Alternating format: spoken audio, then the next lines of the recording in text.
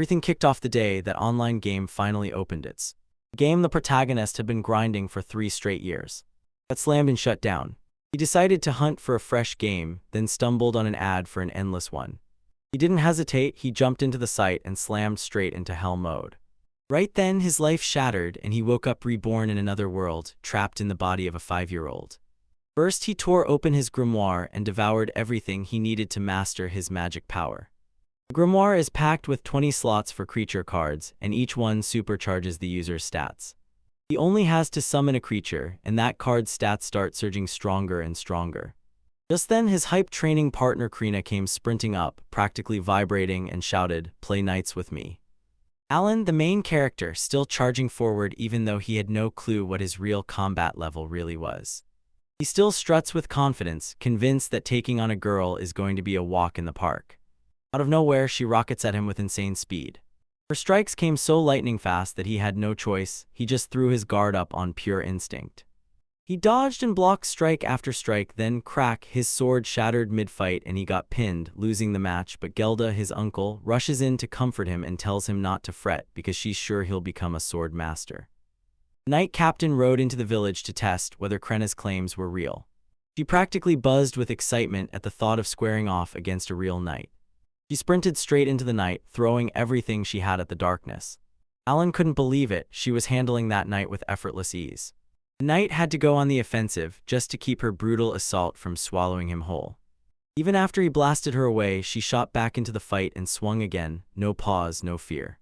The knight barely caught his breath before the battle was yanked to a stop by the captain, and once it was over, he'd been beaten, while she calmly confirmed she really was a sword master.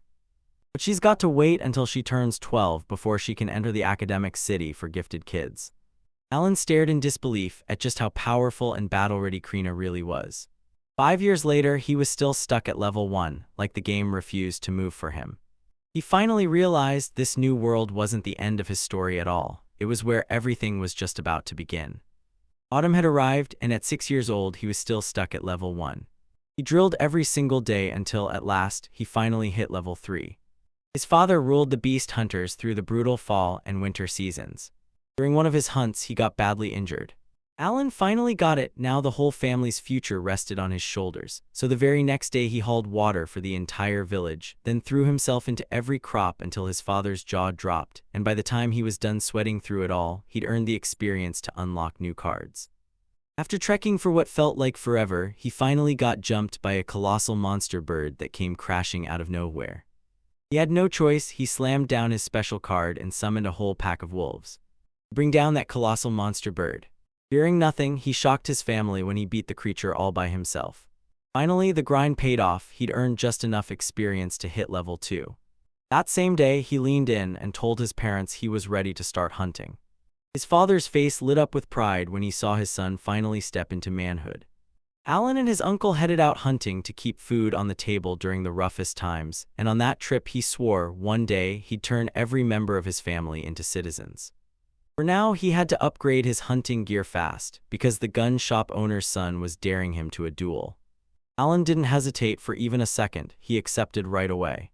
The boy lunged toward it, Alan's confidence blazing through him. And he got wiped out in one brutal, humiliating instant. Alan was in a rush, so he bolted out of the shop without grabbing a single thing.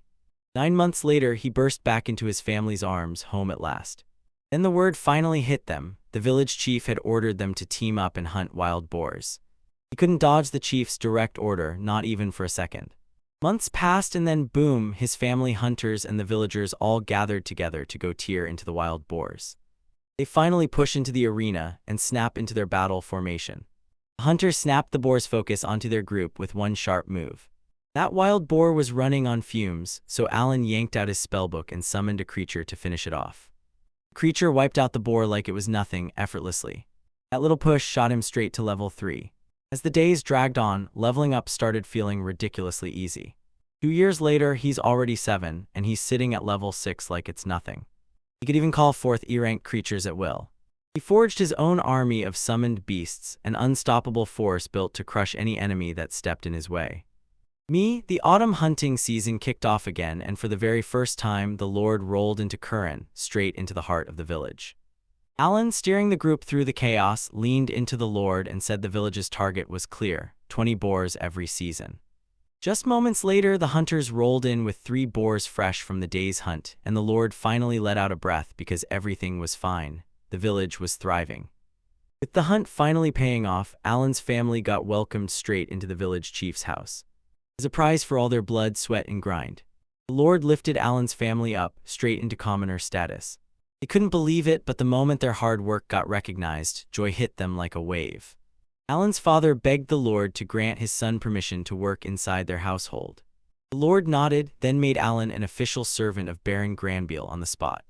Man, the protagonist was absolutely over the moon about everything the Lord had done, and when he finally made it back home, he told Krenna he'd become the Baron's servant and leave the village for good. Before he even left, he leaned in and challenged her to one more duel. This round of battle hit in a whole new way, totally unlike anything before. He drove her back, smashing at her with relentless attacks. Everyone gasped in shock, then somehow he finally beat her for the first time. This hunting season didn't just test him, it forged him, and he got dramatically stronger. When it was finally time to go, he tore himself away and said goodbye to his family.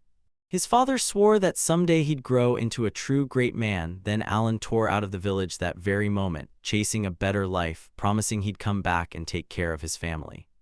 It was the first time he'd ever laid eyes on a city this massive. A few months later, he was grinding away inside the Granville household, working as a servant day in and day out. He took charge of an 8-year-old and kept the whole house running on his own. While chasing his dream of becoming a hunter, he clocked in at the mansion every day, soaking up all the knowledge he could. Being a servant doesn't just slow him down, it tries to crush the dreams he's fighting for. But as long as he made it back before sunrise, he had all the freedom in the world to roam the city. In this world, an adventurer's guild caught his eye and pulled him in like it was calling his name. Inside, he grabbed an adventurer and demanded to know where the fiercest monsters were hiding. The adventurer leaned in and warned, "Every step you take toward the White Mountain makes the monsters grow stronger and nastier." Alan got completely hooked on the White Dragon quest because it dangled a prize of 1,000 copper coins. It was right there in front of them, but the danger was so brutal that nobody dared to step forward. After months of non-stop training, it hit him. He was finally ready to hunt. He'd been training for this day for ages, counting down every single moment. After hours of walking, he finally slipped past the city borders and was gone. Up ahead, a squad of goblins suddenly burst into view. He instantly called his beast and sent it crashing into the attack. He was absolutely fearless on this hunt because his summoning power was so intense it practically guaranteed the win. The goblins burst back into motion, sprinting at full speed again. Alan barks at Thomas to slash in with their claws. As soon as the summons hit, the creatures tear into the enemies and wipe them out, landing blow after blow with not even a heartbeat of pause. The moment that goblin hits the ground, the boy gets a message flashing in his face. He just earned 200 experience points. Suddenly, this beefed-up monster explodes into a full-throttle charge straight at one of the Thomas, ending the whole fight with one crushing blow. Worry floods the protagonist's mind because it feels like he won't be able to win that fast after all. Beside a summon of Jihad, a massive butterfly swarmed in, its powers wrapped in scaling abilities. That kind of power knocks enemies out cold, and Alan wastes zero time, seizing the opening like it's his only shot. He hurls a stone straight at the unconscious goblin. When he finally realized it was exactly like Albaharan, stones or not, he still couldn't finish off deranked monsters. In a blink of time, thanks to Thomas taking over, our guy rips through it and earns a mind-blowing 1,000 experience points in under 2 hours. Grinning, he says the hunt is running better than he ever imagined as he closes in on one of the defeated goblins. He starts weighing what to do with the creature's body, then snatches his dagger and chooses the option he hates the most. Hunt down the magic stones, those sacred lifelines that keep every summoner standing, deciding that this kind of monster is absolutely perfect for the job. Later on, Alan wipes out 80 goblins and 5 horned rabbits, then rakes in a massive 16,050 experience points. Plus, he dug deeper into Aege's power and finally learned how her ability really worked, and the insane buff power those insect tech summons bring to the battlefield. After losing a few timers, the boy realizes the hard truth: he'll have to hunt down more stones and craft fresh ones. But as the night creeps in, he calls out his hooks to pull him home, only to find the birds won't budge an inch. Nervous to the core, Alan blurts out, "Do they really not realize it's getting dark?" realizing his summons eyes look just like the eyes of regular birds. Just 1 month after his very first hunt, the kid is already level 12, and every 6 days, he's right back out there chasing monsters again. Even though he's got no top-tier gear or weapons yet, he's grinding, saving every coin because he's determined to upgrade. The only snag, he only pockets 50 silver coins a month as a servant until one day, a summons rips him away and he's marched straight into Gabriel's office. At his desk, the man leans in and tells the boy, "You've been absolutely crushing it." But from that day on, he kept trying to bolt before sunset again, and now he can't stop wondering what he's been doing every single day off. Choosing caution, Alan claims he'll head outside the city to hunt monsters out there. He stays locked on the Lord's shot, telling everyone our boy's the son of a hunter, and that's the family's whole way of life. Life goes on and the man barely reacts, like he just bought the story hook, line, and sinker. Gabriel nods and admits he gets it now, the boy's the hero's son after all. Right in the middle of it, the butler interrupts and demands what happened to the horned rabbits the boy killed, making it crystal clear, this guy doesn't know everything the kid is hunting. And if that kid is trying to sell these animals to some butcher, he'd better stop right now, because once he does, every single animal he hauls in will pay him 1 shiny silver coin. Hearing that, Alan's face lit up with pure pride, because now he finally gets to step in and help. And just 6 days later, the boy finally stumbles into the most unexpected moment. He's eating a fruit. While he munches the fruit, he starts laying out his ruthless plan, killing 100 goblins and 5 horned rabbits.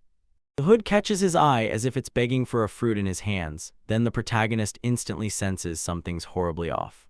It's wrong the moment the bird bolts away in a whole different direction. While he's sprinting, he can't shake the thought that it feels miles away. After all, he told that bird to hunt for prey within 3 kilometers. As he closes in, he catches voices in the air, someone yells at Marushi to run, and it all sounds like a fight about to explode. We watch a bunch of young girls take their stand right in front of a screaming pack of enraged goblins. She declared loud and fearless that the monsters would not pass, no matter what. 11 slumps on the ground, bleeding and wrecked as she lies injured across another girl's lap. Alan snaps to it in an instant. It's the exact crew he met at the guild. With that hesitation, he snatches an iron ball, and that's when it clicks. The weapon shop sold him 3 custom-made spheres just like it. Our boy winds up and hurls the first ball, then boom, it smacks one of the monsters dead center. Right as the girl and that other goblin show up, he finally steps in and says, "Don't worry, I'm your help." And he hurls another iron ball, and wham, it smashes into yet another monster. When he hurls the 3rd sphere, the goblin shoots its arm up in front of its face, shielding itself from what's coming. It works somehow, the thing stays upright, even with that arm missing. He finally gets it, he's on his own now, because he refuses to whip out his summons in front of anyone else. He shuts down every doubt, then tells her, "I'll clear out the enemies on the right, now you take the ones on the left." As Alan barrels forward, he realizes that right up until this exact second, he'd been dodging goblins instead of going straight for them. His strike lands hard on the creature, and strawberry-colored juice splashes across him, staining his clothes. With courage blazing, he charges straight for the next opponent, while that girl annihilates the monster like it's nothing. If you're thinking of hurting her, she cuts you off, she's finished fighting. But Levin can see it. The boy's wrecked, and Rishi, the healer, is barely holding on, his mana is nearly gone. The eye patch girl crumples in desperation, and then the tears start pouring. Once Alan wraps up the job, he strides right up to the trio, leaving the girls completely stunned by just how insanely skilled he was. Seeing how bad it got, he snaps, asking the girls if they want the herbs he has. Both nod immediately, promising, "Whatever it takes, we'll pay you." And our boy snatches a recovery herb straight from the storage. He's in his own head begging forgiveness for turning the boy into his guinea pig, because he has no idea if it'll actually work. Levin's massive abdominal wound starts snapping shut until it's gone completely. Shaken, the boy jolts awake and blurts, "Did I pass God's trial?" Then the girl with the eye packs her words tight and tells him exactly what happened. As he closes in, the protagonist decides to heal her arm too. Stunned, the young people blurt out, "Wait, are those Mara's flowers?" And then they can't believe it. How does he have 2 kinds of precious herbs? We learn the flower mends broken bones and restores their physical strength, but the recovery it can do has a hard limit. Levin stares right at the boy's face, tells him he met him at Big Dild, and fires the question, "What kind of talent does he have?" The protagonist shoots back, "None." As the trio stands up and promises him a reward, he barely listens. His mind is already racing back to the hunt. Levin, refusing to back down, pushes for an answer. If he keeps his mouth shut about himself and everything else, what can the group still do? After a moment of thinking, Alan tells them, hand over the goblin magic stones and I'll take 100 rank East stones too. Betrayal nods along and declares, all right, time to head back to the city. Once again, he's left by himself, so he calls Cook, figures he's got nothing else to worry about, and heads right back into the hunt. As soon as the creature shows up, he demands answers. Why did you ignore my orders and stay away from everyone? And if that bird really wanted to help the adventurers, Foot's heart just drops with sadness. Alan suddenly clocks it. His summon isn't just any creature, it's a Thomas. His thoughts flipped because he'd always believed summons were supposed to obey the master's orders no matter what. Clearly, the creature wasn't being controlled. It was doing exactly what it wanted. It introduces a totally new kind of summon, one that's crafted to create a god from that very world. He gently pets the bird, shoots off an apology, and vows he won't be staring at anything. Next time, I'll actually think through his instructions and use them again, just in case they help someone else. With a big burst of wings, Cook shows a grin that says it all. Leonard Hurd has made him truly happy. A few days later, with Alan finally realizing that those summons have their own consciousness, he charged right back into his mission. After racking up a full 100 ranked E-magic stones, he uncovered the path to becoming a true summer, and suddenly hunting turned into a skill that actually mattered. At the very end of December, the boy got hit with a shock he didn't see coming. The leader of the knights ordered him to sweep the house clean while he listened, obeying every command. We find out that sometimes the knights show up to trade intel with the barons, because part of their job is to guard him. Even though the army wasn't built to clash with other armies, they still pushed back. While they're eating, the visitor leans in and asks if that's the horned rabbit Alan scored, then Cecil's face lights up as he confirms it. The man in says that Karina village wiped out 20 giant boars and her boy beams that he's thrilled to hear it. Then Thomas chimes in, saying Rodden Mooley is just incredible. Watching people bicker and then hearing that question hit me right in the boredom, yet it left the protagonist totally lost and confused. He wanders around as all that meat gets hauled off to the royal capital, right on the king's orders. Still deep in thought, he blurts out that the baron's kids chow down on way less meat than even the servants in Karina. Thomas beckons him over, promising he'll bring a white deer next time, and Cecil seethes because in her eyes that deer is hers asterisk. Then the boy leans in and murmurs to his sister that New Year's is almost here. Alan shoots back that he'll do it right after she asks, and Lady Grambia bursts into laughter. Our boy swears that a white deer is just a rank C target, but the big boar is all over him, and since his father already bagged that thing, it's officially his turn to hunt. Outside, snow is falling like crazy. Little frog boys hop around, squeaking their heads off, then suddenly stop. It all starts like a lure, drawing in that massive white deer, which charges closer with loud snorts. Talk about bad luck, everything was a trap, and it walked right into it. With a shovel in his hands, our boy shows up and declares, I can't call myself a summoner if I can't use my powers. You can see it, this deer just drops straight into a massive hole a mole dug, and that mole's also one of the boy's summons. After he finally drops the beast, he only gets 2,500 experience points, and that tiny reward infuriates him. Alan stares at the deer and declares, even if it turns out like this, I'll still be praised for what I did. At the Baron's house, someone bursts into a panic and yells that a monster has just shown up. But here's the twist, he wasn't hunting for anything else, it was the deer he went after. Exhausted, he tells them he did exactly what the young master demanded. He tore away from Granball's shock, and Thomas practically burst with excitement. Staring at his mother, the boy blurts out that they don't have to stress about the New Year's party anymore. As he closes in, he tells Alan thanks, still kind of distant, and then the Lord leans in, demanding to know if that boy truly has zero talent. At just 1 year old and completely on his own, he still snagged a rank C monster and even handled the mess himself, so they had to stop and check the boy's past again. After his big win, the protagonist earned the privilege to hunt every week and bring home real edible meat. And just like that, his salary got doubled. Now he's raking in 100 silver coins, which leaves him utterly satisfied. Now he can hunt twice a week. March dawns, and as Cecil steps out of the carriage, he grabs Alan's shoulder and shouts for him to hurry, because today is the day they're finally meeting Onasama. Baron's oldest son is the one living it up in the school dormitory here in the city. A burst of magic rips through the sky as the airship lands, and the girl can't help but light up with pure excitement. Enchanted, our boy blurts that it's incredible, because right there, he reveals he knows the airship runs on magic stones. He figures it out. This world treats clocks like they're running on the proper decimal system, and that alone is wildly advanced. Clutching a suitcase in his hands, the boy steps into view and asks with wide eyes how his little sister is doing. Cecil bursts in, swears she's fine, and tries to play it off like nothing happened. Look at Alan Mayhai, he looks way too young for someone like that, and he demands to know exactly how long Alan's been a servant. Our boy fires back while the girl snaps that her servant is a hunter. Kneeling down, the boy hands his sister a gift. She swears she'll treat that beautiful butterfly like it's precious gold. Happy, they step into the carriage together, and the only thing on the protagonist's mind is what Mashu and Myra are up to. Since it was Mihai's first hunting day since he arrived, Cecil barked at Owen to load up with enough food to last the whole hunt. He rolls up to the Baron's mansion with his arms packed to the brim, convinced his infinite storage can't swallow creatures that massive, so he ends up hauling them through the streets, one heavy step at a time. Right when he shows up, he spots Mihai going toe-to-toe with the Knight's leader. The boy darts in and snaps his block up just in time, shutting down the man's attack. Surprise, our protagonist blurts out that the boy's swordwork is insanely good, and it's the first time he's ever seen the commander actually swing his blade.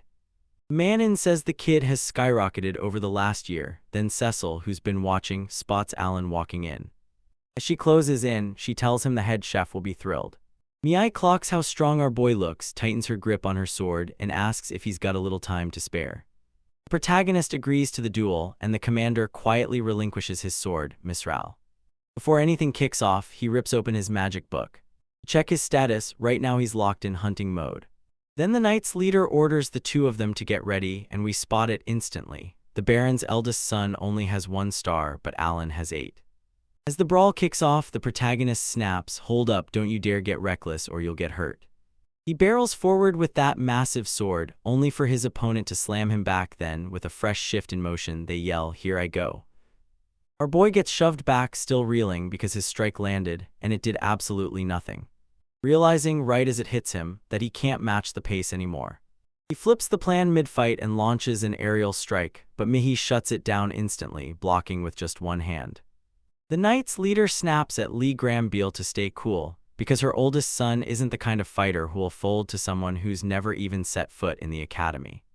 Proving him right, the boy yanks Alan's weapon away, then snaps the sword to his own neck level, right against the boy's throat. He retreats, declaring the duel is over right there, then grins and praises the protagonist as incredible for someone so young, leaving the protagonist stunned by just how brutally strong that kid is. Thomas and Cecil close in, stunned by how insanely fast Mihai is. Mihai just shrugs and says he has to be because he's going to fight in a dungeon. During the holidays, his future hangs on one thing. If he fails, he's kicked out of the academy. With pure confidence, the boy admits the task is brutal, but then he drops the truth. The sacred sword Dobarig is the very thing that gave him the weapon he wields today. Now that he hears their words, Alan realizes this intel could make him level up in hell mode a whopping 100 times faster. And right in the middle of the conversation, he blurted, "Tell me how to beat him again, right now." Without a second thought, the boy agrees to the duel, only demanding that the winner promise to look after his sister. Our boy can't shake the feeling that, if things keep going like this, he'll be Cecil's servant for the rest of his life. Few days pass and Mai charges back to the academy. Early April storms in, and the whole world suddenly feels like it's about to change. Viscount Callanal shows up at Granville's house, and Granville welcomes him with pure, unstoppable joy. Alan begs for permission to serve the men while his mind races on the fact that among them, a higher-ranked noble than a baron could exist. The man says that a dark-haired servant like that is practically unheard of, then snatches the legendary boar meat, leaving Granville stunned and Thomas practically vibrating with excitement. Smiling, the Lord tells him you never dare to keep secrets, so our boy quickly realizes this count is the one lying to hide everything when the king orders the irrational boar hunt. Turns out their territories are practically neighbors, but only camels' lands thrive thanks to nephromining. Unlike 100 years ago, the White Dragon had slipped into the Viscount's territory. That's why the two kingdoms never trusted each other. They were locked in a bitter, hostile feud. Granville demands to know why the Viscount is out of his house, and the Viscount fires back, "I'm here to report the result." When Owens checks on his youngest daughter at the ceremony, he's convinced she's the same age as Mashu. They're laughing and the man grins, saying the Lu one is lucky because they've got no talent at all. Annie Granville swears that one day that man will have a child, one with real talent. And he'll have to step up and carry the noble's duty just like his mentor did. Totally lost, he can't believe he even thought having talent might be a bad thing. They figured the siblings might finally be safe from it because they weren't nobles. 9 more years crash by. Right now, she's 9 years old and just finished her first year working at the Baron's house. Slowly, step by step, he managed to track down the gear he needed, starting with the dust spider's cloak. After wiping out 10,000 goblins, he finally hit that long-awaited level up. So on that day, he'll step up and take Ian's higher-rank monsters head-on. Without a second thought, the boy throws out the hook and calls it into his hands. Who, just a little later, stumbles on a monster's lair and brings it up. An armored ant clawed its way up to rank C. Alan crouched behind a tree, eyeing the creature as it towered close to 3 meters, and then he decided it was time to summon his Tamas, which swiftly swarmed the monster. Then they lunged forward and slashed with their claws to tear into the enemy. Watching our boy, it hits him hard. Turns out that method just doesn't work worth a damn. Then boom, this ant snaps its pincers shut and wipes out the Tamil in one brutal strike. Forcing the protagonist to switch plans on the fly, they call in a Jiha, then it snaps into view and coils around the creature in an instant. The butterflies unleash their power at the big end. And it finally nods off, and that puts a huge smile on Alan, because even sea monsters at rank can be poisoned too. If the poison won't hit hard enough, he realizes he can twist the same play and aim it straight at the white deer. Later, the boy hops up on the huge amp and decides, before it wakes up, he's finishing the job, no time to waste. Now, with his attack status sitting at 438, using his dagger for this is no big deal. Even when the ant targets the creature's throat, its shell refuses to budge, so the ant's starting to wake up. The desperate protagonist decides, no matter what, that he'll never let the escape happen again. But later, we find out he actually beat the creature down and raked in 3,000 EXP. He grabbed the magic stones and bolted away in a hurry. He can't crack the monster's shell at all. They turned on their heels, ditched the stone mission, and headed out to hunt down the orcs. After a while, Alan ends up crouched in hiding, staring at a 2-meter monster that's staring back. The creature is slumped against a tree trunk, fast asleep like nothing in the world could wake it. So our boy claims his summons never run out of energy, but then it turns out even normal monsters still have to sleep. He snaps his chance into action and calls his Tamas, then they charge straight at the creature. The monster erupts into a full-on scream, proving the attack hit hard and landed dead on.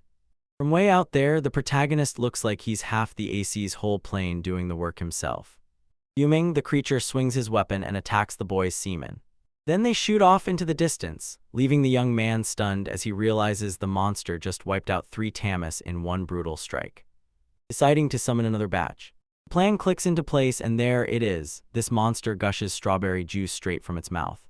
After wiping out Orc, the boy snags 1,500 experience points, and as he steps up, he grins, "This is gonna crush my new farm and take its targets down." But with his data in hand, Alan grinds through the information and pulls the magic stones together. So now he's just wondering, will he hand me a whole pile of those later, all because he already wiped out a rank C monster by using traps. Even after getting beaten by a 15-year-old academy student, he's still stuck feeling weak. And yeah, besides the fact that the Knight Commander and the Vice Commander, former Academy students both, must be way stronger than the Eye. They're stunned to learn that in this world, Academy graduates are insanely overpowered, so rare they make up less than 1% of everyone. Alan decides his next move is ruthless, wipe out 2 orcs in one shot, and by the end of the day, we find out he's slaughtered 15 orcs besides the ant.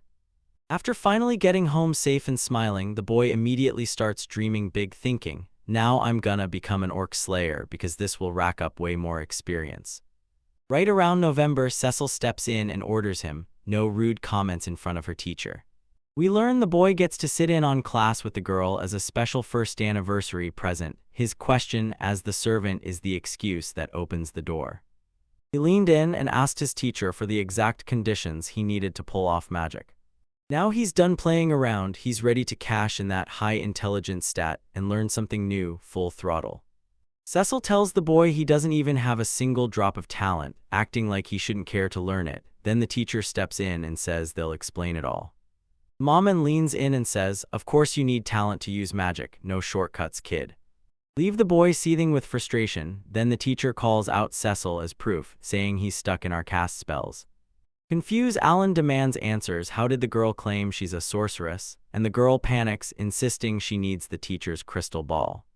She grabs the ball and proves she can use magic for real, and then the protagonist steps in, asking, "Can I try too?" He shoves the girl into place and clamps her hands down, then starts straining with everything he's got, praying something, anything, will finally happen. And he snaps that right here, magic won't save the boy, it's impossible. In his head, he's like, what's the point of being this smart if I can't use magic, and I still can't win with a sword? December rolls in, and we watch Alan hustle through the streets, lugging the shopping bag Cecil demanded. The man blurted out thanks one final time, and that's when everything started to come out. That boy lunged in and ripped him out of a circle of monsters. We find out it's been a whole year since the protagonist got officially cleared to hunt. Now everyone across the city knows his name. He glanced sideways, and that strange situation snapped straight into his attention. Right then, he fired off a question to Levin, "What's going on?" The man leans in and says Madagalshu suddenly appeared right by the south gate. Alan asks if the group plans to phase the creature, but one of the three girls snaps back, absolutely not. It was only for the territory's absolute powerhouse, the commander of the knights, and he just snatched his winning chance. With the man and the vice commander gone, they're stepping in to help evacuate everyone. Thinking our boy says this is bad news, most adventurers are talentless and won't even fight. He decides, plain as day, that saving people in trouble is the hunter of the Grand Neil family's job. So he's about to square up against the rank view monster and put his reputation on the line. He sprints so hard he wipes the whole trail from his heels in seconds. At the south gate, chaos erupts, people sprint everywhere, and even the injured are fighting to keep moving. A guard slams the gates shut and barks that no monster is getting through, while another man panics, begging them to hold up because his carriage is still sitting outside. The giant monster is already here, and it's chomping down on one of the horses tied to the wagon. The creature looms huge, and its teeth look uncannily human. Alan strides in and demands, "Make it at least 4 meters, no excuses." Inside a carriage, a terrified mother clutches her child, because an attack is about to slam down on them. The protagonist makes a bold move, while the guards stay stuck in place, frozen like statues. He swings open the storage and snatches an iron ball like it's about to change everything.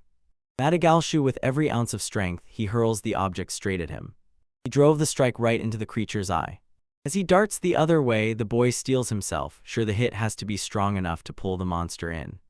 With pure nerve, he shouts his opponent's insult, "Stupid dog," then orders him to charge straight at him.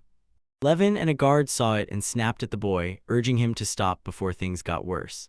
Out of nowhere, that bizarre beast rockets toward the protagonist, charging straight in like it wants blood. Who decides to push the pace anyway, because his mana isn't fully back yet. Madagalshu swings in with that massive pause, but the impact slams Alan hard to the ground, then he still manages to dodge at the last second. The adventure trio pleaded with the boy, begging him to hurry, like, right now. Right in the monster's face, our boy freezes, staring at it like, "Why aren't you charging me?" The creature plants a paw on the ground and bursts into laughter, like it's just been playing around the whole time. Shock hits the protagonist, because he's convinced his dad has the worst naming skills on Earth, naming Mashu after that monster. He freezes in place, wondering whether this is a turn-based battle, or if something totally different is about to happen. And he promises to make Madagalshu regret ever thinking about attacking him. Alan clenches his fists and calls forth his creatures. Creatures rush him, and the moment they realize he can't keep up, he's forced to crank his agility and stamina up so he can dodge every attack coming at him. Levin's mind reels, how on earth is that kid using himself as bait? Meanwhile, the monster barrels after him through the forest, thrilled it lured the enemy away from Aja's city, while Aja orders it to be put to sleep. Then his summons get wiped out instantly, but as he keeps sprinting, he decides to try again. After some time passes, we find out Owen has lost sight of Madagalshu. Stunned, he can't stop thinking, why in the world did none of his debuffs land? He decided to farm more XP so he could come back swinging for revenge later, while the monsters were finally far away from the city. Right when he thought nothing would happen, something suddenly caught his eye. Madagalshu was sneaking right behind him, right there, close enough to strike. He's right there, staring ahead, because an orc stands in front of him, blocking his way. 3 days tick by, and a guard spots a figure closing in fast.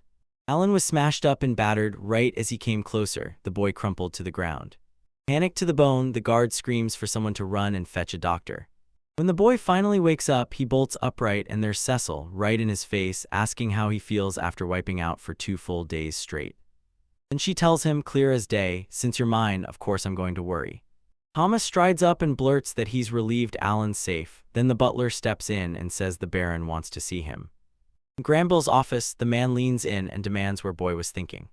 Owen admits he only barely escaped, and he's begging forgiveness for going rogue and acting on his own.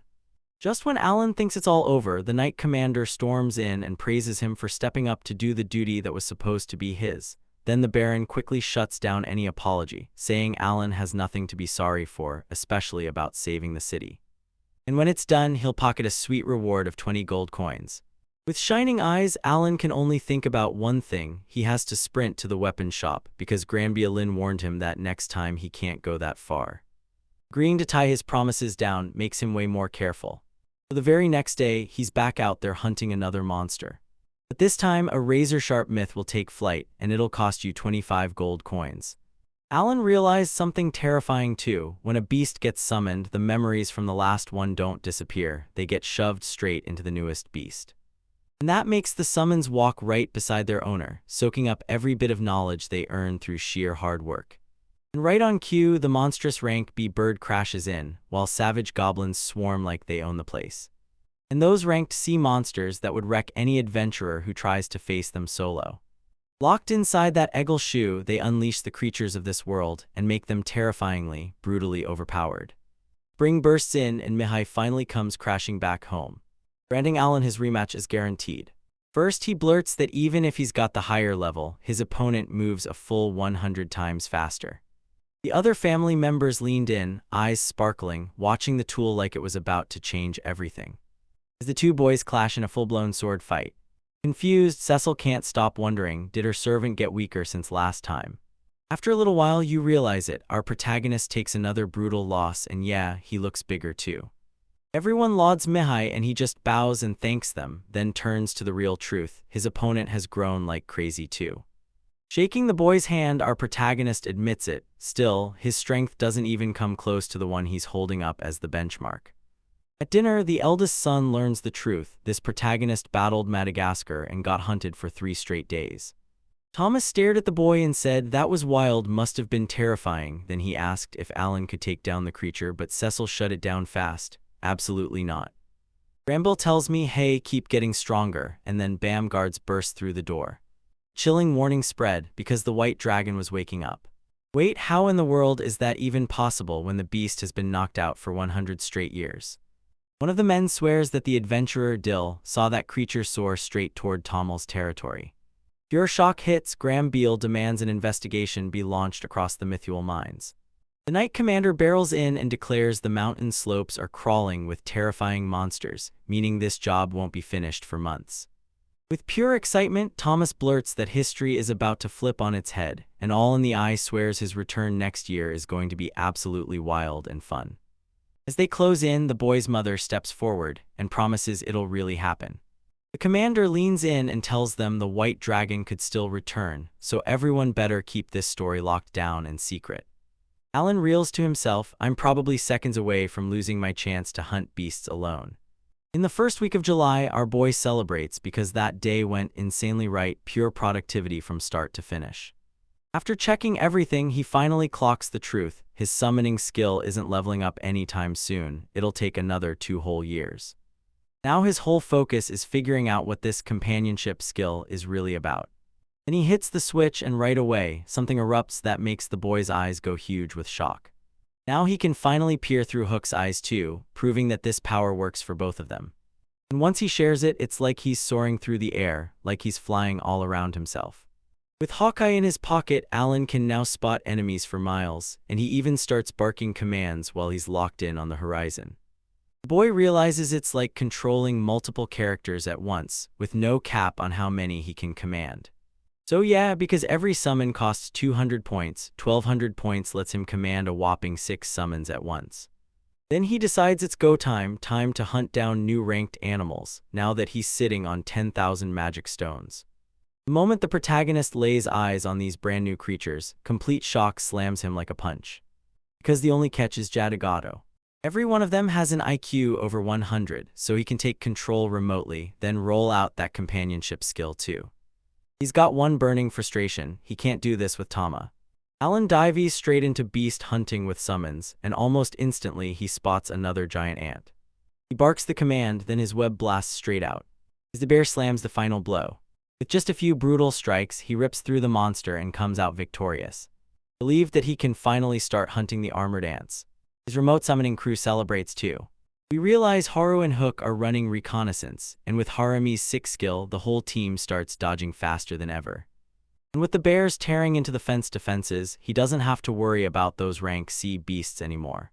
And get this, the companionship skill never shuts off when the boy falls asleep, so farming stays on nonstop. As he steps away, he orders his summons: don't go near strangers, and if anyone attacks you, don't retaliate. While he was lost in thought, the boy realized his strength had skyrocketed. Remembering he can see everything from up in the air, the protagonist hits them with a wild, game-changing idea. We're back staring at the village of Karina again, where one of Alan's birds keeps a sharp eye on a boy and a girl training. It's Kronut and Dalgora, and trust me, you do not want to miss what happens next. The young swordswoman rockets straight at the axe user, throwing every ounce of her strength into the charge. Now it's Master's turn to step up and start practicing. Happy watches as the protagonist's brother steps up in front of the two. Rodin is out on the farm, pounding out the work with all his might. As he stared up, the guy muttered that the flying bird looked way too suspicious, and right below, Owen's mother was struggling to fix Myra's hair while Myra squirmed nonstop. With her brand new hairstyle finally done, the little girl breaks into a happy smile and thanks Risa. They both hear a weird sound, and then bam, they spot a gold coin sitting right by the door. Rodin snaps the last detail into place, then bolts out of the workshop, heading straight for home. We finally learn the kid's been slipping over to his family every single day, thanks to that life-saving companionship skill. When October hits, he turns 10, and after 2 hard years, he finally finishes his stretch working in the Baron's house. Wiping his mouth clean, the Knight Commander shuts down Graymel's talk about the investigation dragging on for half a year and snaps, "So what's happening at the mines?" Then that whole place is packed with magical beasts, all circling the floor like they're dazzled by the finery, so yeah, this mess won't be settled for at least 3 whole years.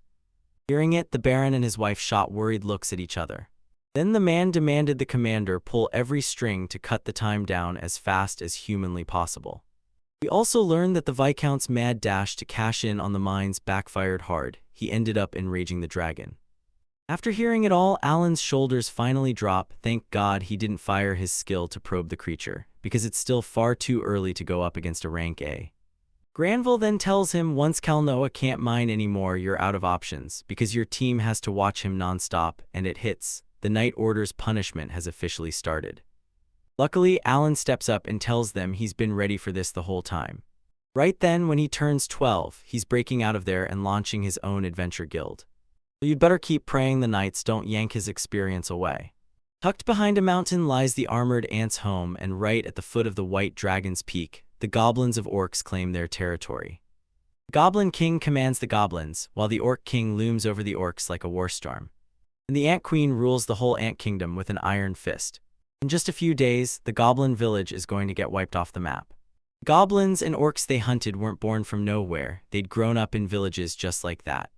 The moment he realizes baby goblins are really here, doubt creeps into his mind and slows his resolve. Then he spots human skeletons scattered on the ground. Turns out the goblins devoured the people and snatched their weapons. Normally, he'd freeze up the moment he had to yank an XP source. At that exact moment, he made one brutal vow: wipe them all out, leaving not a single one standing. Fisherman flings a wriggling fish right in front of the animals. Spider tore through everything with raw power, while the bear held on with unstoppable endurance. That's why the warrior orders the bears into the fight first. The battle erupts and the animals bare their fangs, showing every ounce of strength and every cruel instinct. Goblins scramble to defend themselves with everything they've got, all while trying to loot the enemies somewhere else. Right after the bears get thrown into chaos mid-fight, they freeze, completely clueless about what they're even supposed to do. From the very top of the structure, the creature steadies his bow and lines his arrow straight at the opponents. The spider had everything ready and snapped its webs onto the goblin like it planned it. Seeing the goblins could fire from a distance, the warrior launched the spider to deal with it. After taking down one of the goblins, the Let's Raise gauge shot up to a blazing 200. Nervous to the bone, the boy scrambles and starts scrubbing the enemies closing in. Rage kept swelling in those goblins, and it felt like they were moments from swarming and tearing down anyone who crossed their path. Creatures poured in by the dozens, brandishing their weapons as they closed in. When he tallied up about 200 to 300 enemies, it hit him. He had to jump into the fight right now. Right after that, the scan finished and the results came in fast. So it looked like he was blazing with confidence, ready to slam his bears into the opponents and wipe them out. Sensing the charge, a bunch of goblin warriors scrambled to defend themselves and strike back, but the bears were way too strong and some of the enemies were already breaking free, paralyzed by fear. Fear gripped him like he was reading straight from a playbook in his own hands, so the boy declared his troops were already moving to stop anyone from slipping out, as a ring of bears closed in and trapped the creatures in place. The battle kept escalating, and every brutal, thunderous hit left the other fighter reeling. Confident the boy is, he's already sure he'll win. Then from the depths of the dead comes a thunderous scream, and a massive shadow looms behind the troops. If the mighty rank C. Doblin showed up looking anything but pleased with the whole situation. With a grin spreading across his face, the boy suddenly realized the boss was there. Those warriors had already crushed 1,000 ranked C beasts, so yeah, this next fight was about to get brutal. Galen tamed himself again, but fear clawed back in. He growled before calming down, and just moments later that brutal creature went down, earning him a sweet 4,200 XP boost. When the boy scored yet another win, he spun around and ordered the bears to herd every last goblin into one spot. Meanwhile, he came lurching closer to the bodies strewn across the ground, hunting like a predator for every last magic stone. By the end, the pile of bodies grows so damn huge it's unreal. With one hand, he rifled through his book for the torch, and the moment he realized his inventory wouldn't just auto-extinguish fire, a small, smug smile curled onto his face. The boy swung the torch toward the bonfire, and the flames leapt up, devouring the bodies. At that exact moment, he announced, loud and clear, that the mission in the goblin village was finally done. Kneeling in the dirt, Y'all begged the spirits for mercy, praying the remains would be sent off for the next night. And that's when he racked up a whopping 48,800 experience after wiping out 223 goblins. Over the next few months, the protagonist refused to slow down. He kept storming goblin villages, grinding his levels upward to finally catch up to Madagashu. In March, she stumbled on a young guy lugging a pile of bags like it weighed a ton. With a bright grin, she beamed at graduating from the academy, swearing the family could finally reunite again. The man gripped the girl's hands while the boy hauled the luggage, and he couldn't shake the feeling that his college's expression was wildly, painfully strange. The girl decides she's already 10, and Cecil looks totally thrown off by the man's weird behavior, because then he suddenly calls out to Alan. With a suspicious, unreadable stare, he warned them this wasn't a game. The two were going to go all out and fight for real. Finally, when he heard that, the boy didn't even flinch, because he'd already figured he'd have to face the young man. But as the year rolled on, he couldn't ignore the strange, new shift in him. Inaya and her daughter declared she'd go all in and fight with everything she had, and right after the whole family huddled together, the kids started whispering about Mihai, because something about him felt seriously off. Others just stood there tense as they waited, afraid that one simple word might trigger something. After he wrapped up the support check, Alan immediately clocked his strongest stat for battle, and with his summoning skill, it was clear. Bears and spiders were his deadliest picks. This time, the protagonist was dead set on winning. Then the moment his name echoed, his expression snapped into something else.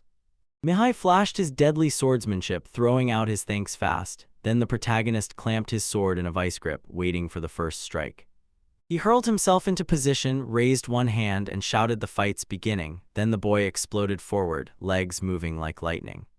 He lunged forward, swinging his sword in a brutal arc at his opponent. His agility shot up to 1,438, nearly double from last year, and this time, he was hell-bent on beating that guy no matter what. When Mihai swung in to strike, he slammed his weapon up and blocked it, yet fury hit him hard as he realized the enemy was still insanely strong and he refused to back down. He stayed steady through the chaos, squeezing every last bit of balance, and when the moment came, he lifted his sword like he meant business. Alan realized his agility was moving way faster than ever. Once more, he swung in hard, firing off fresh attacks with every ounce of skill he had. Meanwhile, the kids clocked that Mihai was getting the short end of the stick, but the old man stepped in fast, telling them not to worry, because the young man wasn't really losing. Determination blazed across his face as he slipped through and dodged every single attack. Sweet tears streaked down Alan's face as he poured everything he had into his attributes. Turns out his opponent could read every one of his moves, so he just kept blocking everything in sight, and then he finally clocked it. This situation was about to go bad fast. But you keep trading blows, locked in with those crushing, powerful strikes. In a split second, Mihai snatched the advantage, yanked his opponent's weapon out of play, and hurled his sword so far away it might as well vanished. Both of them went wide-eyed when they flipped the order to shut the fight down, just like that.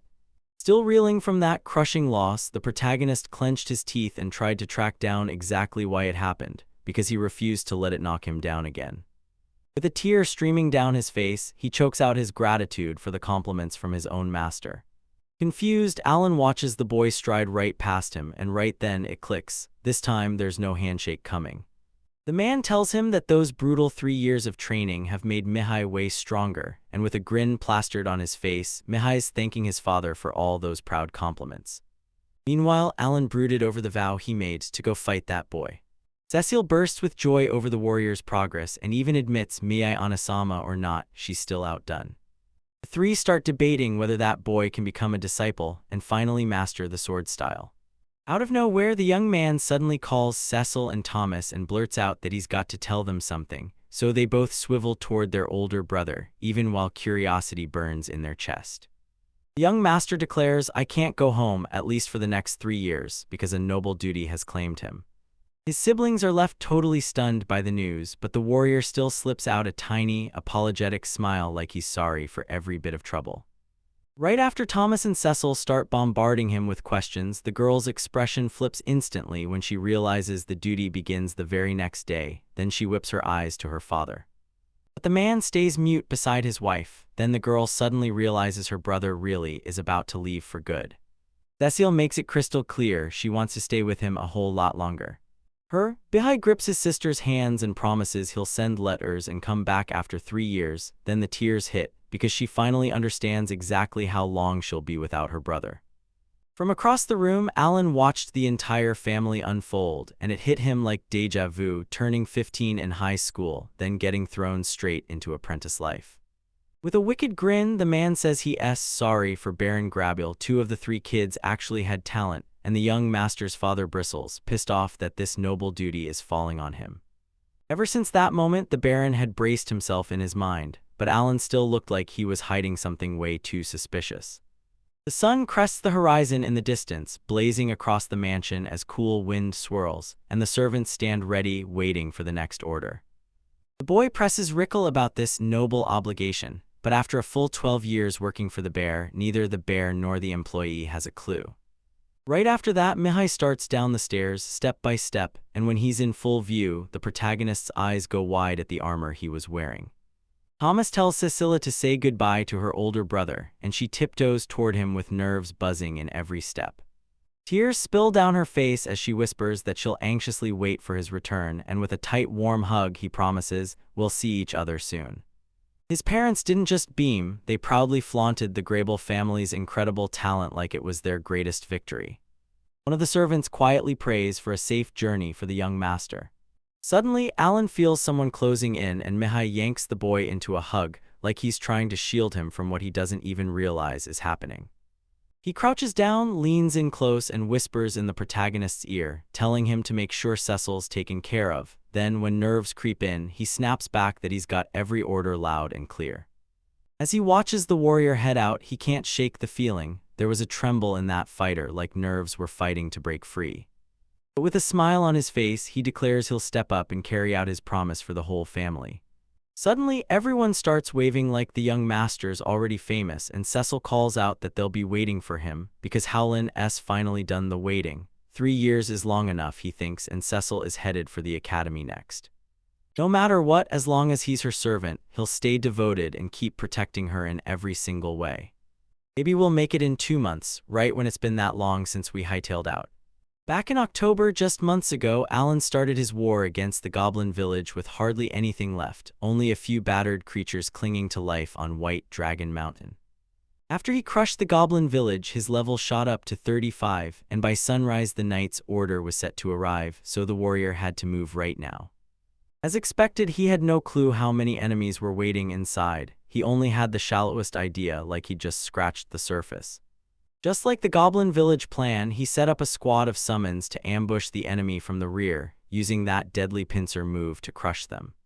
His time Braun would back him up with ranged blasts, all powered by his special protection talent. Right after he rallies his troops and orders them to lock on and aim at the Ore village. Spiders and bears creep closer to the tight little gate. The sentinels spot the suspicious movement, and their annoyance starts to boil over. With weapons in hand, they clenched their resolve and tore into action. No wasted seconds, just pure determination to protect the fortress, because the attack starts right now. And the bears lunged straight for the guards' necks, because once they got into a brawl, these monsters were pure muscle, deadly in a way you couldn't outfight. Watch it attack. Arrows start flying at him, one after another. In that exact moment, Alan shouts for Braun's protection, like he's calling a shield from the heavens. Wielding a gigantic shield, the knight shields his master through it all, yet the protagonist still realizes the battlefield is crawling with enemies. Right after his bears get clipped by arrows, they don't even flinch, they keep charging and hammering the fight. Alan couldn't see the summon's HP, and he knew if the bears kept brushing off your injuries, they'd hit a wall fast. Suddenly, he switches tactics and unleashes his insects. Then the spiders snap into motion the moment they hear his command to slaughter the archers. With a sharp leap, the arachnids rocket toward them fast. Without even seeing it coming, the spiders slam a brutal, game-changing attack into the enemies. At that exact moment, Alan snaps to the idea he needs way more spiders to smash the orcs, so he clenches his resolve and barks an order to keep marching forward. With his troops blazing ahead, he charges straight into the fortress and crushes through everything that waits ahead, leaving only the wreckage behind. One of the creatures spots the deadly threat closing in, then rings a bell to warn the others as it marches forward. Alan stared at what was coming next, not because he wanted it, but because there might be over 200 orcs waiting in that place, and the thought of cashing in the extra XP lit a spark of excitement in his chest. Next, he barks out a new command: every bear has to charge into the battle. The rear amber team needs to keep their eyes on an all-out clash. Bears and orcs start smashing each other with huge attacks right away. Everything was going great until Alan clocked it. The goblins were getting crushed, but it was taking longer than it should. After wiping out around 100, he couldn't shake the question, where the hell was Dutton?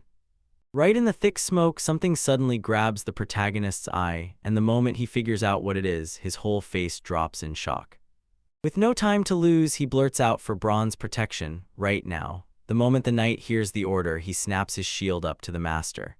Fear crashes over him as he finally figures out what's unfolding right in front of his eyes.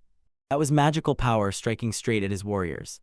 Powerful orcs stormed in, but it wasn't just one boss, there were more looming behind them, and with a staff clutched in hand, each creature radiated terrifying strength. At that exact moment, Alan had to think fast and crack the enemy's magical power before it swallowed everything. Smiling through it all, he finally clocks it, his very first magic attack ever. It didn't come from a mage at all, it came from beasts. Birds burst into the sky above the battlefield, fluttering over the chaos. Alan stood among his soldiers, shielded on both sides as two massive defenses held the line. Confused, he squinted hard, racing to figure out how to beat his opponent. Suddenly, the Emmy starts shuffling its staff and flings something up into the sky, then the protagonist snaps to it. Fireballs are coming for him, so he yells for Braun's protection, and right as he does, the spell crashes down on his head. The shield slammed into the blow, yet the heat still blasted everywhere. Everything was scorching. Alan's nerves spiked as 3 fresh fireballs streaked toward him. With every step she took, the orcs ignited, spilling raw magical power everywhere. Fireballs erupted everywhere, smashing into their opponents from every direction. Alan cracks open his book and immediately spots the truth: boss can strike from behind, right where Braun isn't guarding. No time to freeze, he grabs his fear like a weapon, steels himself, and hurls it straight at the opponent to crush them in the fight. Right then, that magic work gets smashed and goes down for good. He earns 2,000 experience, and once he grins, he finally clicks: those magic orcs are just rank C. With just 2 iron balls left, he couldn't miss a single shot, then poof, his enemies disappeared from his sight. Alan froze, totally confused, like he couldn't wrap his head around what just happened. Right as he blinks, a fireball crashes into the bears and spiders. Then the boy gasps, realizing his components got knocked out of his attack range and his battle power got slashed. In the middle of the chaos on the battlefield, dozens of ruthless orc warriors suddenly burst into view. Nerves hit him hard as he finally clocked it. Hundreds of them were out there. No matter what hit him, he refused to quit. His eyes stayed locked on his goals, and he was already bracing for an even fiercer battle. And get this, he still had magic stones ready to summon another 20,000 bears, plus 100 magic balls crafted from ranky beasts. As long as that magic power hasn't run dry, those warriors will stand as the impenetrable shield. Right after the bears start throwing themselves in front of Alan to stop the attacks, a mysterious figure closes in on the gate. From far away, a furious creature lets out a blood-curdling scream, and that's when intrigue snaps into action, hunting down exactly where the voice came from. The giant orc lumbered closer, weapon gripped tight, ready to swing. Still safely covered by brawn, the boy spots the Orc King's arrival, and when that terrifying powerhouse steps in, even the bravest hearts start to tremble. Alan finally clocks it. This is on the exact same level as the Madadalshu. That colossal beast, the so-called king, was only a rank B. The bear looked tiny next to it, like a little snack compared to something standing about 4 meters tall. Rage kept climbing and the monster started shrieking in panic, begging for Vumo. He doesn't waste a second, he rockets forward with his sword, cutting a bloody path and shattering everything in his way. Alan starts to tremble because the terrifying battle he's about to face is closing in fast. While he flips through his book, he hunts for a strike so powerful it'll end the enemy for good. With his cards in hand, he decides to drop an enhancement right into one of his creations. Meanwhile, his bears get obliterated, one by one. Alan burned through his army and even the animals' summons for reinforcements were too slow, while the Orc King just didn't look like he was ready to wipe everyone out. Realizing the fireball is about to hit him next, he yells for Braun's protection, then the knight he summoned rushes in and gets there just in time. But even so, Braun gets smashed. Heat from those flames is brutal enough to finish him. Suddenly, something insanely powerful charges straight toward him. Cornered with no escape, he grabs the bears as his shield. Then boom, a blast tears the place apart, blasting debris everywhere like shrapnel from hell. Alan's body gets hurled through the air like a broken ragdoll, vanishing into the distance. Meanwhile, the Orc King keeps mowing down every bear that crosses his path. With his special power, Mamature, Fruit of Life, kicks his recovery to a ridiculous 1000 HP, and the second he opens his eyes, he clocks the horrifying scene staring back at him. Totally thrown off, he's stuck wondering if he can keep fighting all the way to the end. He didn't even know if he could dodge those magical hits from where he was, and now he had to scramble for a way to get his edge back on the enemy. His eyes blaze with raw fury as thoughts crash through his mind, and in that heartbeat he realizes the smartest move might be to back off. Right then he spots a man standing right in front of him.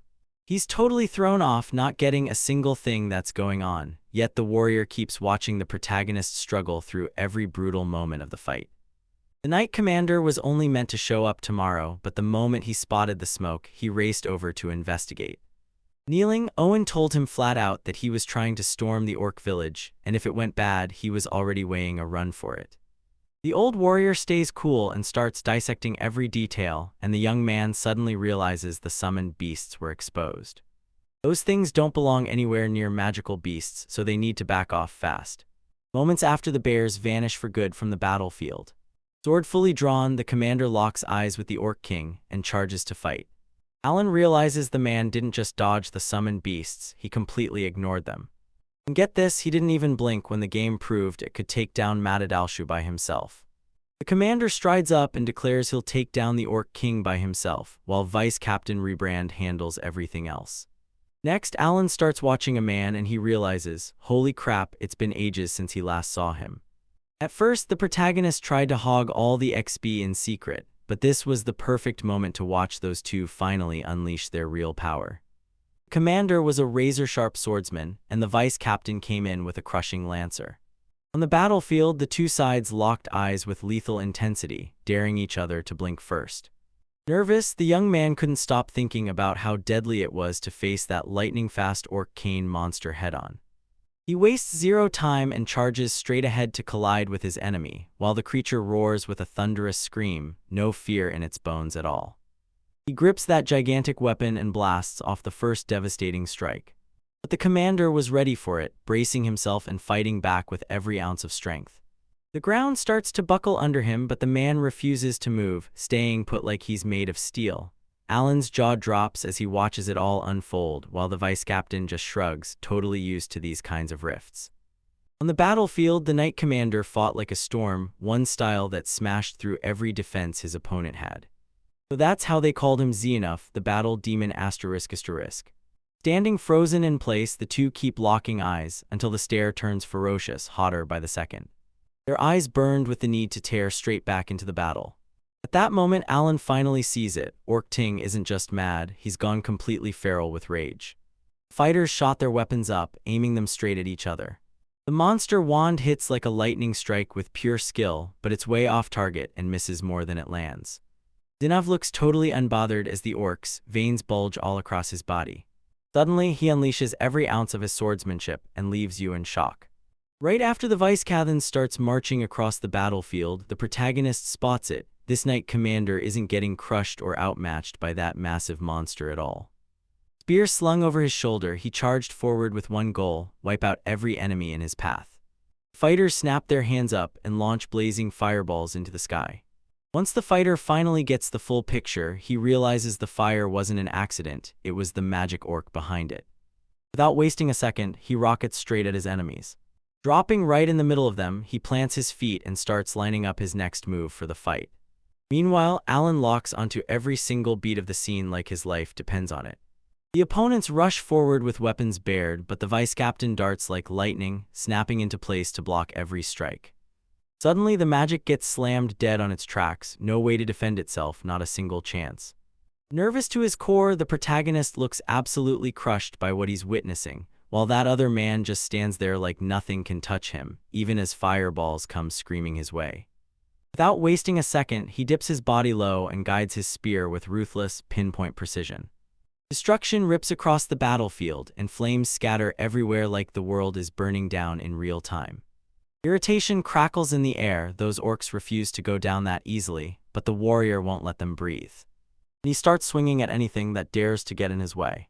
Alan spots the guy absolutely bullying the orcs like they're nothing but target practice.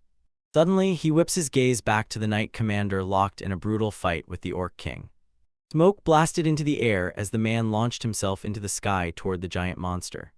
With one crushing blow, he splits the creature's body clean down the middle, tearing it into two. The scene turns colder by the second, her manes are scattered everywhere, yet the knight commander doesn't flinch at a single thing. To that boy, the orc's ting sound is nothing, just a fly buzzing in front of that warrior.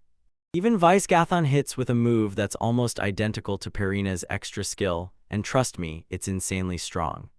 Right then, the boy's mind spiraled. Why couldn't he master the same skill as his talent? Meanwhile, the knight commander didn't need any special tricks at all to crush the orc king. After he crushed the fight, the man told the boy to stay put, because those knights wouldn't roll in until nightfall, and even so, something kept nagging at the young warrior's mind. Curiosity sparked in him, and he demanded to know if he could pocket the magic stones off those bodies. He gets a hard yes and wastes zero time. He starts carving into the orcs right away, while the vice captain watches it all with sharp suspicion. Now the camp must go up in flames. If they don't, the monsters will come crawling back. But the two didn't have to sweat it. By tomorrow, the knights would handle everything because the night was creeping in. They kicked back for a while, and once morning hit, the commander would go talk with the baron. At camp, they sprinted around and hauled in wood to light a roaring bonfire. Perched on a log, the boy dug into a juicy piece of meat and savored every bite. Meanwhile, he told the warrior he wiped out Goblin Village on his own, more than 50 goblins dead, and the commander just stared, stunned that the number was way higher than he'd ever imagined. For a moment, the boy stops enjoying his meal, then he blurts out how, 4 years ago, a crazy stash of albaharan feathers was found right where the secret sword was uncovered. Every year, the Korean village stomped its wild boar hunting goal by 10, and that victory earned Alan his prize. He was accepted as a servant in the Grebial family. Outside the city, it hits out of nowhere. Demonic beasts spill onto the scene, their magic stones ripped away, and the trail gets worse. They later discover goblin bodies too, all stripped of magic stones, with a burned village left behind. So the man figured the boy was stalking a lone fighter strong enough to bring down a rank C monster, until the very moment the protagonist realizes with a jolt that someone has found him. When the assessment proved the boy had no spark, the commander snapped and ordered the officers in for questioning. At that moment, a blinding flash erupted from a mysterious black-haired boy with eyes that felt impossible to look away from. He could have read it perfectly, but they still had to spit out the truth, no talent at all, because his stats were trash. Denov swears Alan could have his own gift, an ability to battle side by side with animals. But the boy stays completely shut up, trapped by the truth. He can't bring himself to admit he got those special powers from the creator of that world. Meanwhile, the commander digs back into his meat like nothing happened. His little investigation is done.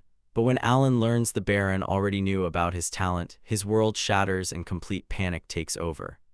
Once he clocked the boy's obsession with hunting, it all clicked. Maybe that's exactly why he got 2 days out there. Something jammers him up because for a kid like him, it's way too much, but the Knight Commander still couldn't answer every single question the protagonist kept firing. Mam kept today's chaos hidden from the Baron, but the boy still had to file a full report on the beast hunts, because they were teaming up using the same bulls and the plan was a damn great idea. With that glint of Gilkin in his eyes, the boy nods and seals the deal, clutching a bowl of gamey experience. Suddenly, a soldier announces the backwater's ready, so the boy, grateful for saving his life, steps forward and offers to wash the commander's back. Just moments later, he yanked open the curtain clutching a base in his hands, and the scene's witnesses in there left him absolutely stunned. The commander's back was ripped open, covered in brutal, deep wounds. Stunned, Alan couldn't wrap his head around how that man even survived those injuries. Then he saw the boy rush in with medicine for the commander, ready to take control of the chaos. Even so, the man insisted everything was fine. Then the boy dipped a cloth in water and started scrubbing the fighters clean, one rush of effort at a time. While Kentig powers through his tasks, Helen's already plotting. Next time, he's taking on that Orchian alone and finishing it himself. Startled, he gets hit with a question from the commander. Did he feel happy or was he hunting? He freezes, stares for a beat like he can't believe it. Then the truth clicks. The guy might have read his thoughts. With a grin blazing across his face, he says it's straight up amazing to keep training, getting better, and getting stronger every day. 5 years ago, the commander carried a brutal wound on his face, but now it's fully healed like it never happened. While the boy scrubbed his back, the warrior flashed a small, knowing smile. Soldiers stood watch over the whole area, tensed for any threat that dared show up, while Alan slept hard right beside the vice-captain. 1 day later, they stormed back to the mansion and told everyone that the monster's bases were wiped out completely. Then Cecil sprinted straight toward Alan the moment she saw him return.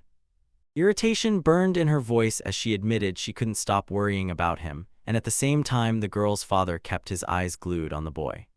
Even after he slipped past that permission, the young man didn't get yelled at. People only greeted him with warm smiles. 2 weeks after the Knights hauled him out of that deadly second orc subjugation. Rage-fueled orc chaos erupts as the fight splashes across the area, while multiple bears swarm in and attack him. Suddenly, a deadly strike hits it hard and it tumbles backward. There's no way to fight back. Right then, Alan finally struck down the creature, pocketing a huge 25,000 experience, standing on the tree like he was untouchable, moving with total control. He kicked things off by unleashing 40 bears from every direction, thinning the enemy ranks while they smashed straight toward the magic works. He kept summoning more bears to replace the ones that got wiped out, draining the king's power until it finally started to run dry. In the orc village, Alun's experience skyrocketed 7 times more than the goblin village, and when he crushed that win, the joy on his face practically lit the whole place up. All that grueling work finally paid off. Now it was time to go snag those magic stones. Back then, the boy was already burning through over 120 Reiki magic stones. Next time, he should cut down on that and do better. October rolled in and the protagonist turned 11. Ever since May, he'd leveled 20 villages and faithfully reported every single thing to the Knight Commander, just like he swore. They cut the Mithramining timeline in half, shrinking it from 3 years to just 2. If he kept that pace, he'd wipe out every last orc, and the next year he'd march straight into the Armored Ants territory. Once he hit 12, his real adventure finally kicked off. Stuck in his box, he gets jostled by his companion who tells him, "They're here, some people just arrived." The person ahead of him was a royal messenger. He slipped into the mansion with perfect calm, like nothing could shake him. Finally, wrapped head to toe in clothes, he thanked them for the welcome, but Alan couldn't stand the sight of that man because he was the one who'd been raising the taxes. The Graviel family patriarch grabs the messenger and demands to know why they've come right now. With his hands clasped, he declares that the Baron has always stayed loyal to the royal family because the king's orders left him no other choice. Being in the king's good graces is a huge honor, and Alan can't shake it. He's still reeling from how weirdly calm that whole conversation felt.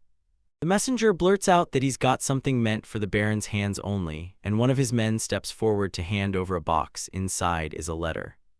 That slip of paper was from his son, Mihai Dambriel. Then the man's face twists with shock and his wife has to grab him before he does something reckless. Life rolls on. Cecil doesn't seem to mind when Thomas teases her, but deep down she's trying hard to mask the joy that lights up her face the moment she hears about her brother after a year and a half. Without wasting a second, the Baron tears into the letter and opens it right then and there. His nerves spike because he can't wrap his head around what he's reading. The messenger tells us he got that letter about 3 months ago, and while he's talking, the kid's worry keeps swelling by the day. Out of nowhere, his wife snapped, "What does it say?" And with her hand covering her face, she couldn't even process what she'd read. Mihai Dambriel fought as hard as he could for that noble duty, then fate still cut him down. Day breaks and everyone is left completely stunned when that messenger drops those words. Right here, the irritated Baron snaps and raises his voice, insisting the man is totally wrong about those facts. Mihai had just graduated from the academy, and that brutal place was no fit for a small family noble like him. The messenger locks eyes and demands answers. Were those words really meant for the royal family? The poor man is left frozen, like he has no idea how to breathe, let alone respond. His wife sobbed without control, clutching memories of her beloved son, and one of her subordinates rushed in, trying to calm the non-stop nerves thrumming through her body. The money for the funeral won't be decided now. They'll talk it over later on their next visits. Without wasting a second, he slams the doors shut and storms out, leaving the whole family utterly shattered. Before he leaves, Alan clings to Mihai's words and suddenly realizes the warrior may have seen his fate coming. While he's left with that, Cecil just stands there, totally stumped, unable to make heads or tails of what the letter even says. Finally, her father rips the moment wide open and orders everyone out, including Thomas.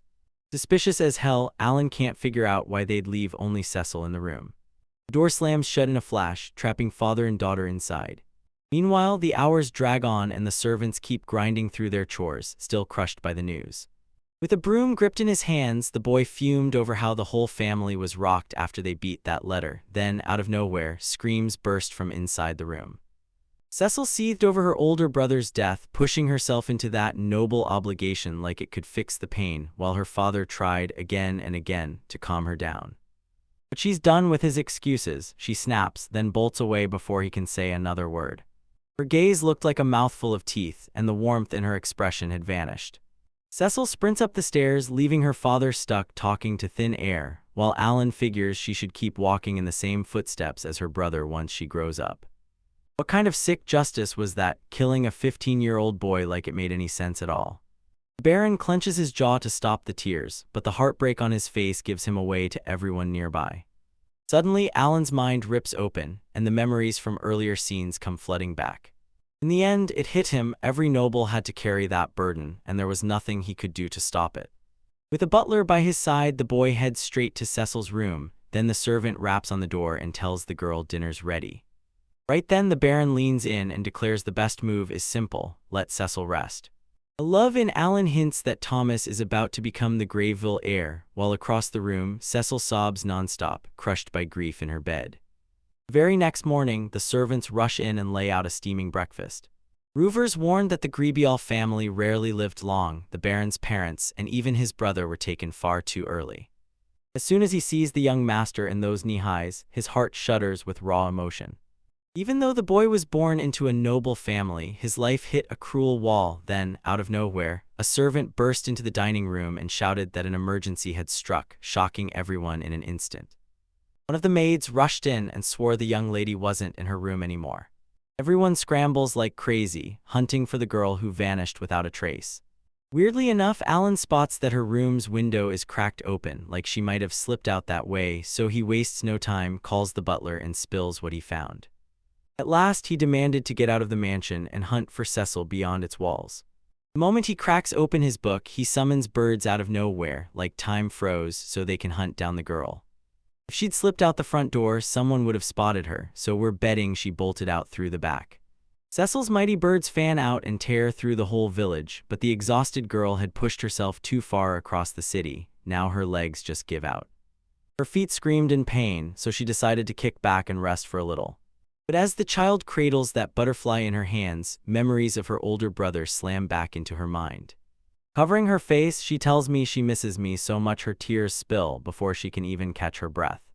Suddenly, her eyes lock onto a familiar face as someone closes in fast. But Alan wasn't there to persuade Cecil to come back home. His orders were clear: stay by the lady's side. In the end, he proved himself Cecil's most loyal servant, ready to follow every one of her wishes. The girl demands to know if he's trying to force her back, but he just clamps his mouth shut. She snaps, saying Alan doesn't have to worry about her, then her stomach growls so loud it cuts the silence. Crossing her arms, Cecil snaps that she hasn't touched a bite since last night, and right after, the protagonist grabs that very thing in his hands. Right in front of the girl, he lays out a feast and demands she dig in, right now. Curious, she still can't figure out where those things came from, and Cecil grabs the food from her hands and starts tearing into it, like he's hunting for the truth. Soon as the girls dug into those delicacies, she tore through what was left, then went quiet, watching the scenery like it was the only thing that mattered. Suddenly, tears start brimming over again. Mortified, she slaps her hands over her face and whispers her brother's name like it's a secret. Alan tells him flat out that Mihai is insanely strong because no one has ever been able to beat him. When she hears it, Cecil's heart caves in. She's drowning in memories of her brother's fate. And then she bluntly tells her she should die too, right like me. The protagonist can't help but wonder, did she already know the truth or is she guessing? He'd also heard the kingdom had never clashed with its neighbors, and that meant no military conscription for him, but first he had to figure out how to win Cecil over. But with that grit burning in his chest, he turns to the lady and asks if she'll leave the city with him. So just use the money he'd saved and take this trip to drown out every bad memory, forget it all for real. And Cecil's standing there completely baffled, like he can't wrap his head around how any of this could even work. For now, she headed home and counted down the days until Alan's 12th birthday, because that's when he'd finally burst into the world as an adventurer. She tells him flat out that it won't work. She's already inside the academy, and the second he lets her in on his plan, her face flips like a switch. Alan was going off about one thing: your right to choose how you live your life. But Cecil had no clue at all what kind of life she truly wanted to live. She sat there staring at the tiny butterfly cradled in her hands, while far off, the Prodivus birds kept watching the two like shadows. Her eyes snap wide in that instant, and she realizes, bam, exactly what kind of life she's been craving. With pure determination in her voice, she tells Alan they can turn around and head straight back home together. She tucked the butterfly into her hair and grumbled that she was done walking, then the two took off, while the protagonist shouldered Cecil on his back. With her face on her friend's back, she soaks in the moment and shows pure, overflowing gratitude. Not long after, they pull up to the Graveville family mansion, and as soon as her father spots her, he strides forward fast, while Cecil frets, terrified of how the Baron is about to react. She's stunned when she gets a warm hug, and the moment it lands, she starts crying, swearing she caused trouble for everyone. Her parents weren't thinking about anything else, they were just terrified for their daughter, who'd been hurting far too long. Alan breaks into a smile, realizing he just did something good. Then, at the end, the Baron tells Cecil to drop his worries for now. As soon as the mining began, the royal family figured it out, and with that, the noble obligation was finally cut loose. Right then, the protagonist finally understands why they pushed that money in the first place, and guilt crushes Alan's chest as he thinks, if I'd teamed up with the knights sooner, maybe Mihai would still be alive. Meanwhile, he keeps his eyes on the family from a distance, refusing to look away. In the middle of it all, Cecil Graveville grabs the reins and declares she'll carry out her noble duty, right along the same road her brother once took. She may have grabbed a book, but the fire in her eyes screams it. She's done running. The moment she speaks, the whole room drops into dead silence. 6 months after young Master Mihai's funeral, the graveyard family finally slipped back into its routine, because the knights had wiped out the orc garrison and seized full control, all thanks to her mines. Once summer ended, the mines would fire back up, so the Baron could finally put his feet up for a while. Now all that was left was to keep a sharp eye on the Calmal family, because their mining rights were gone and the Knight Commander was ordered to stay on guard at all times. In March, Alan kicks things off by charging straight up a brutally steep mountain. Even though Cecil desperately wanted to tag along, he realized it was smarter to keep the hunk from bringing her along. Everyone knows the girl's dying to get stronger, but she's stuck waiting for the Baron's permission for even the smallest thing, until the young man spots something weird right in front of him. Turns out the hero just walked into the perfect spot. Now he's about to smash headfirst into yet another mining obstacle. His next target was the rank C magical beast, the armored ant. That cave was stacked with maybe 1,000 of them, and a rank B clean ant somehow churned out every single one. This time he was flying blind, no aerial scouting allowed, and the entrance was so huge it practically begged for one of those ants. That choice squeezed the goal down on purpose, and now Alan had no time to waste. He'd cut down the enemy numbers before the attack even started. He cracks open his book and chooses the bear, the spider, and harami. First, he'd line up the back ranks the same way he did against the orcs, because all those bears could dodge strikes and they'd be the key that swings the whole battle. During the battle, he dreamed up an ideal world where he could crush everything alone, no helpers, no strings attached. So he didn't hesitate, he'd throw himself at any opponent, and with a single command, he drove the bears straight into action. Right after the tiniest hole starts spitting out ants, a massive horde of insects starts swarming in, thick and unstoppable.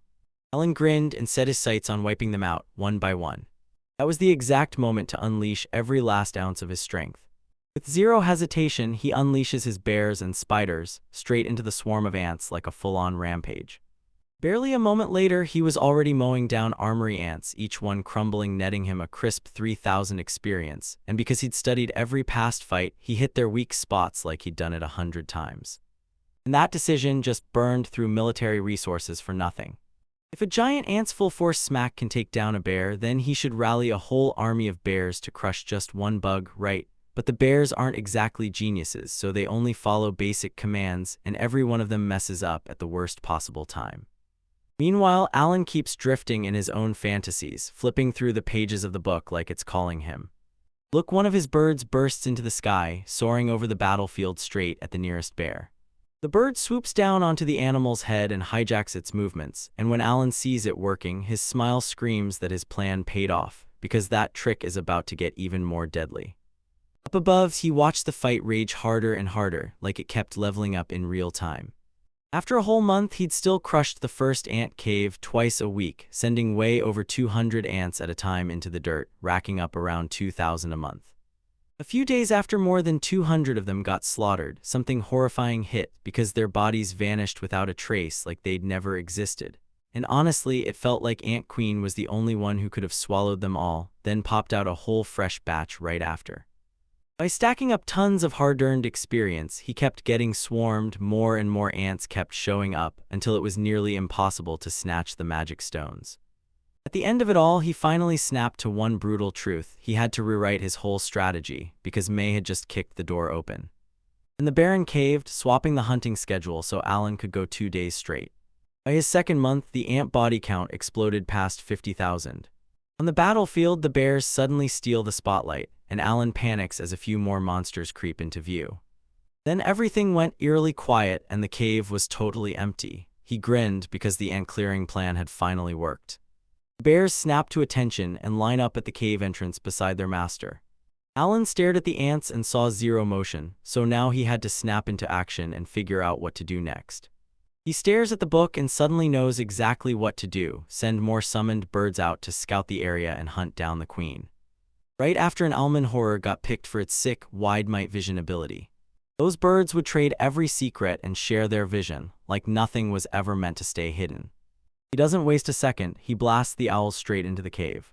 Inside, it stretched into a massive, endless labyrinth, and tiny, mysterious rooms hid everywhere you turned. There, then, he spots ants out of nowhere, panics, and backs off fast, because if he gets caught, the only play left is to call them back again.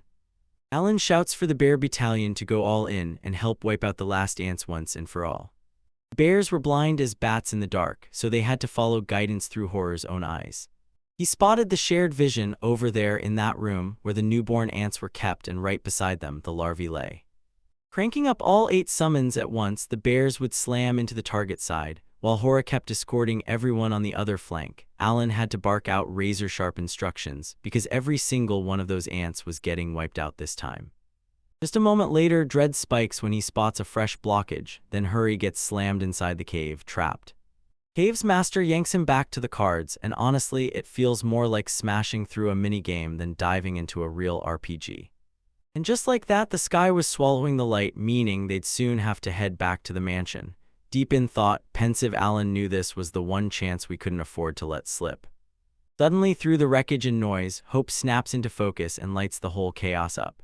Horowitz spotted the Ant Queen, no doubt about it, and her opponent was a rank B monster he had to bring down with ice cold control. With his brains sharp enough to juggle multiple Eat summons at once, he could handle it, because the Queen's room was only about 5 kilometers away, so the smart move was to switch tactics and spread his power evenly. Without a second to lose, he charges into the cave with pure horror riding shotgun beside him. Soon, the two stumble onto a swarm of ants guarding something priceless, like they'd been posted there forever.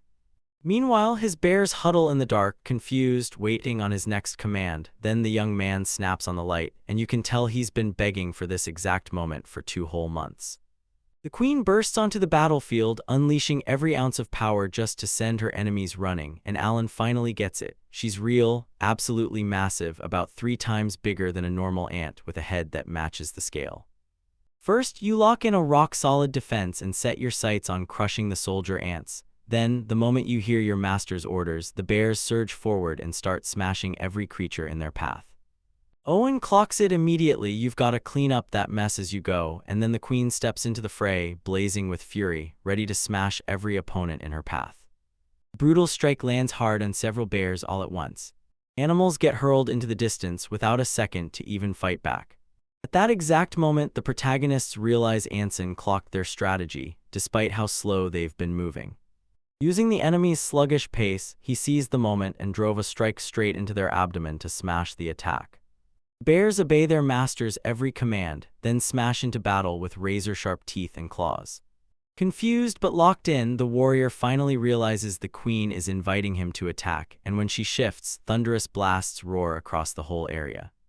Tension snapped through the air as the Queen was hit by a devastating attack. Right after that, Alan finally smashes the Ant Queen and walks away with a whopping 45,000 experience points. With just 20 bears at his side, he crushed the beast so easily it barely even fought back. He'd never make it back into the city after sleeping outside, carrying the spoils like proof of why he vanished. The air was flooded with a putrid stench so strong it nearly knocked you out, and it still took a full 2 months just to finally clear that first night cave.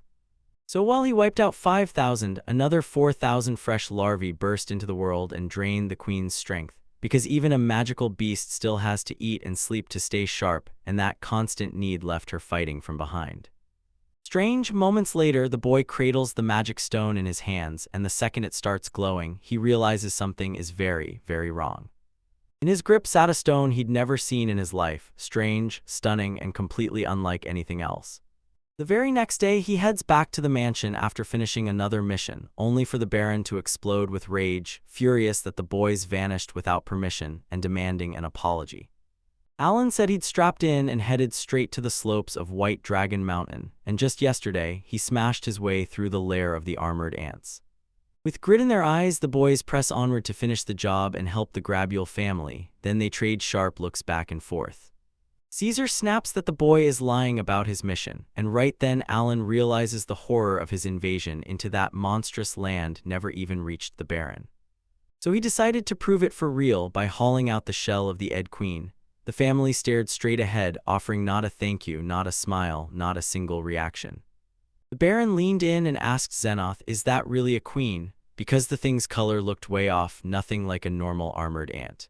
No matter what the Knight Commander kept insisting, he swore he'd never laid eyes on a queen before, until now. Destroying that ant nest was so crazy, it might as well have been impossible. Sensing something off, Cecil demanded to know if Alan had painted the inshell just to fool everyone, but the protagonist shot back that the Knight Commander still needed to be strong enough to beat the queen. Up until now, Zedov swore he'd never seen anyone wipe out a giant or a whole colony, and the Knight's biggest win was only conquering the orc and goblin villages, so Cecil can't help but press him. Is his friend really able to slaughter thousands of ants and even push through the labyrinth? The boy nods and says nothing about the summoned beasts, then panic hits and he tears into his bag, desperate to find what he needs. They just snatched those magic stones straight from the Ant Queen's chamber. When they laid eyes on those items, the men practically froze in utter shock, because the Baron knew this wasn't something you could grab by luck or collect with ease. And when Alan spots that grin, he realizes the men are finally buying it, because at that very moment, Cecil and his crew feel it too. The boy has crushed through the armored ant's lair. Zenov puts his faith in that boy with zero doubt, straight up declaring that with him, anything can happen. At last, the Baron grabbed the boy's attention and demanded he ride along, then spill every last detail. The graveyard's matriarch sizes up Alan and decides he can take down a rank B monster by himself, and when Cecil finally breaks into that smile, you can practically feel the pride bursting out for his friend. Meanwhile, in a quiet room, the boy pours out every single thing he knows, then taps the map and points straight to the cave he conquered. That was the 5th mine, and the knights were getting shipped there on the double. The kid drops a bombshell, he's got the cave map too. The men stare at him, totally thrown off and can't decide what to do next. Because of that incredible feat, the Baron finally drops his grudge and decides to forgive the protagonist for vanishing all night. And boom, his name got stamped onto the list of the people who cracked the country's priceless mithril mines. By the king's own law, Alan was supposed to get 30% of the mine's profits from those guaranteed mining rights, and yet Alan looks totally lost, like he can't even wrap his head around what those words are saying. The bowler laid out the deal, half of them were headed straight to the royal family, and the mining rights would make the rest shine, so it came down to this, 7 parts to the king and 3 parts belonging to Alan. Right then the boy goes totally still when he hears the news. And this time he'd finally landed a huge win, so he better cash in right now. He didn't even realize it yet, but the protagonist had already grabbed an unexpected prize. In October, Alan turned 12. Right there, his life flipped to a whole new age. After 100 long years, the Grabble family finally struck Mithroa Den, and the moment they uncovered it, they geared up to exploit it the very next year. Right there, the armored ant's lair finally went down without a fight, and he didn't have to fear money or threats anymore. Yet the protagonist still couldn't shake the eerie feeling lingering in his gut. Right from the start, he lived for one thing, going wild, chasing the top with everything he had, and that push was exactly what he refused to give up, so he slammed his way to the next level. Out of nowhere, a servant rushed in and told him the royal family's emissary was back again, and he and that troublemaker would collide with the man who was about to wreck the Baron's life. The Viscount Nicolaner slid back in, suitcase in hand, and his subordinate carried it like it was priceless. Everyone grabbed their seats at the long table. Without wasting another second, the Baron pressed for why they'd come again, and once the man bragged about the successful mining, he revealed the real reason. He came with an offer. The Gravula-Kulner clans used to trade victories on the mountain, but now the royal family has stepped in to settle the problem once and for all. Right after that, the butler slips a letter to the patriarch, and the second he sees it, his nerves explode, because it's an order to team up and handle the Backlong Mountain territory together with Counter.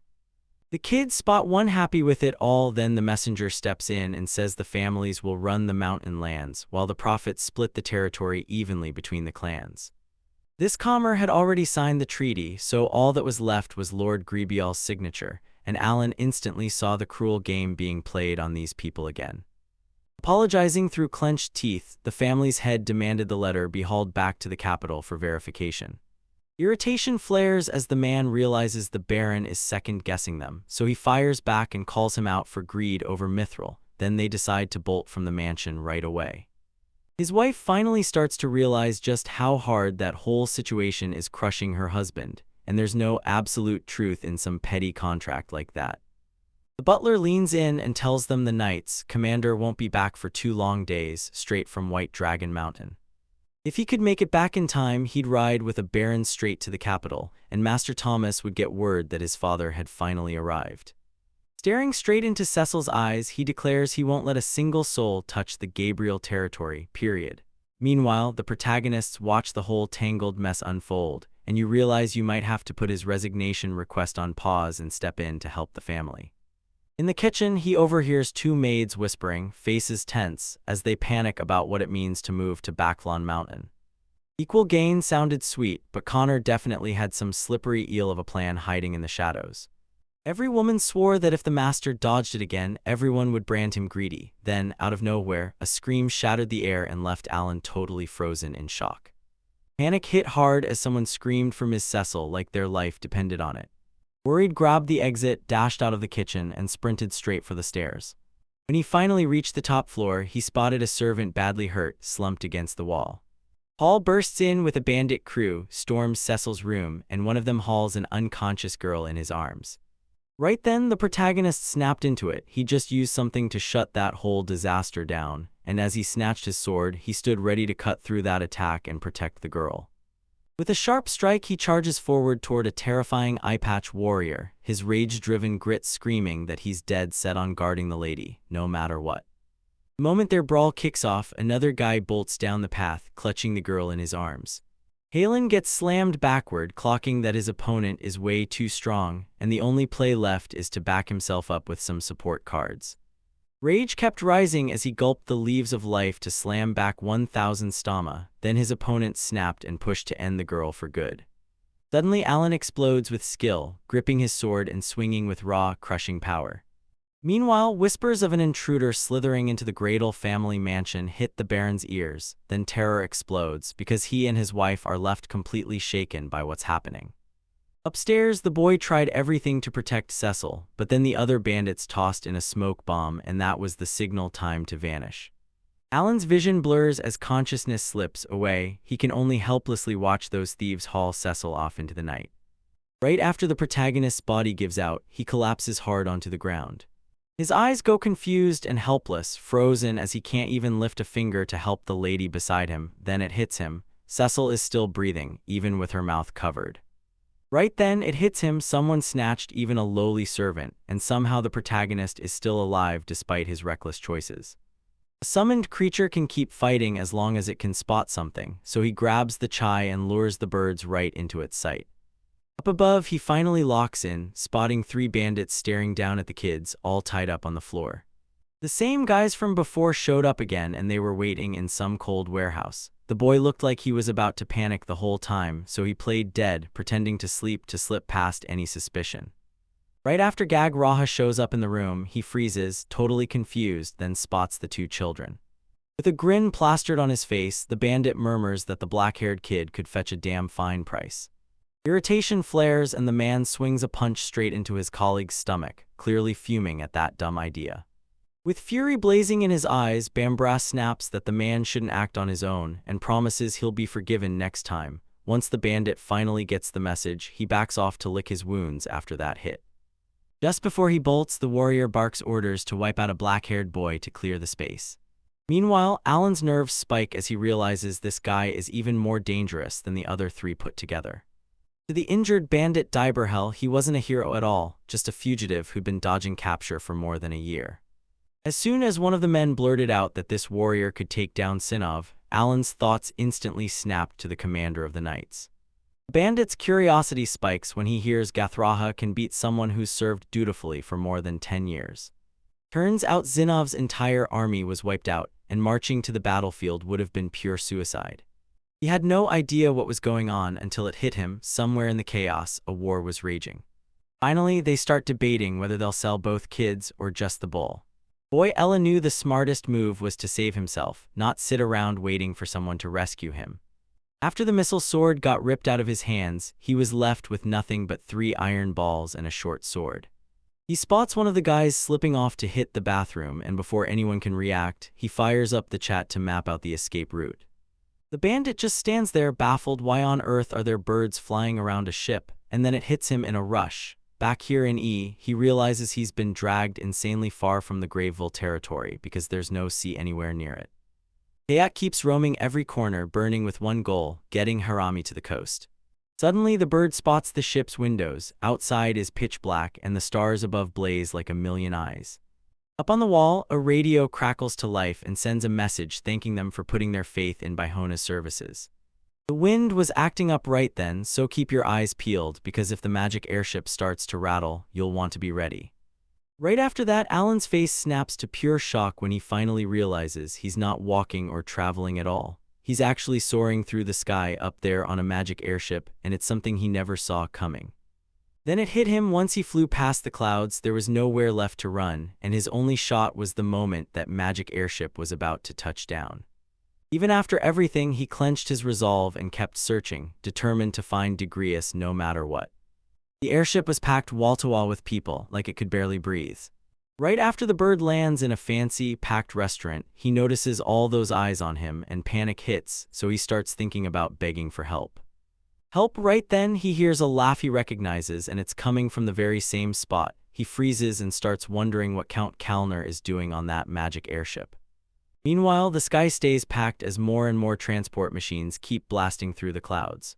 Tyop leaned in close, squeezing every word out of the conversation like it might vanish. Turns out the Viscount might be the one who orchestrated Cecil's kidnapping. The men huddled together, buzzing about the new vice minister who was about to step into the ministry. Alan can't shake the memory of that contract. Baron Granville had it right in front of him. Now that a vice minister was appointed, they had to scramble to mobilize and route money everywhere, even through the back roads of that long mountain. The messenger told the lower nobles to remember their place, but they just snickered, because that gown agreed. It was refreshing to watch the Baron's bitter face twist in pain. Because the Baron's meddling would ruin them both, it made a ruthless move, snatch his daughter and use her as a hostage. And before he could even blink, a warning letter was already sent to him, packed with all the key details. Even then, he still shattered the contract, and a piece of Miss Cecil's hand would be the price for his decision. The moment Alan heard that, fury surged higher and higher in his chest. If the Baron dares to cross into enemy territory to rescue his daughter, they'll drag him to court and brand him a rebel. The messenger's going to get paid big time the moment the Viscount signs over the rights to the Niffermines, and the protagonist suddenly clocks it. This filthy scheme is running purely on cold, ruthless money. Money, and the Baroness in real trouble. Then out of nowhere, Cecil snaps her eyes open and panic hits her hard at what she sees. One of the thieves spots it. She's woken up from that deep, helpless sleep, and the look on her face screams shock and pure terror at being trapped here. She doesn't even hesitate. She stomps her foot into Alan's leg, but the eye-patched bandit snaps the message with a warning look: back to bed and stay asleep peacefully. And just like that, her magic refused to work. Meanwhile, they were practically at the edge of Connell. Cecil was so desperate she slammed her kicks into the servant's legs with everything she had. Her strength crumbles, tears start spilling over her face, and you can see the terror in every inch of her expression as she stands up, and the bandit snarls that she doesn't know pain and that's why she's been disobeying orders. Right then, the protagonist slammed the truth into place. There was no more time to stall, it was time to act now. With his summoning power lighting up, he started cooking a plan to break free from the mess. Finally, the plan to shield the summoner was locked in, and he was ready to counterattack. Right after that, the butterfly agile burst into the warehouse. Everyone looked totally lost, like they couldn't wrap their heads around why magical beasts were even there. Suddenly, the insect roared to life and started blasting its powers straight at the enemies. Still sprawled on the ground, Alan realized his plan had worked, at least once. And before anyone could breathe, the long-haired man swung his sword and sliced the insect in half. The butterfly vanished from his sight, and his curiosity flared to life. Then, out of nowhere, the protagonist ripped himself free of the ropes yanking at his arms, and the crowd stared in awe, stunned by his skills. With a sharp rise, Alan clenched himself for battle, dead set on striking back and making them pay. But the bandits wouldn't buy it. Boy couldn't beat them without a real weapon, not for a second, and then he started flipping through his bow. You crack the book open and summon a huge bear that tears into your opponents, biting and scratching them to pieces. Cecil and the bandits froze when another magical beast burst onto the scene, and the bear immediately tore into one of the men with savage fury. But he still unleashed brutal, bone-rattling strikes with his weapon. Noticing his partner slipping, Alan shot in and aimed a brutal punch straight into the stomach. At that exact moment, he clocked it. The second guy was down for good, still wobbling as the boss kept hammering him, while the eye-patched man's patience snapped tighter and tighter with every move the boy made. Clutching his weapon, he braced himself to deal with that tiny threat, because he knew he had to clear the place before his allies showed up. Still shackled, Cecil watched every clash with pure, shaking dread, because now it was finally time for the two of them to face off, one-on-one. Barely moments later, Alan snapped into action and raised a bronze shield to defend himself, only to leave the man utterly dumbfounded once again. The protagonist had one mission: grab every last second and buy as much time as he could. So he went and summoned the battle insect fish, and Alan swung Harami into action, using aquatic scales to shield himself while he fought. Even when Braun was worn out, he still slammed his shield up to guard the master from the deadly danger closing in, but the boy's eyes stayed locked on Cecil, scanning for the next suspicious move like his life depended on it. The spider snaps its webs to trap the opponent, while Shu's tasked with softening him up. Then, the moment the command hits, the insects swarm straight in. Right then, the man finally clocked it. The boy could command magical beasts like they were puppets, and pure disbelief hit him so hard he couldn't even accept it was real. Trapped in the webs, Alan clenched his small sword and lunged forward, determined to drive the blade straight into his opponent's body. Pain flared through him, but it didn't come close to dropping him. That defense was unreal, so even Lix could tough it out and refuse to get pierced by swords.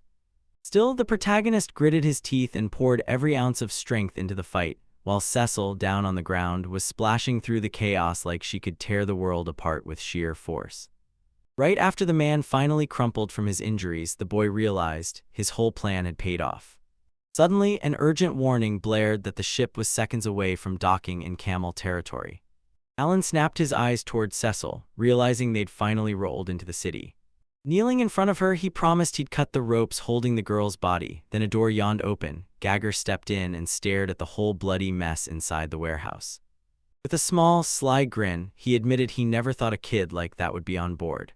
With the men sprawled on the floor, beaten and helpless, Alan caught sight of the threat standing there and yelled for Braun, desperate for any kind of protection. The powerhouse warrior blitzed past him and slammed the child with a brutal hit, sending his body flying until his back cracked against the wall, and right after that, Alan crumpled to the ground. Meanwhile, Cecil stood there, tears flooding her eyes as she watched the whole scene unfold.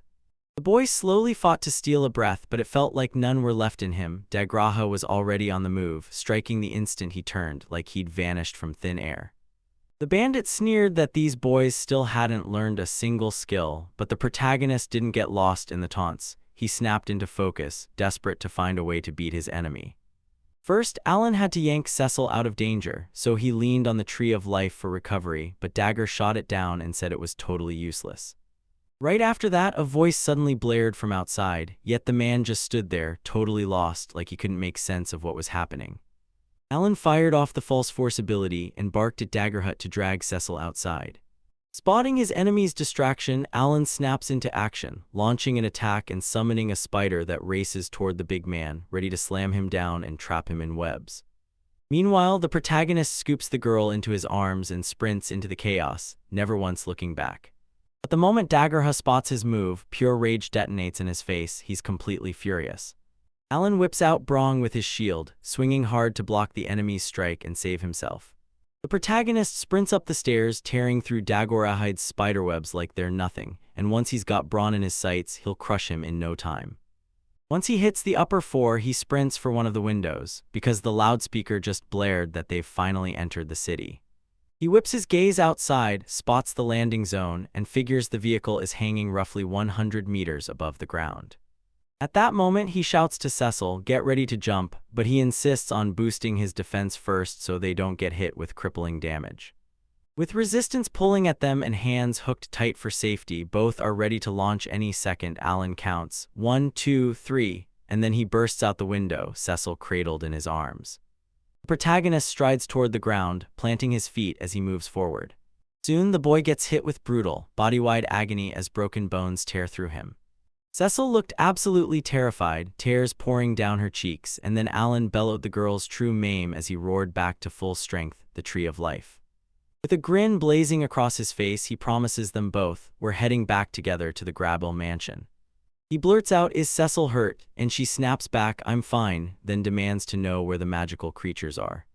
As he reaches for her and touches her arm, he growls that they have to get out of there before they get found. Alan scoops Cecil onto his shoulders and launches into a full sprint, as fast as his legs can carry him. She swears she spotted an exit and insists the city up ahead is the one that'll crush the counter. The boss elsewhere erupts in rage the moment he finds out those youths are still alive. His employee can't even wrap their head around it. Somehow, they survived that monstrous fall. So the boss snaps to it. He decides to grab the bodies because Cecil is the linchpin of the whole plan. The two whip out the item for the guard and he snaps, "This is Gabriel family property." But the guard's thrown off when he realizes they came alone, and Owen just shrugs and says, "That was Cecil's call." Outside, she throws a joyful celebration, cheering and praising the boys for those razor-sharp, convincing lines. They huddle up, debating every route they can take to dodge the white dragon. Cecil fretted about the brutal days ahead and the darkness creeping around them. Then Alan shot back, reassuring her that he'd flipped on his night vision. The two finally stop at a spot that looks like a cave, and he snaps that they've got to take care of their needs before they keep going, while Steele bristles at the bossy tone and flashes a perfectly healthy face. The boy holds up the dinner like it's a magic trick, and she can't stop asking, "Where did this food come from?" The owl's right there with them, and Cecil can't help but ask, "Can she talk to the beasts?" He shoots back that every summoned beast is perfectly docile, as he calmly pets the animal like it's nothing. Cecil studies him with sharp suspicion, then straight up asks if she's scared. She says they've been tied together for 4 years, and honestly, that makes total sense. Ami can't stop thinking, did Calmo already figure out we're alive? Alan points it out as they pull away from the city, and drops the observation like a warning. Cecil panics the moment she hears they're heading for the cave. The boy blurts that they have to run right now because the enemy is already marching straight for them, and she demands proof. He tells her, "I don't guess, I called a beast to scout the area." Then he tucks her back against his shoulder. He leans in and declares he's about to crank up his speed stats. He also says Dagrahut is closing in, following the trail of tracks left behind. Today, Hallen finally realizes Dagraha isn't just trying, he's got a natural gift for tracking, like a born scout. Cass guns up a plan to plant false tracks, then bolts back and forth like she's daring fate to catch her. The protagonist snaps that Dagraha won't catch them for around 100 years, then Dagraha spots the fake trail and gets totally, utterly lost. Cecil demands the kid fight him, but the kid shuts it down, says it'd be pointless, and that Alan Dagraha is the one leading the group that forced them to Bork. They stare at the horizon and realize the alternate trail straight up leads to White Dragon Mountain. The fearless boy yells for Braun. Braun snaps his shield up, and right on cue, a crew of guards shows up to back him. Cecil's blown away by Alan's insane something ability. They're convinced Dibrahil might be miles off, but not for a second have they stopped hunting him. They drop among the trees and crash for the night to refill every ounce of their energy. Energy surged through her, and as she got ready to sleep, Cecil spun toward the sigh of someone deep in thought. She presses Alan, demanding to know why he keeps his insane talent hidden. The boy blurts out that his talent is so dangerous it can't be exposed to the world. Alan says that if someone spots his gift, they'll come for him, trying to erase him before he can rise. The next day, he yanks Cecil awake so they can slam back into the escape, only for the boy to realize Dagrha already spotted the real trail tucked inside the tree trunk. Drunk as a skunk, Dagrho can't stop wondering if those two have already clocked his tracking ability. Then he bursts into motion, sprinting in a tight spiral like he's hunting something. Hunting for the one direction that finally makes sense. Cecil starts to doubt he can pull it off, then fury hits hard and Agarha grips that they need to break free. The boy decides to wipe the footprints clean again so he can throw him completely off the trail. The very next day at the northern border of the White Dragon, the guards greet Cecil with unstoppable joy. With Tiger still riding on Alan's shoulders, she blurts out she's back. The guards tell them to take a break because the carriage is being readied next. Alan swears he won't meet a carriage because he runs faster than any horse, then tears off while hauling Cecil, leaving the guards completely baffled. The girl shoots him a serious look and asks what happened, then he tells her the summoned beast lost a dagger and sent the signal. The boy figures Dagroha is so quick he can slip right past Hook's sight, and he's convinced Dagroha clocked the fact he was being followed. Cecil even admits it, if he dumps her and leaves her behind, he'd slip out way easier. Seriously, Alan knows this is way too heavy for a 12-year-old girl, but he vows he'll keep her safe, because he's the fastest thing on Earth and he's got a promise locked in his bones. Cecil leans in and blurts, "What promise are you talking about?" He admitted he'd already sworn to young Master Mehai he'd guard Cecil no matter what it cost him. Tears spill instantly, and all she can manage is, "Thank you." With the girl perched on his shoulders, Alan leaned in and demanded the owl track Dibra's every move. On the morning of the third day, they were still stuck on the road, and Cecil leaned in, asking if they'd really make it by tomorrow at this pace. Alan fires off a reply and just hands her that hunger urge. Then up in the sky, the evils materialize and blast out an alert signal. Signal like a switch flipped, the boy snaps to a stop, scans the area with sharp caution, and when Cecil spots how deadly serious he's gotten, her heart slams in her chest. Sharp, jutting shadow rockets across the horizon in the blink of an eye. Elaine braces himself as he watches the enemy barrels closer. It's the Madable Shu, the same guy who lost an eye to him 3 years back. Cecil trembles as she asks what's going on, and the boy answers with a calm voice that they're being chased. He tells her it's deadly to tangle with two at once, so he sets out to knock one out before the other even shows up. Then she asks if he can really beat that creature, and his smile screams total certainty as he locks eyes with it and vows, right then and there, that he's going to win. Cecil doesn't ask for miracles, just one thing, that he gives it everything he's got in this fight. The monster is right there, looming like it's about to strike, and Alan just locks eyes with the beast, because yeah, it's been way too long since they last ran into each other. The tension between them is so thick it's about to snap. Then he shoves his request forward and orders the Emmy to unleash everything it's got. Cecil trembles with fear as he gapes at the creature, then blurts out if Alan can honestly pull off a win. And Alan, deadly serious, tells her to shut up so she won't get spotted. He's convinced he has to win fast, because one wrong move and Dagger Heck will catch them. He says his secret weapon is the army of beasts at his back, and right on cue, several bears slam into the creature with everything they've got. They get crushed in an instant, like they're nothing at all. Alan realizes right in that moment that he's burning his strength for nothing. He roars for the guards to lock arms and form a tight circle around the monster. Right as everyone's distracted, he snaps his command, then the bears surge back in and attack again.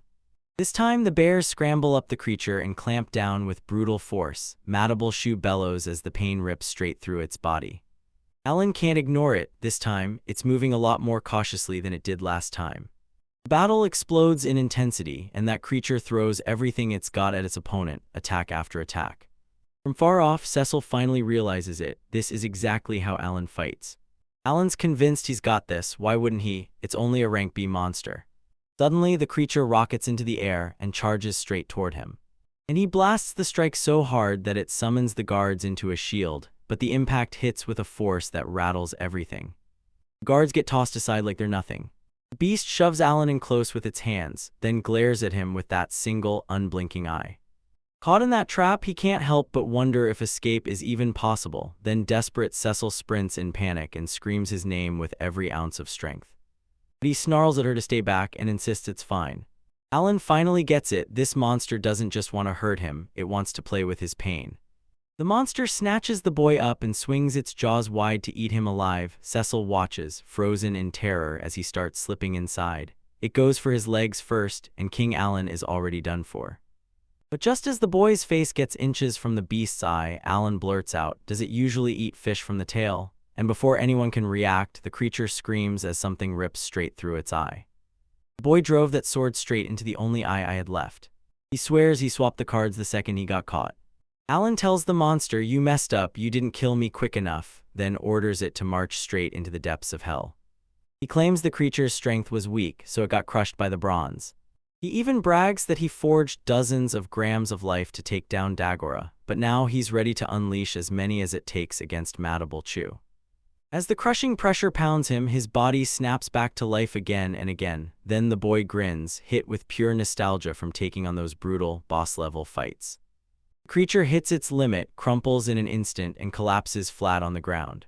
Alan finally crushes Madable Shu, and in that moment, he knows his revenge is done. Cesar charges up to him in tears, demanding, "Are you okay?" And he forces out a "Yeah, I'm fine," because he's still got those potions saved, but his grip slips, the relief hits, and he breaks down crying too. Cecil knew deep down that this time he was truly finished. Alan locks eyes with her and blurted out an apology for scaring her that badly. He glances sideways and realizes this isn't finished. Rage and panic spike in his chest as she whirls around and locks eyes with the one they dread most. Dagger snarls, staring through the space between them with a loop of pure rage, and he vows he'll end Alan for good.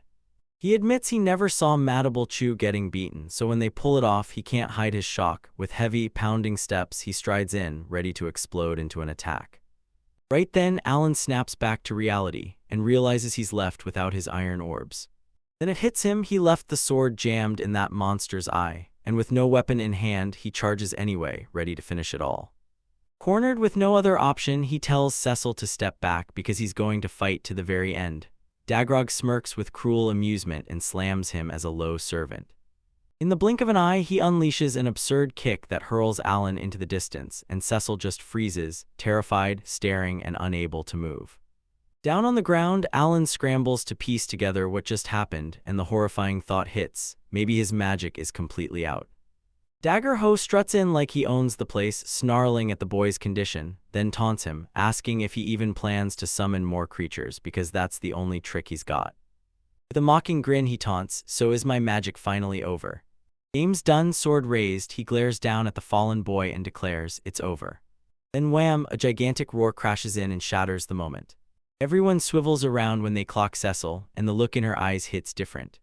Alan freezes in disbelief, staring at her like, "Wait, was that magic you just used?" Cecil's jaw just dropped at what he'd witnessed a moment ago. She locks onto the chaos with a whole new kind of resolve, realizing she has to save Alan, just as the brutal warning she got about how deadly magic can be crashes back into her mind. Alan pleads with her not to go through with it, but the moment's already dead, there's no turning back now. Cecil gets gawked at mid-heckle, then snaps his hand up and hurls a blazing fireball straight at Dagroth. Benami snaps into action, hurls the girl out of the danger zone just before the strike lands, and Alan's stomach drops, because he watches Cecil tumble to the ground, hurt and broken. Dagra scooped up the fallen girl, grabbed her attention, and demanded to know if she honestly thought she'd escape without a scratch. He whips around, lowers his head, and smiles at the boy's rage, then asks the young man if the enemy really fled the battlefield a year ago. Alan goes, then the guy spits that he only knows how to attack defenseless kids. Alan snaps, calls him a bastard, and honestly that hippie enemy feels downright brutal. Angry Dagraha drives an even stronger Edom kick into the injured boy, pounding him down. Nick, even as the young man leans in and whispers, urging him to get even angrier. Fight keeps raging, and Dai Barrow barrels in with even more fury. Alan's mind clicks like a puzzle piece finally snaps into place, because now he gets exactly how those skills work. He says the first one lives or dies by the opponent's magical power, while the second is forged the hard way, hours of brutal training since he was a kid. Old memories surge back the moment he tries to fight them off.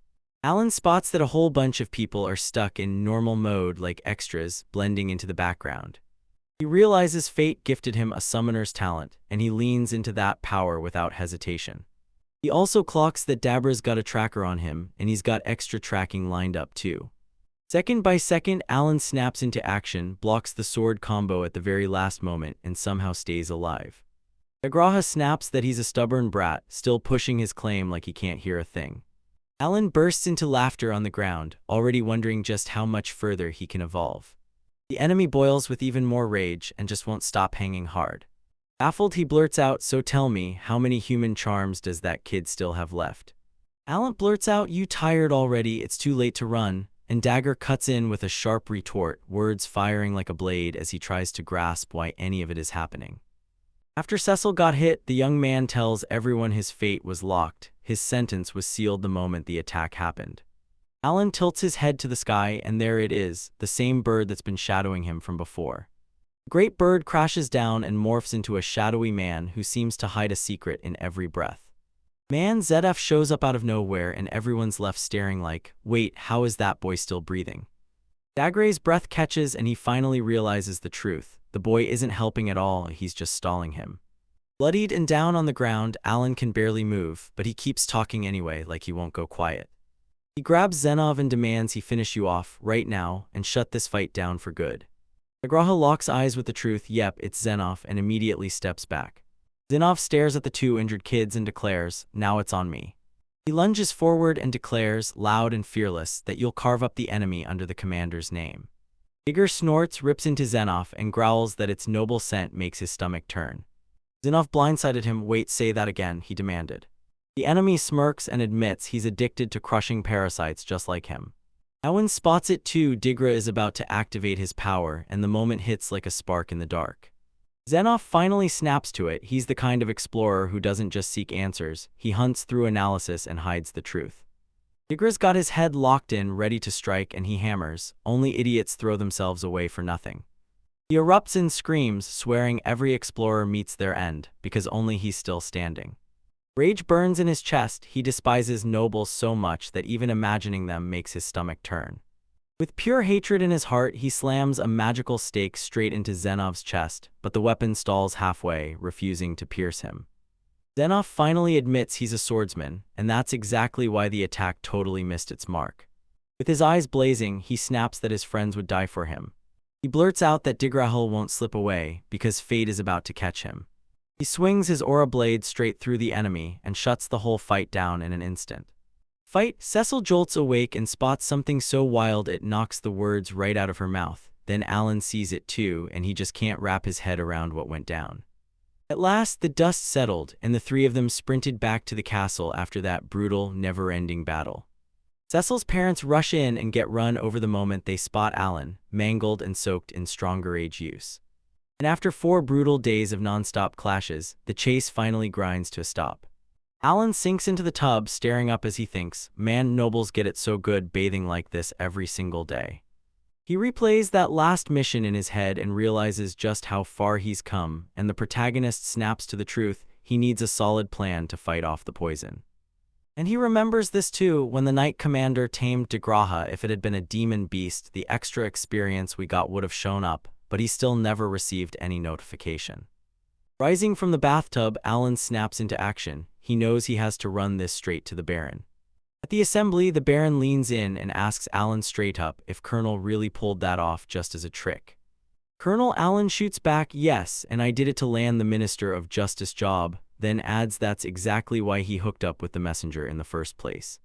The crowd in the assembly erupts at the bombshell and without hesitation spits that Connell is a bastard. But the Baron's rage explodes and he snaps that he'll report everything straight to the palace. What they did is something he'll never forget. Alan steps in and snaps, this won't change a thing because even the emissary is in on it. Then the protagonist locks in, ready to speak. He storms in and declares he'll toss his mind and privileges straight to the Baron, and the whole room freezes, staring at the boy in sheer shock. Alan keeps going, using that power. The Baron will walk into those talks with way more muscle. Still puzzled, the Baron leans in and demands, so you're saying I bribed the royal supplier in secret? To get through to him, Alan breaks it down this way. The Baron always gets the upper hand first, and just like that, the Baron starts thinking it over. Alwyn can't shake the feeling that the Baron is too righteous to pull something like that. Still, at our resource, there could be a second or even a third Talmal waiting to threaten him. He tells me that him and his father never slack on the farm, and everything they did it to shield their family. Alan snaps with irritation. Why won't nobles take care of their families the same way just because they're nobles? And one of the people there snaps and begs the boy, don't say stuff like that. The Baron barges in, brushes it off, and says it's totally okay. As the days went on, the Baron finally told his story. When he was Alan's age, his father died and the title slipped away, then his mother followed, and soon his brother was gone too.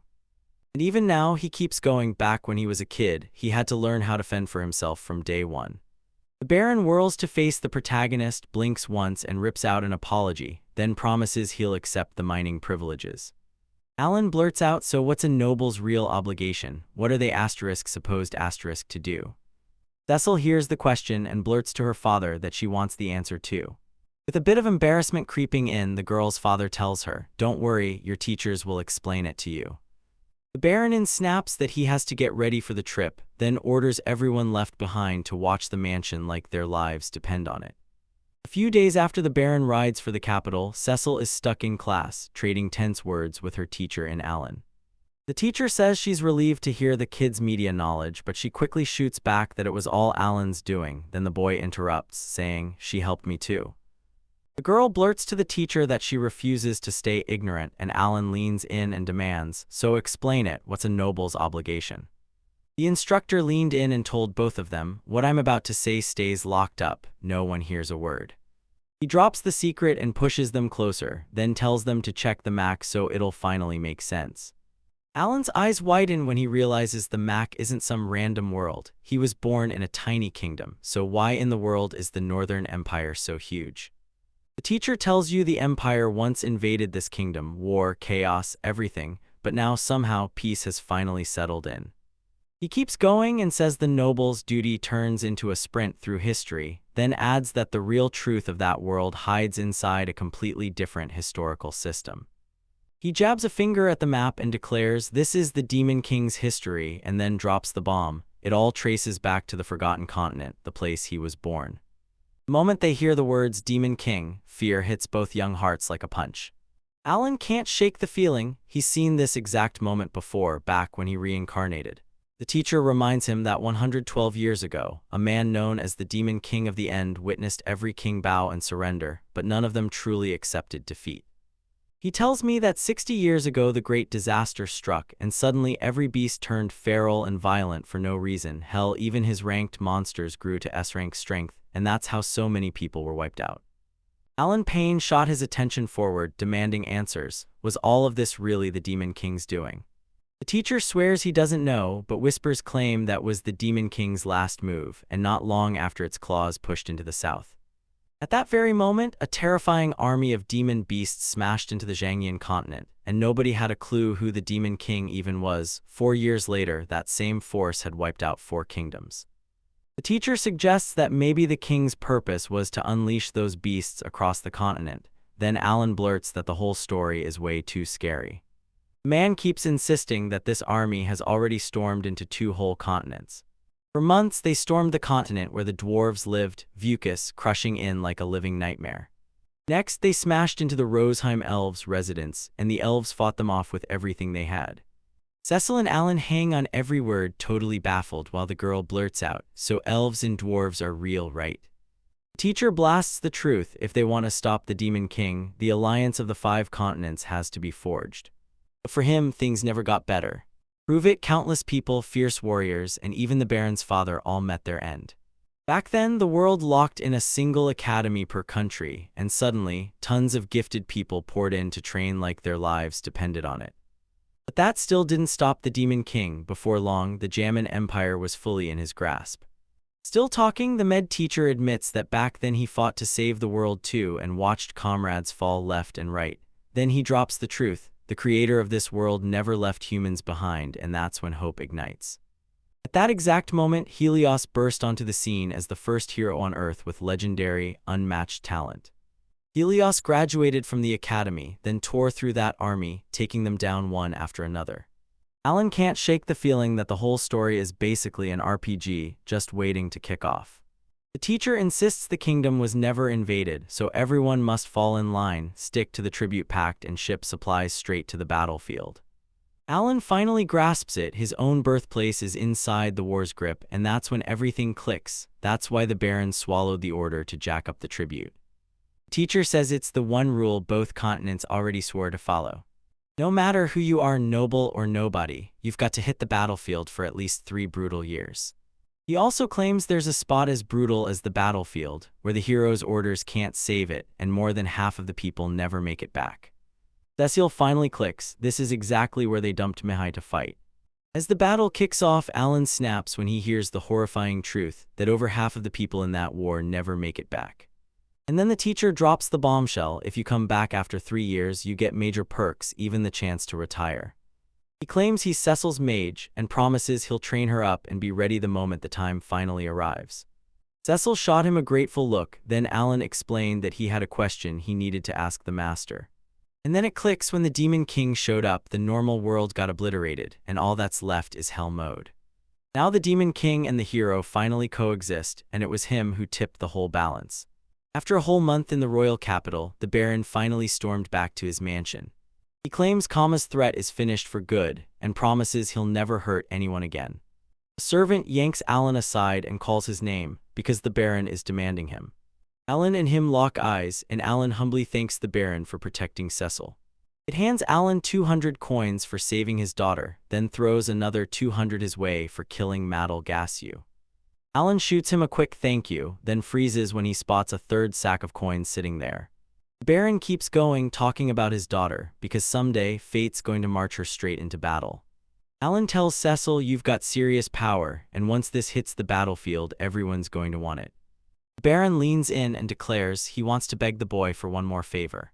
He claims the kid's lack of talent is nothing but a smokescreen, and that he's got every bit of trust in him. The other 200 coins stand ready to shield Cecil Pove on the battlefield, and even in the academy. When Alan spots those 600 coins, his stomach drops. He realizes just how long he's been starving, all because he was broke. Where Alan drops the bombshell, his real gift is summoning, and he's been hiding it from the church all along. The young man leans in and declares he'll take care of Cecil, then lets the barren place leave it feeling impossible, somehow impressed. But Owen shuts him down fast. He refuses the coins as a reward. He begged that his whole family get waived off the tax bill, and the Baron agreed on the spot, no second thoughts. Alan tells everyone he's gearing up, because he's not letting the Baron's daughter get hurt. Balzer begs for an exemption from service, determined to throw all his time into protecting Cecil. The Baron nods in approval, then thrusts a sword into Alan's hands. It then reveals the sword is a gift from Viscount Gambriel, made specifically for the family's special guest. Alan still has no clue what those words even mean. The Baron made it clear thanks to Alan, the Gambriel family got yanked straight up into the title of Viscount. Still shaken and totally confused, the young man blurts out, "So, who's the special guest?" The Baron swears Alan will become an adventurer the moment he turns 12, but he's not ready to let him slip away just yet. He drops the bomb that the special guest is Alan, and then declares the Viscount family will be his shield. At that exact moment, Baron Beau turns to the young man and thanks him for the 4 hard years he's poured into the job. Ellen finally thanks him, her heart stirred by the Baron's words. In a quiet village, a humble woman and her kids stare at empty hands, because not a single letter ever shows up in the mail. When they glance back, they spot Alan and explode with cheers at his arrival. Watching how far he's come in those 4 years hits them right in the feels. Alan can't believe it, his siblings have grown so much.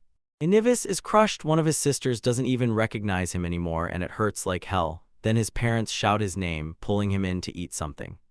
They slide soup in front of him and a lamb can't help but feel the house is a little smaller than it was before. War's mother breaks into gratitude. She thanks him for the monthly money, then hits him with one stunned question. How on earth has he been able to keep supporting himself? The protagonist blurts that he can't send money home anymore and his father demands, "What happened?" Then Alan shoots back, "I'm heading to the academy now." He pulling away so suddenly that everyone went wide-eyed and speechless. Shock hits him, he pulls out the sword, Cecil's gift for saving him, and then he grins, saying they'll never have to pay taxes again. Alan drops a sack of 100 coins into his family's hands, and they're stunned, still trying to wrap their minds around what happened during the last 4 years. In shock, they beg him to hang onto the money for his academy expenses, and he just grins. He's got plenty more, so it's fine. He starts spilling the details of the doublings he survived, and the whole family just sits there, shocked, silent, unable to believe a word. "Just leave it," the father mutters to his wife, staring at their son like, "What kind of strange human are you?" "Human?" Then the young man swings in one last goodbye to the family, and promises he'll come back and touch again whenever they need him. His brother grins and promises, "I'll join the academy too when I turn 12, and that hope lights up Alan's whole face. Happy, his little sister bursts in and shows him a letter he penned ages ago. The boy drops to his knees and blurts out an apology for being late, but the little girl just clamps him in a tight hug and breaks his defenses, right in the feels. Then his father tells him to take care of himself, while his mother warns him not to overwork. Ori and March Allen are back at the mansion, and this time they've walked in as the main event. Cesar stares as Alan anoints him and blurts, "Why didn't you tell her he stopped serving?" Alan snaps back, "I'll keep serving her until I head to the academy." He demands, "Why are you mad?" Because no matter what, he's still going to guard her. Cecil leans in and asks if he truly wants to hit the academy, and she tells him he can always turn back to the village whenever he wants, so the boy clenches his resolve and says, "No, I really want to go." Cecil leans in and asks if he really wants to march off to war where he won't be safe, then fires back that he has no duty to do any of it. Alan shoots back that he already knows, and right then, Dagoma and Carrilla should be shouting for him, but Cecil has no clue who they are. They step up, the boys blaze in with their names, and they spill exactly who they are. 4 years apart, they finally burst in and tackle him in a huge hug, like, "We're together again." Cecil hears her brother calling her from the background, while Alan's friends drop a gut punch. 4 whole years have passed since they last saw each other. Then Alan blurts out an apology, says there are only 3 days left to the exam, and asks everyone, "You ready?" His friend fires back, "Yeah, we're ready, because in those 4 years we get way stronger." And she even boasts that she can take down a huge wild boar now. Cecil grilled her brother, asking if everyone in their village becomes a beast at hunting from childhood, and he shot back that only the two of them can hunt. Hunt, Alan blurts out, "Did you two study for the technical exam?" And his friends instantly squirm, then one of them fires back, "Wait, are you taking it too?" The boy nods and says, "Yeah, I'll do it," then admits he's been training for it already. His friend clocks it instantly. Alan's got the gift too, and the kid just hangs his head, apologizing for not telling them sooner.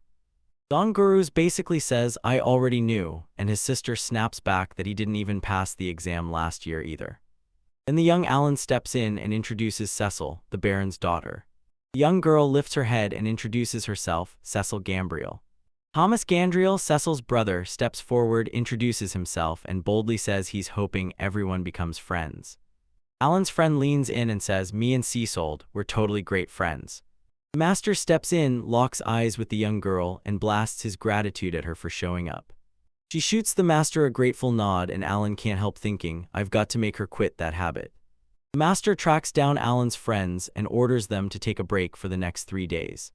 Everyone stares at the mansion and can't believe how huge it is. It looks absolutely massive. And when the chance hits, they stuff themselves, food, fast and without holding back. Little Cecil makes the biggest mess, and right then Alan grabs the moment and blurts that she's a sword master. Karina lights up as she talks about how she imagines the academy, and Dugora fires back that he just wants to graduate fast and jump straight into the Night Order. Wondering, Cecil leaned in and asked Alan if they were finally ready to spill the secret, but Alan shook his head and said it wasn't the right time yet. But little Karina still has no clue. One day, she'll be dragged straight onto the battlefield too. 3 days later, Cecil throws a heartfelt goodbye to her parents and sprints off for the academy. Alan, the girl's brother, calls you up and begs you to teach his sister how to fight on her own. Meanwhile, Cecil's father leaned in and demanded he keep the Demon King's secret, no telling anyone. The man leans in and tells you, "I've got tons of friends. But the real twist is this, his daughter is going to be under Alan's care." He tells the Viscount, "Don't worry."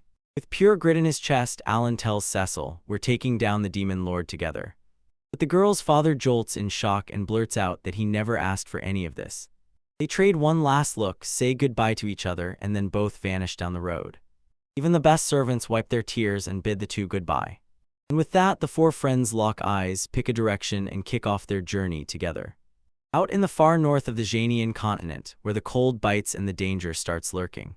The guard rushes up to the Lord Hero and shouts that the magic train has finally arrived. The guard swears the Elemental King has one more prediction, and now he's got to send out another burst of hope through a fresh projection. Hope flares up like a signal, and right then, it grabs the Lord Hero's full attention. He steps up and swears he has to see it with his own eyes. Up in the sky, he was drifting above it all on a skybound airship. 4 young ones stared out at the city like it was about to explode. Then the moment they land, they realize they're not alone because people are soaring through the air all around them. Cecil leans in and asks if those are the flying balloons forged by the dwarves, then Alan nods and confirms it. And just like that, the train leaves them even more stunned. Alan rushes off to buy the tickets, but Cecil's patience snaps the second he sees they don't impress him one bit. Even the friends are blown away by how insanely fast that train is tearing down the tracks. You'll be blown away by how huge those buildings are. At the academy, they sift through the 20,000 applicants who flood in every single year. Cecil can't help but grumble about how unfair it feels to keep running into so many insanely talented people her age. Alan is fired up. He's convinced they've only got 3 years to pass those tests, and he's not wasting a second. The master sweeps them in and welcomes them to the kingdom of Ratashu. But before the exams even start, he insists he needs to take a hard look at their true talents again. Alan's friend blurts out, "What evaluation is this?" And Alan shoots back, "It's the exact same one we did back in childhood." The kid goes first and a staff member snaps into instructions, "Touch the crystal." The one who's basically saying Dulbara is overflowing with raw talent. The protagonist watches the growth rate play out in real time, like a living thing revealing its secrets. Right when Cecil's up, Alan spots it instantly. She's ranked E for intelligence. Right when her time finally lands, the staff steps in and cheers her on, praising her amazing talents. And just like that, Cecil's confidence crumbles, doubt creeps in and stings. That year, everyone's staring like hawks, waiting for Alan to finally step up. And to make it worse, every single boy's stats are stuck on E, so everyone's left scratching their heads in pure confusion. That's how they realized the crystal gave them nothing, no answer at all. Alan tells everyone that since Hell mode kicked in, his growth rate is showing up as E across the board.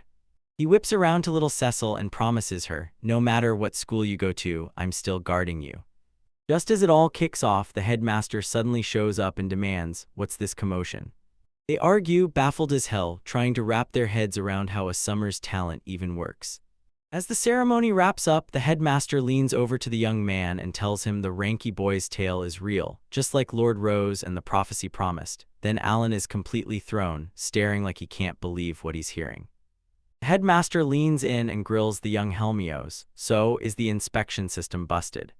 When everything falls apart, every kid in the room suddenly clocks it. He looks way too young to be old enough for this. Helmio's plan has Alan scratching his head. How does the status look like a mage, even when he has zero talent? For months, Alan's calm finally shatters when he suddenly catches Helmio spilling his personal traits.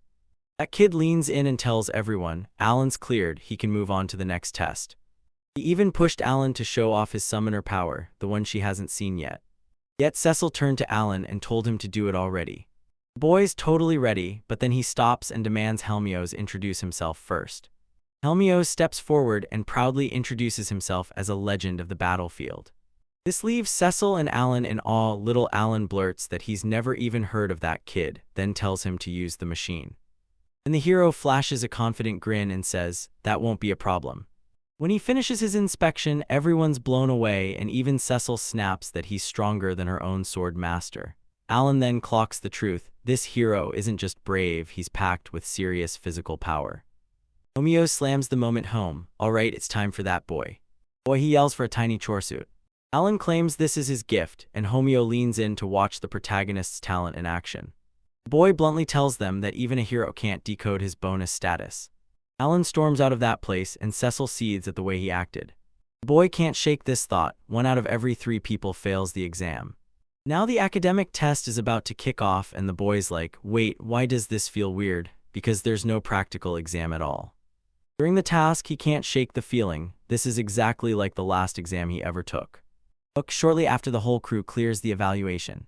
The headmaster calls the winners forward and tells them to line up for their uniforms, while Cecil instantly fires back, asking what the accommodations are going to be like. Alan pushes the idea, let's rent a house together, and he won't stop until their friends give the okay. He also tells them that before they step in, they need to sign up for the adventure or get certified. At the Adventure as Guild, they crank up the training and get ready for certification. The little boy blurts that he wants to buy ranked E-magic stones, and his friends just stare, because 100 silver coins only gets you 1 measly gold coin. The clerk snaps back that she'll take only 10 gold coins, step up to try for more, and she'll toss you straight into a dungeon.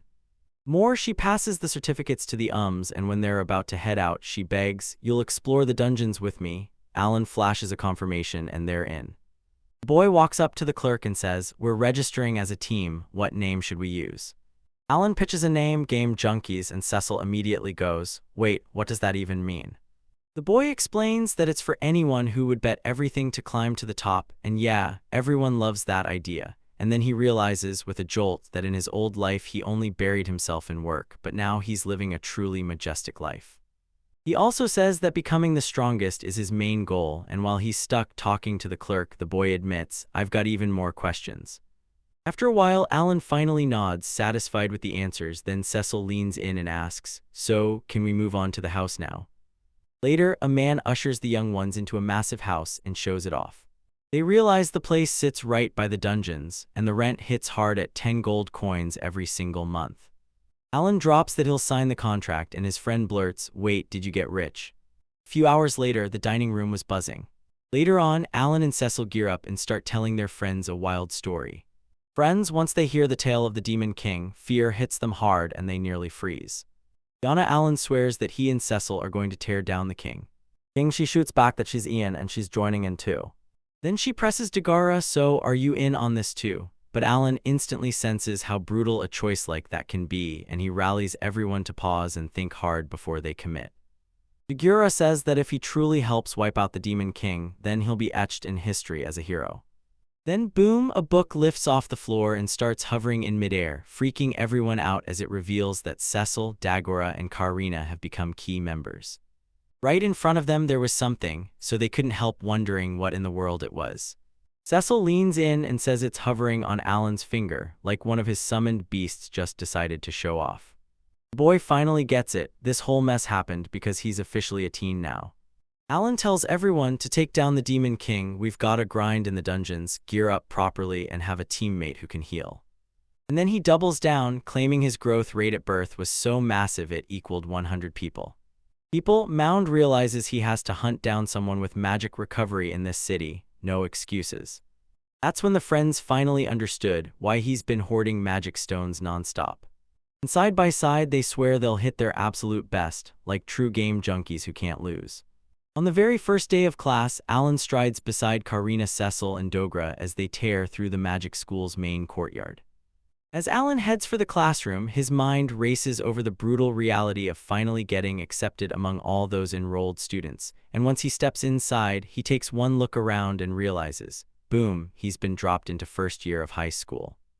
Professor Karlova bursts into the room, introduces himself as the former head of the Adventurers Guild in the capital, and explains he was summoned for one reason, because of the Sword Master. Dogger's eyes light up the moment he sees Karina is in his class too.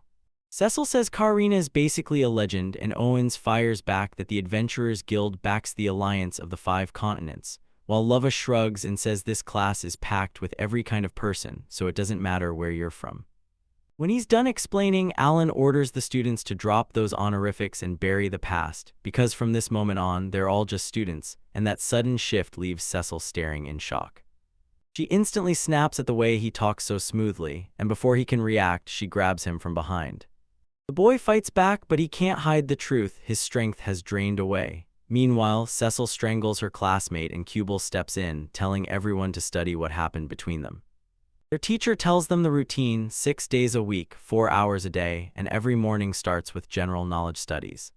By then, everyone's knowledge is locked in, and come afternoon, they split into their own battle specialties: swordsmanship, magic, and even axe mastery.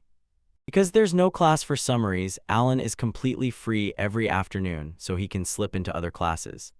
On their first day off school, the boy and his teen guide sprint into the city to take on a level C dungeon. The reader and Alan are buzzing with excitement about heading into the dungeon, while Cecil can't stand it, scowling at how thrilled everyone is to tour the place. In the dungeon lobby, the crew gets handed a glowing ID plate and the guard barks, "Go to room 205. They climb the stairs to room 205 on the second floor, and Alan blurts out that it looks just like a hotel. Then 2 adventurers wish the Akavi students good luck, and the boy shoots back a grateful thanks.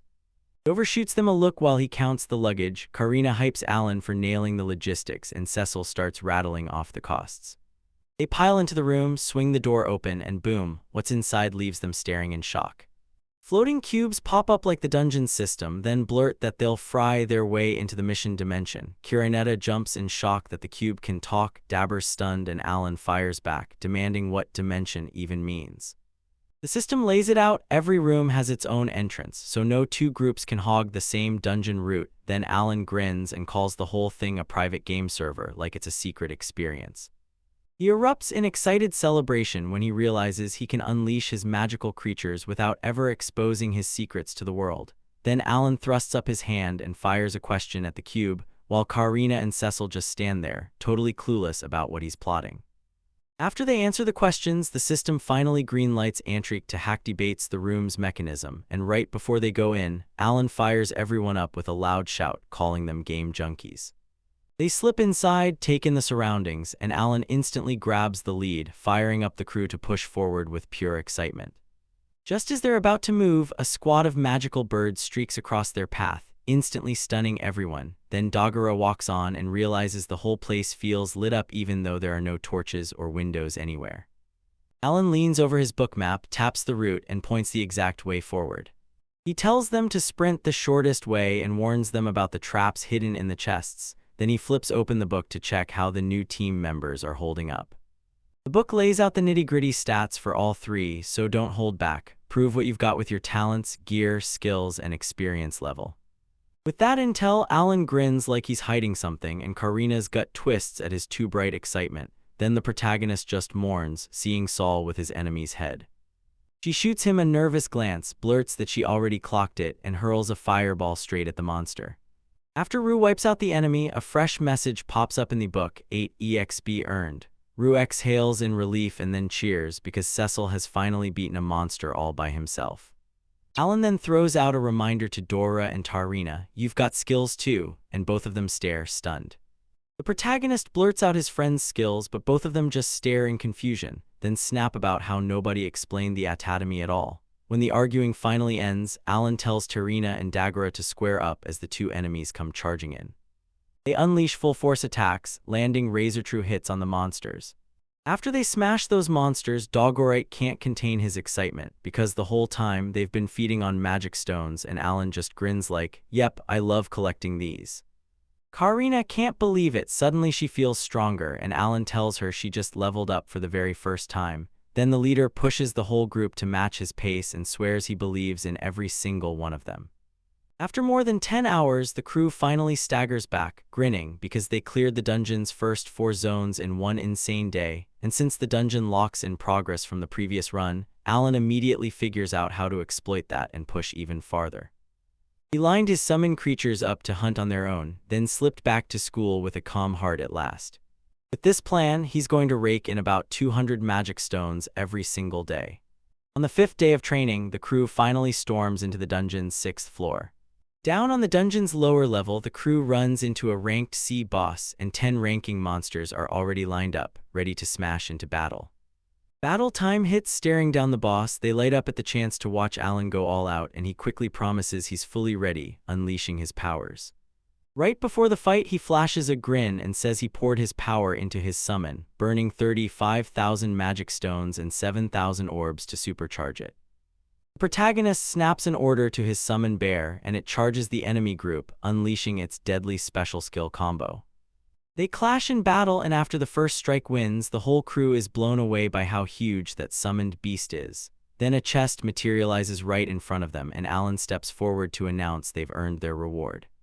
When he opens it, bam, he gets a steel sword as his reward, and right after that he suggests he should get it stitched onto his gear at the weapon shop, leaving Durgar utterly baffled.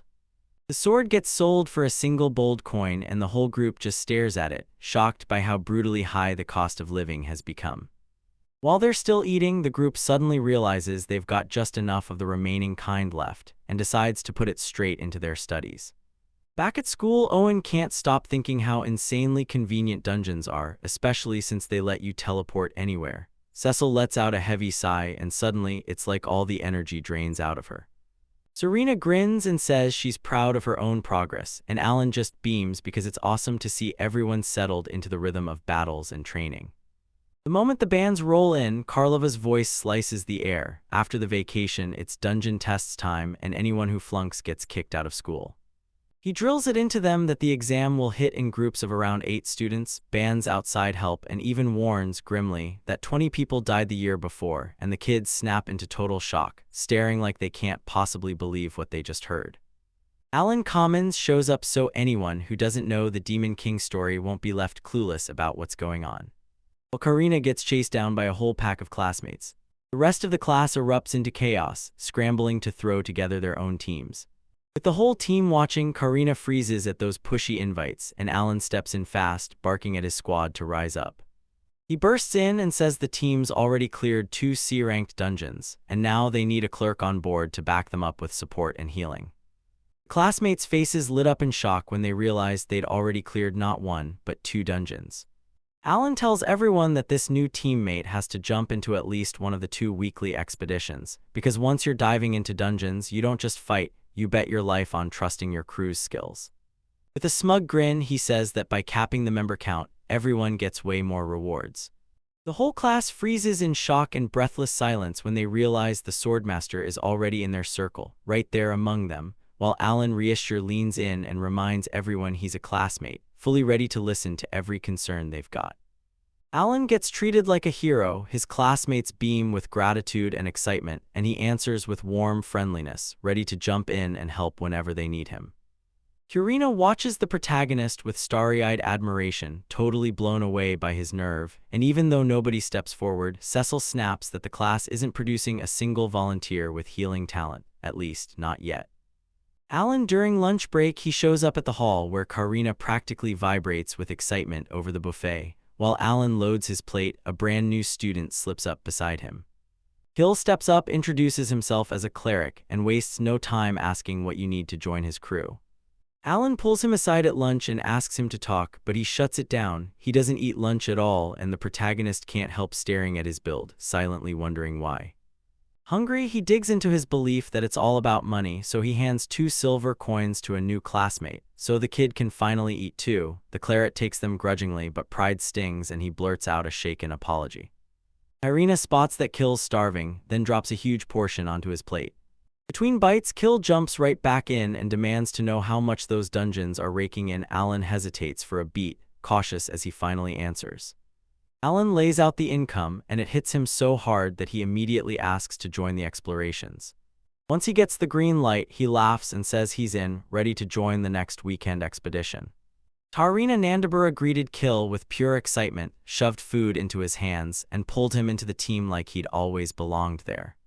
Remember, Alan is absolutely thrilled to finally lock in the cleric for the team. Then when someone calls out how polite he is, Alan just shrugs it off and tells them, "Don't worry about it." The very first day of exploration after Kill finally joins the crew, the young cleric can't help but wonder, did all that practice actually change anything? Hermina leans in and asks, so is this the first time the boys leveled up? Alan says, if we all team up, we'll smash every beast and level up stronger than ever. As the summoner hands out assignments to everyone, Kilt can't hide his shock. Turns out he's been drafted as part of the team. 2 weeks later, deep in a lower floor of the C-ranked dungeon, the group suddenly runs into a swarm of beasts. These are vanished mid-assault. Pack and the others trail right behind her, no second thoughts, dropping every monster they meet as they go. After that quick brawl, Alan shrugs and thinks, C-rank monsters can't touch this team. Seeing Dabber was hurt, Kill rushes over and starts healing the boy. Stunned, the protagonist marches into the cleric's study and asks how the magic works at school, only for the boy to grin and reveal he'd already mastered those spells because he used to work as a healer in a church. Alan can't stop gushing. Being a servant in that noble family made him feel like he landed the greatest gig ever, and the whole group is blown away by Kill's talent, since he casually says it took him 2 months to master it. Right in the middle of the talk, the cleric spots a silver chest and swears it's packed with treasures. Inside, craft a Miffer hand shield, one that'll set you back 15 gold coins. Alaman takes the money and splits it, paying Kill 3 coins and then topping it off with magic stones. Buzzing with success from the profitable mission, the healer can't help himself. He steps forward and asks to officially join the adventurer group. The protagonist says the boy is more than welcome, perfect for any game junkies, and the whole crew erupts with cheers the second he shows up. And just like that, Alan clocks the newcomer's status in his book, then swings open the invitation and brings him into the house the whole team uses as their base. Kill snaps no to the offer, bolts into the night, and swears he'll be back to see everyone tomorrow. After the boy bolts, Cecil snaps that he doesn't look like some noble at all, and the protagonist agrees. No noble's stamp means the cleric won't get dragged to the battlefields. Still, he knows one thing for sure, Game Junkies is desperate for a healer. Miller couldn't shake the weird first impression. Rupert looked way too excited to see Kill again, so the next day Miller watched him waste no time, hoping Kill would finally sit down and join the meal. The protagonist fires up the whole crew with booming shouts, then tears out of the base at full speed. His happiness explodes the moment he levels up a bunch of skills and finally triggers a brand new one, Awakening. When he checked his grooms, digging deeper, he uncovers 3 brand new beasts he never even knew existed. Just like that, a brand new creature shows up right in front of him, Maria, the spirit, who can actually talk to the boy. He's blown away by the ghost's insane powers, especially how it can just slip right through walls. To push his skills to the next level, Alan calls Denka to test what he can evolve into. Then the insect swarm erupts and the protagonist freezes in fear, because if this is what one awakening looks like, what on earth will the other creatures unleash? The summoner fires up his crew and thrusts Maria into the spotlight, introducing her to everyone in the group. Cecil couldn't believe the dark-haired boy's hype. He didn't hesitate at all, saying he was starving to test his brand new ability in the dungeon. 2 days later, the Game Junkies roll into school, and that's when they spot them. 3 special guests are about to pull up to the campus that very day. The students' faces lit up the second they spotted the masters. Harina straightens up and confronts Gilbert, the sword master, demanding to know how the slashing skill works. The man demands why she'd even want this skill, and the girl fires back that she wants to get stronger too, because Alan can use it as well.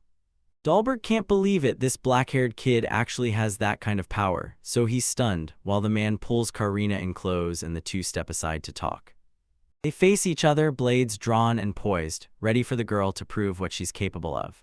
Alan can't stop worrying about his friend's safety, while Cecil scratches her head, wondering how in the world she's supposed to go up against a master with years of experience. Karina barrels forward, fueled by pure determination. Dahlberg swats her strike aside like it's nothing, shoves her back, and tells her to try that skill for real. Even with all that power, the girl still can't crack the master's defenses. Karina gets flung through the air again with just a snap of the master's sword. He taunts her like she's not ready yet, and she clenches herself, shakes off the pain, and squares up to fight on. You just watch her keep charging in, refusing to back down as she tries to take Dahlberg down. Oberf, Alan, and Cecil huddle together, scrubbing up with sharp worry in their eyes. Akira Ohomios leans in and asks the protagonist if they should jump into the fight too, but the dark-haired boy shuts it down and refuses. He's fuming because Karina's been battling the sword master for 8 straight hours, and it looks like he's not about to teach her a single technique. The girl refuses to quit, and then it hits her back in the day she realized Alan was always locked in his own thoughts while the battles raged. She knows her friend's got a massive dream on the line, so she pushes herself harder and gets stronger. Finally, Dahlberg tells her to stop overthinking and just lock in on the skill, then strike him again. Karina barrels forward and lands the slash on the master. This time, his defenses don't even bother showing up.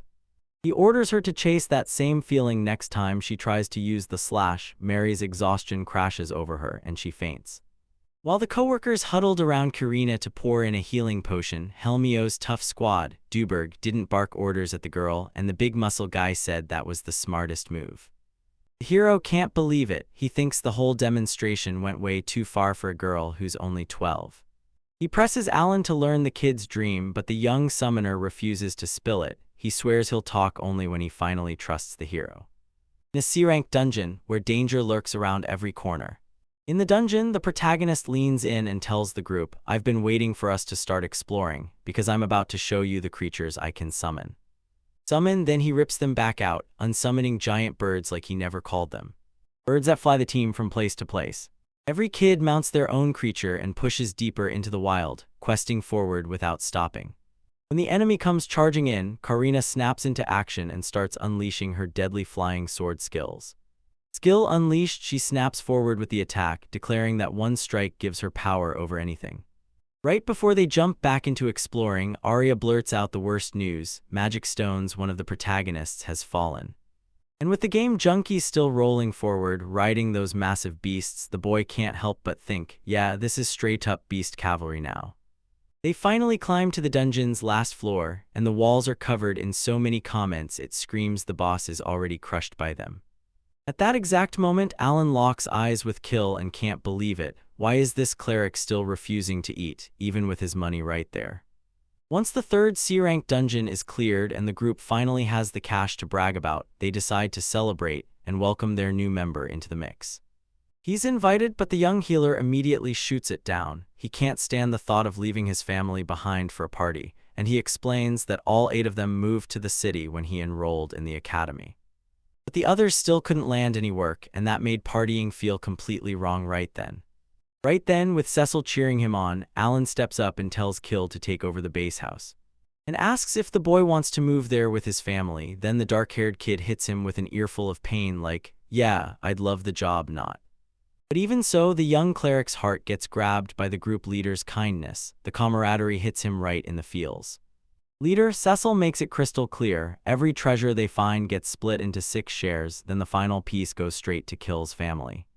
She tells the family that once this deal is sealed, every last magic stone stays with Alan, because he needs them to level up. They all decided the group was pumped and ready to throw a celebration party. Bill and his whole family storm the base, and Maria rushes out to greet them.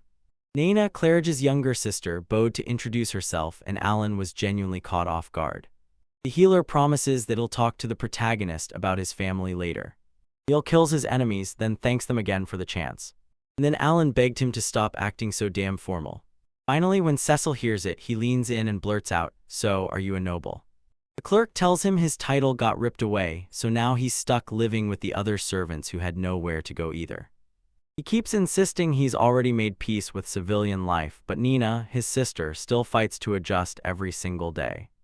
Prachiana fired off a comment like a bomb. He and Karina weren't just servants anymore, they'd been freshly promoted into civilian life. Surprise hits, the young healer blurts that he'd mistaken Cowan and Cecil for nobles, and the girl backs him up, then snaps that she doesn't want any special treatment. Hill acts like he's totally calm, then blurts out that he's jealous of how close they are knowing each other for so long, and he asks, "So, where are you guys from?" Alan jumps in and confirms it. He, Tarina, Cecil, and Dagara all hail from the Granbriel territory. It shocks the cleric again, and then it hits him hard. The mage isn't just any wizard, he's the heir to the Grand Royal family. Fuming with rage, he explodes in a shout, claiming she's the one who wiped out his family, the Kawa house. Then he leans in and fires one question at Koi's family. "Do you think I deserve the punishment the Grand Reel handed down to you?" Alan can't forget Caproni Calno, the one who runs the whole family.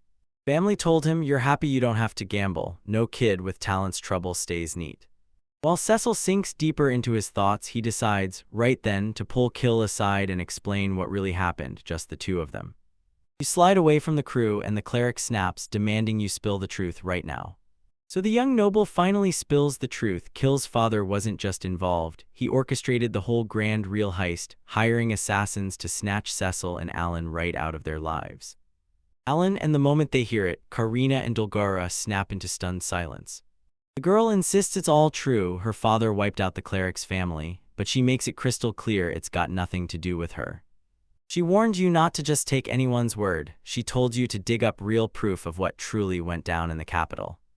Aladot staggered after the sight that killed his peers, then asked the boy what he really had with his father, only for the kid to say, "My dad took care of me until I turned 5. But everything flipped the moment his talent evaluation ceremony ended. Now he can't remember his parents at all, he only knows they shipped him off to another city to be raised by the servants, so he's been living like a civilian since he was a kid. When Hill hit 10, his parents shipped in a tutor, and his father promised the teacher would get him ready for the academy, filling the boy with pure, bubbling excitement to finally step into his place in the family. In October, budget cuts hit his family hard, servants got fired, and the Kills were driven off far from the house. Faye dumped Nina in her brother's care and vanished, so the boy had no choice but to work at the church. Later on, a royal emissary showed up and dropped a bomb on the young cleric. The Grand Reel family caused the Camel House to fall. The boy remembers the emissary telling him the rule for nobles just shifted from fighting monsters for 3 years to 5, and when the truth hits, he's crushed. Kiltz then snaps that he's done and walks out on the team. But him, his sister, and their brand new family still need a roof over their heads, while he busts his tail to revive the Kalma house. Alan tells everyone with a duty to lock arms, because together they're going to carry it through. The protagonist finally gets his turn to talk. He says he doesn't care which family he belongs to anymore because he's one of the gang junkies now, and their duty is way too dangerous to ignore, so the crew rushes to find the cleric. Right then, Cecil blurts out that her brother died doing his duty, and the whole room instantly freezes with shock and heavy grief. Determined, Alan declares that if they stick together, they'll level up and grow strong enough to crush the Demon King. Then Kill hits a full-on existential meltdown and admits he doesn't want to use the group just to chase his own selfish goals. That kid doesn't care about beating the Demon King one bit, he just wants his title back and to live like a noble again.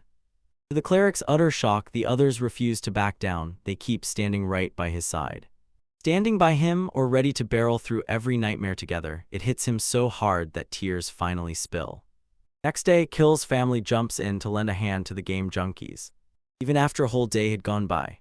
Back in the day, Alan couldn't stop buzzing. New residents had moved into that house, and he was genuinely thrilled. He also starts doubting the royal emissary's words, and he wonders what the Camel family will think when all this slaughter is done. Right as the game junkies are gearing up for their adventure, Nina's worry spikes. Then the Clarid flashes a grin and tells her not to fret because his friends are insanely strong. They made it out, then the whole crew bounced with pure hype, ready to tear into a B-rank dungeon. Dunjit the receptionist leans in and snaps at the kids, warning them not to be reckless. Doug pulled up the place, then said the dungeon looks like a C-rank trap, and the protagonist snapped that missions here take twice as long, but he still swore he'd beat it within a month.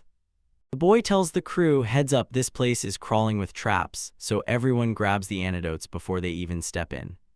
They kick things off by hopping onto the giant birds, and then they launch straight into their wild exploration.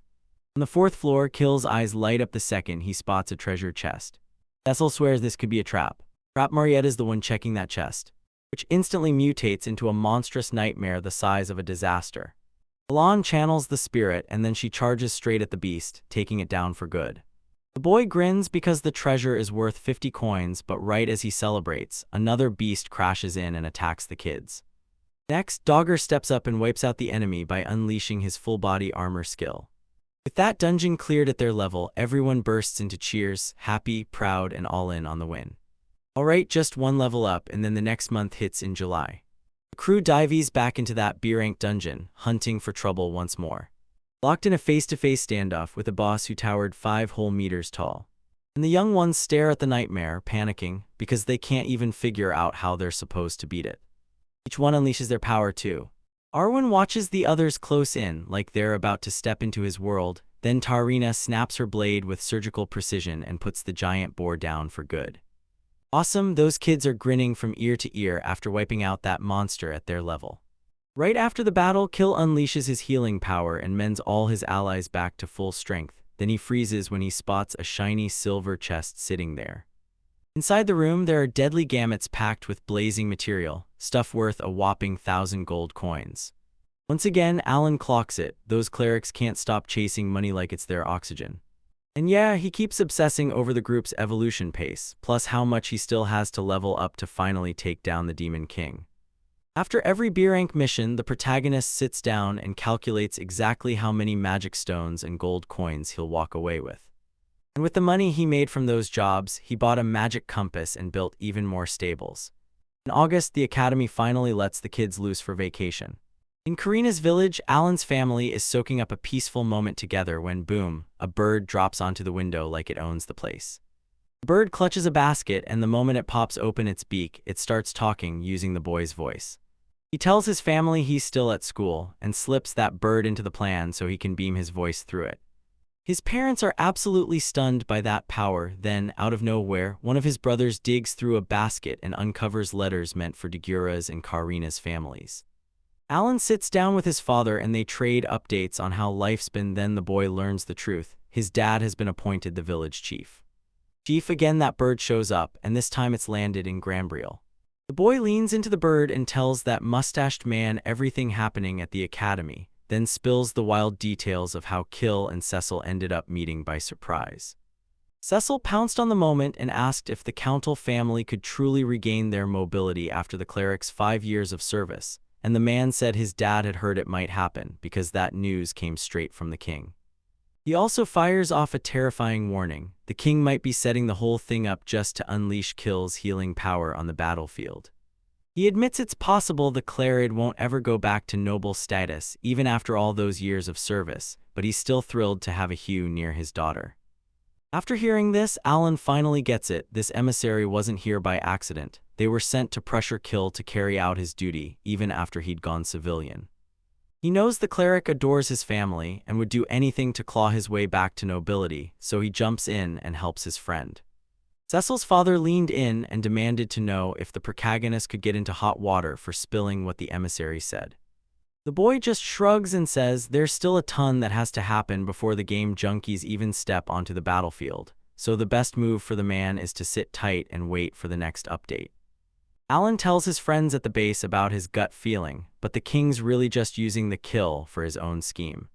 The Yoomsters gasp at the thought. Aldover starts to treat the messenger like a full-blown enemy, and Cecil pushes them to wait and see what the capital does after her father's report. Once he heard it all, Kill just nodded, thanked his crew, and admitted he still needed more money, so he pushed them to go deeper and hit even more dungeons.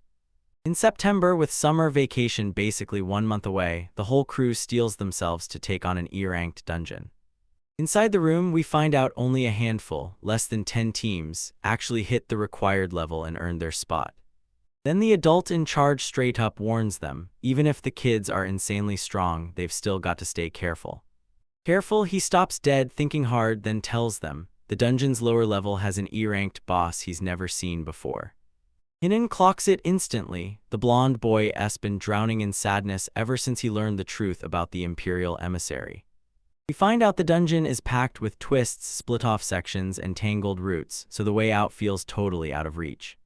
They already knew it was safe, so they let themselves sleep inside while they kept exploring.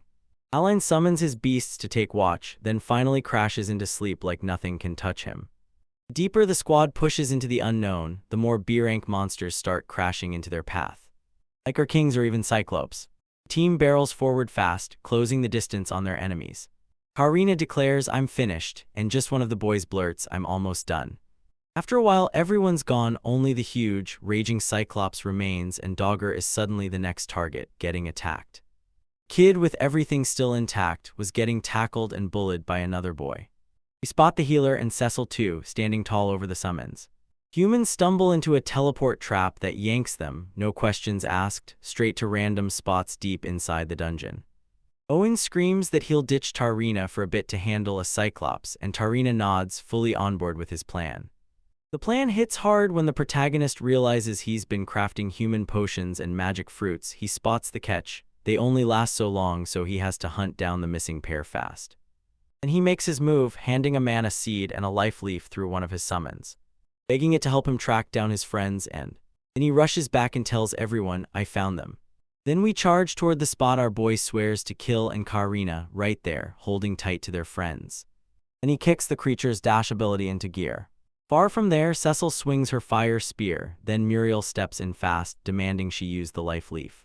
Dober is right nearby, right after crushing that monstrous creature. It's still standing there, ready for the next fight. The tree is finally going to show up right on time. Just as the battle wrapped up, time suddenly closed in on the pair, and they thanked Alan for that extra help. He blurts help, and the sad kid stares back as our hero promises him, "When I'm in trouble, I'll help you too." He helped, and once he found someone who could really smile back, he finally had someone he could count on. Next, the crew huddles up for a meeting, because they're done winging it and want to figure out how to stay way more careful. September draws its final breath right on the day when the kids take over and wipe out the last four. The healer boy finally exhales, and the chaos inside him starts to settle. But right in the dungeon's final stretch, when there are only 4 halls left, the crew finally stumbles into an A-rank magical beast. It's the Great Warrior, an absolute titan of a creature, towering at around 10 meters tall. The protagonist calls back and says they got lucky because their first fight was against an armored type with brutal resistance. As soon as he opens the team's status window, the truth hits him: he's already falling behind. Paint paints his cars, then immediately starts wondering if he should switch to a new formation, because all he can think about is clawing his way to the lead. As they close in on the great beast, our hero whips up a crew of cabios. Then he cranks the firepower to maximum and lets it rip.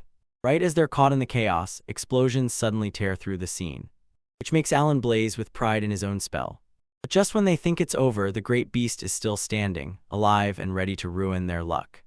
They hit the ground and now lock onto Torino, calling down its massive fist like a finisher. We watch the girl get slammed by that brutal blow. He tore through the barrier and vanished, and the whole team froze in panic.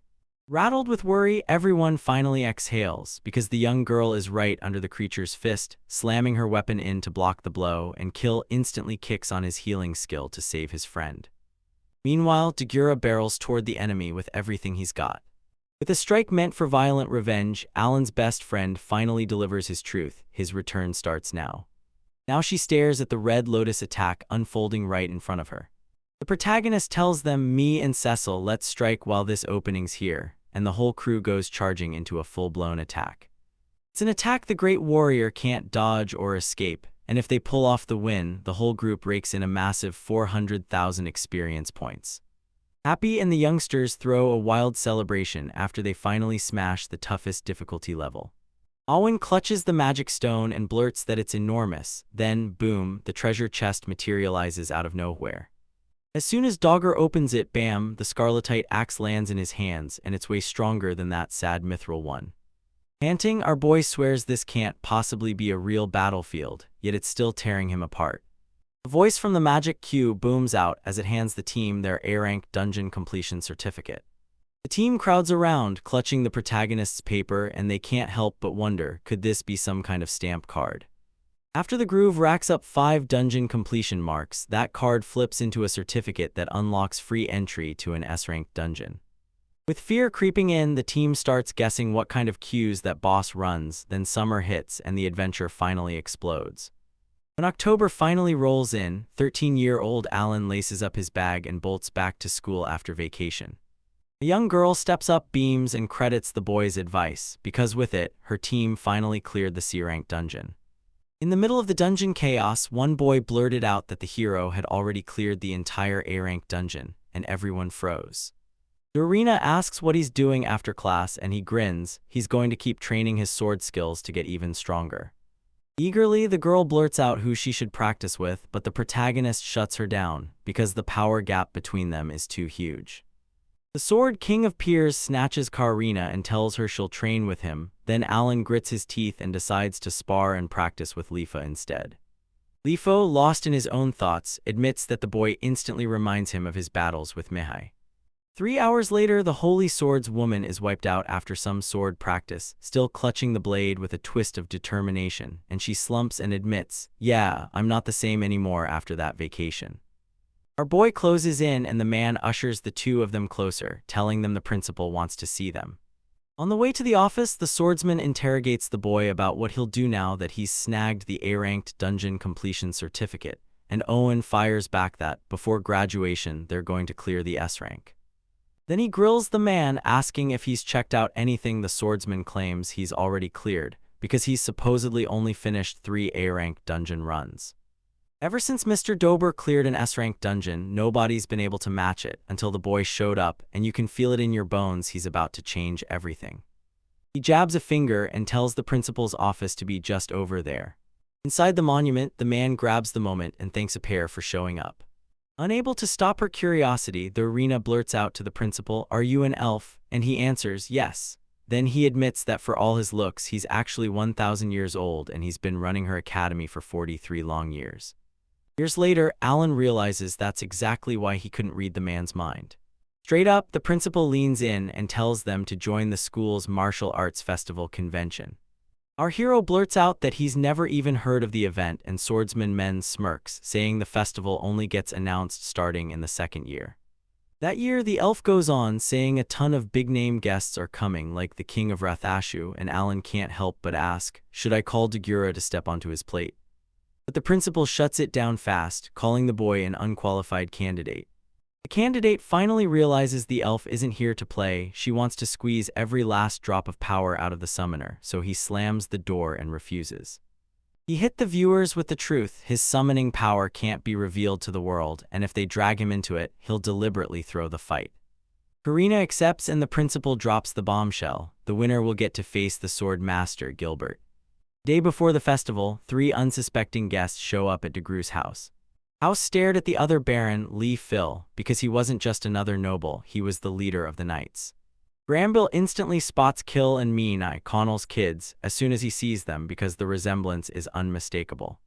The man tells him, "I already asked the Viscount about bringing the Countal family back," and the Viscount shuts him down. "I never promised anything like that." So he clenched his jaw and brought a contract that lets the duo resurrect their family. One catch, they have to give 5 brutal years to the battlefield. Baron also claims he'd stake everything on the honor of the Granbules and the Hamilton. Hamilton and Lifo strike first, using the moment to introduce themselves before they kill. Then Lifo swears he'll testify in his father's place. Lamon tells them that in this world, dads still fight for their own children. Smiling, Kill realizes that as he finishes his duty, the Hamiltons will step in and make sure the rest of his family is taken care of. Intrigued, the young man presses Granville, asking why he's doing so much for him. Then the man reassures him not to worry, because someone important and noble is behind all this. They've got to own what they did and step up to do what needs to be done, no excuses. Done, then he drops the bombshell. The royal messenger Kalinal used to date. Turns out he was serving that very same royal figure all along. That figure, Crown Prince Imbol von Ratashu, son of the current ruler and the one everyone expects to take the throne next. Everyone is stunned while Alan stares up, thinking that the monster who tricked Kill and snatched Cecil is still out there, somewhere above. All right, he's done with the ordeal, and the boy from the Camel family steps up, thanking everyone with real gratitude, swearing he'll do whatever it takes. After weeks of turmoil, Cecil finally flashes a smile and tells everyone she's over the moon for the boy and his sister. Right before he leaves, Granville drops a promise. He's staying for the martial arts festival because he can't wait to watch Krennis light up the stage. The very next day, crowds flood the festival to watch and judge the warriors who are about to unleash themselves against the demon army. Alan snaps the moment he spots Imbel in the crowd, but right then his friends look like they've already stomped through and won her first fight. The announcer bursts out that she's the champion, because somehow, as a first year, she just knocked out a third year and left everyone stunned. The year passes and the girl's anxiety spikes. Her friends lean in and say her next fight is against Duberg. He and she step into position, both of them facing off in that tense two-stand stare, and we find out the real reason everyone's scared. Duberg is notorious for beating the tournament champions every single time. Dahlberg locks eyes with Krina as she grins and tells him she's gotten way stronger. He says he's the one who hunts demon beasts, the one who wipes out demon tribes, and the one who exterminates demon gods, so she finally gets to go all out and use anything she can reach. The girl rockets ahead, slicing through the air with the Thunder King flying sword technique. But no matter how hard she swings, her attacks just don't land. As she surges forward, her opponent winds up to swing, and when the moment hits, both swords slam together with bone-crushing force. The impact slams the girl backward, and as she reels, Doberg growls, "Is that really all you've got?" Krenna's friends start to panic, and right there on the ground she stares at her wound, realizing just how devastating that hit really was. As he shouts at her, the man taunts, asking if she's ready to quit already, then she snaps back that she's not giving up. Either way, they both lunge back into a frantic fight, and the girls look like they're taking the brunt of every hit. After a while, we spot the girl bruised and battered. She's still shouting that she wants to keep fighting, then her strength gives out and she crumples to the ground right after. Once again, Dober snatches the win. Staring at the girl, he asks, "Did you get stronger because of your friends?" They pepper the questions nonstop, but before anyone can get answers, they learn Karina was hauled to the public health station with serious injuries. Alan rushes up, slams the life leaf into action, and his friend springs back to his feet in seconds, while the crying girl gasps that she gave it everything, but she couldn't land a single hit. And right after that, the protagonist tells her not to fall apart, because she just showed the whole world she's gotten stronger. Next year, Steven, she'll be way stronger, and I'm telling you, Dilberg won't stand a chance. Cecil pops in and cheers that her friend absolutely crushed it. Suddenly, a loud clap erupts and the voice declares, "That was a beautiful fight, and 10 years have passed since I last saw two sword masters go head-to-head." He turns to Imbal, he's like, "Yo, Grambio, wanna talk?" Discount suddenly jumps in and demands to know what that man wants to talk about. The prince snaps back that the royal family must shower the lord of that land with rewards for producing champion after champion. The prince ushers Granville into a shadowy room and barks, "Sit down." Out of nowhere, the protagonist pops in and jabs a finger at exactly where his lord should sit, leaving the poor guy completely baffled. We realize it was all just part of the boy's master plan. He slipped in to listen to that conversation. In his head, he tells himself, "My friends are safe with the knight's leader," and now he has to hunt down whatever the prince is cooking. With a cruel smirk, the royal man snaps that every move Granville made, right down to wiping out the countels, will be known worldwide before long. Viscount awkwardly clears his throat and insists that destroy is not really the right word. Bell demanded the man release his daughter, Karina, and the colonel's boy, then sent them straight to the battlefield. Right there, he cuts in, says he's the captain of the crew the man just named, and that he'll protect Cecil no matter what. Hearing that, the prince's face cracked into a grin. Trapped with nowhere to run, Granville admits that if this is the king's will, he'll go along with it, while Alan insists the guy should be grateful, not arguing. 3 months later, you spot it. His power is finally climbing to level 7, and right on cue, that other crew just crushed yet another A-level dungeon. Snatching a haul of killer treasures, scarletite and adamantite weapons, powerful armor, and even a brand new ringman boosts the whole stats lineup. The day finally slams into place when their team goes head-to-head with the dungeon boss. He called the Heavy Dragon the strongest boss of them all. Dragon Kill claims dragons usually hunt alone, then Dobra blurts out that he's trembling with pure, breathless excitement. Despite the guild members begging him to change his mind, Alan declares he's fighting, because the truth is, that's exactly what he craves most for stepping into that dungeon. He shifts his cards around to crank up the attack power, and right after that, everyone scrambles into position, gripping their weapons. The protagonist snaps a warning, he's landing the first hit, and everyone else better watch their step around the dragon's deadly breath. Right after the hit, he nods like it was obvious. Cecil's preemptive strike was the perfect move. And he unleashes a Kaguya bomb barrage, smashing down from the skies.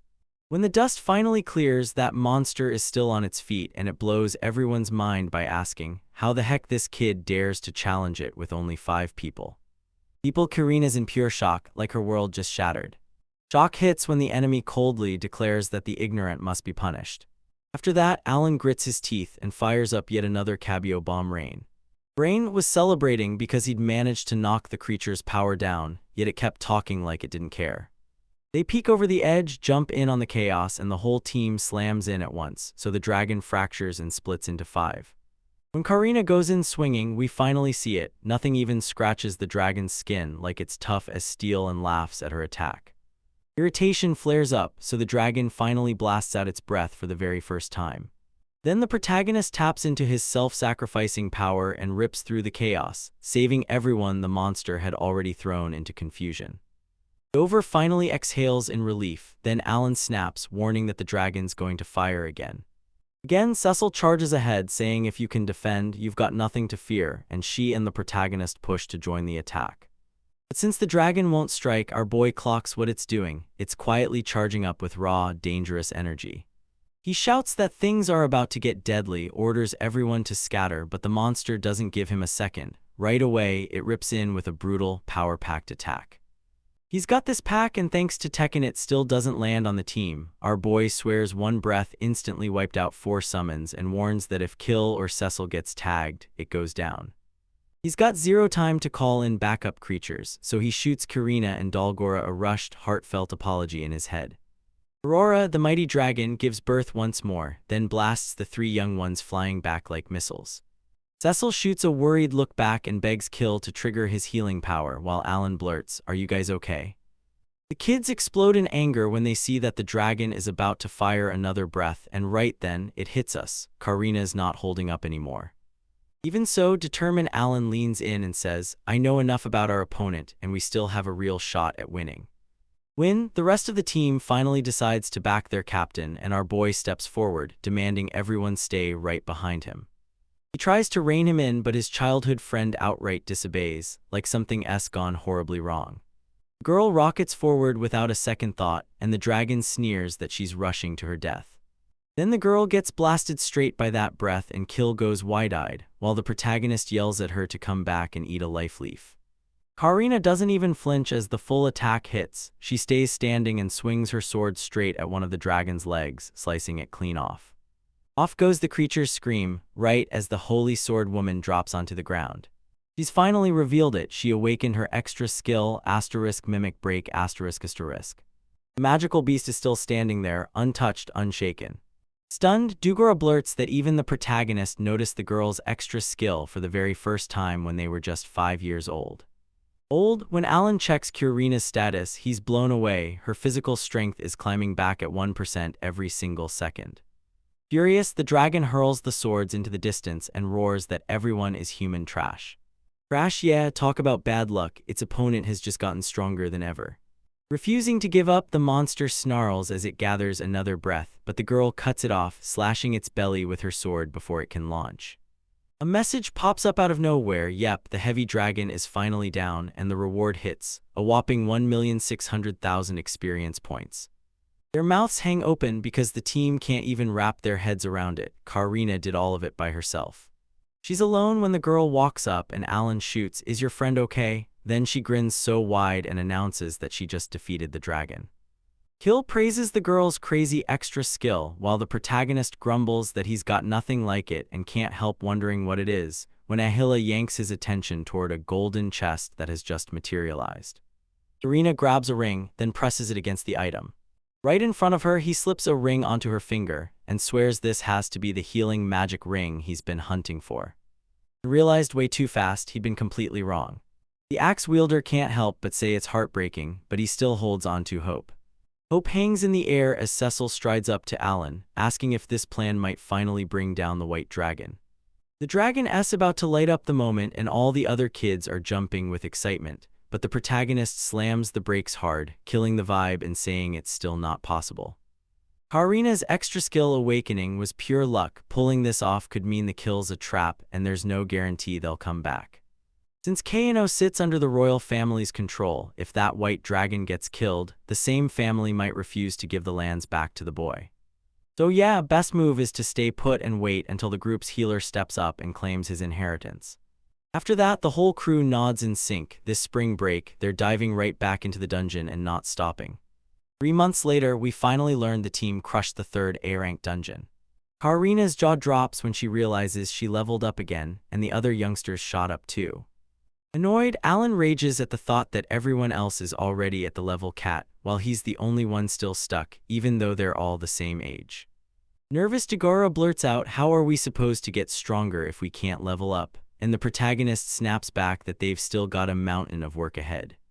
They start by training each other's extra powers one by one, and then stacking up as many brutal, game-changing weapons as they can get their hands on. Our boy mutters to himself that there's still a shot, because he remembers those games that let you shatter the level cap with one right move.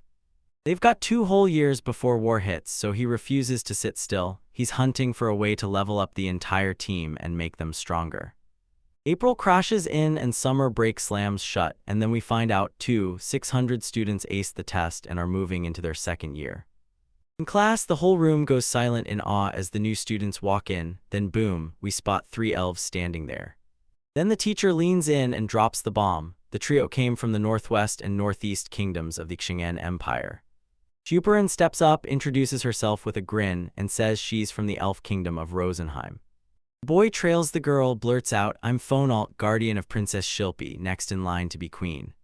Their mouths drop open in shock because they're staring at elves, even though it's basically the same species. Suddenly, the princess locks eyes with the protagonist and her calm cracks, nerves creeping in. Alan frowns, clueless, wondering if it's because of his dark hair. Dark bares his teeth, swearing he'll fight back if the Devil of Dew is hunting for trouble, and then, finally, Maruru steps in and introduces herself. She straight up claims she's from the kingdom of Uchis, and then drops the bombshell that she's a dwarf. 3 students can't stop calling her adorable, while our boy squints and decides she looks like a total tomboy. Then the teacher snaps his attention and says the new students are joining his group, only 5 people total so far. The boy's like, "Hey, leading 8 people instead of 5 isn't gonna be easy," but his eyes light up. He can't wait to find out what the trio knows about the Demon King. Lunchtime hits and the whole crew storms the cafeteria, so Alan steps forward and proudly introduces himself as the captain of the game Jumpies, then drops the bomb that they camp inside the dungeon every single day. Sophie shrugs off the last bit of info and declares, loud and clear, that she's a spirit element mage, and that Formal is an archer. Maruru blurts out that her talent sounds weird, and the name is Magic Statue, leaving the protagonist totally baffled, because apparently fame means you're stuck seeing talents from every race. Space hangs there as Skeesel studies Sophie's talent, wondering if it matches the kind Alan has. Every dwarf lets slip that she's got her own personal baggage weighing her down. She's got issues that trip her up in a team, but she's determined to get stronger in her 2nd year. No excuses, no matter what. Fiorina blurts out, "Are you kidding?" She's fired up and says everyone here is already strong, and if they stick together, they'll get even stronger. The main character is practically glowing, thinking everything's finally going right because everyone's chasing the exact same goal. After lunch, the principal strides up to the boy and pulls him aside, calling him out. He blurts it out, confessing he's terrified for the princess, the one with a far higher rank in the royal family than he'll ever have. So besides Fulmal, he wants the boy to guard the girl. He asks the protagonist to do it, and the protagonist agrees, stays right there, and finally gets it. Bans just like that 4 days vanish in a blink. And boom, we find out the whole crew is living somewhere brand new, rented by our guy. As the new members come in, he leans in and says, "Since we're all living together now, I wanna apologize in advance, just in case I ever come off rude." Food? Cecil squints, clearly uneasy as Sophie snaps at Alan, but he insists they should eat right now before it all goes cold. Then the fresh-arrived elves and all their servants drop to their knees and start praying. Ray told Sophie that elves aren't just some fantasy species. They're a faith-rooted people who always thank the very one who handed them elemental magic. Elemental spirits swell with every heartfelt prayer, growing stronger and stronger until they finally rise into an elemental god. God, Ceciline calls Sigma Ruru out, why won't you pray? And the girl flat out says no, because ever since Degradny declared it unnecessary, she's refused. She says she's talking about the god called the Master of Dungeons, the one the dwarves worshipped like it was life itself. She's the mastermind behind a ton of magical devices her people rely on. Those tools are the springboard they use to build even crazier new things. The princess turns to Alan and asks, do you worship anyone? And after he glances at the whole group, he shoots back no. No Kill finally spills that he worships the creator god Omnia and shuts everyone down by changing the subject. Then Dubura straight up asks if the trio's actually going to try the B-rank dungeon. Shocked, the newcomers blurt out that they never realized they'd joined a crew already climbing past the ranks. Alan pauses for a split second, then says, we can stop the A-rank dungeon run, come on, let's head to the B-rank together. Then he snaps out the ranking and tells them point blank that from here on out, the group is getting split into two.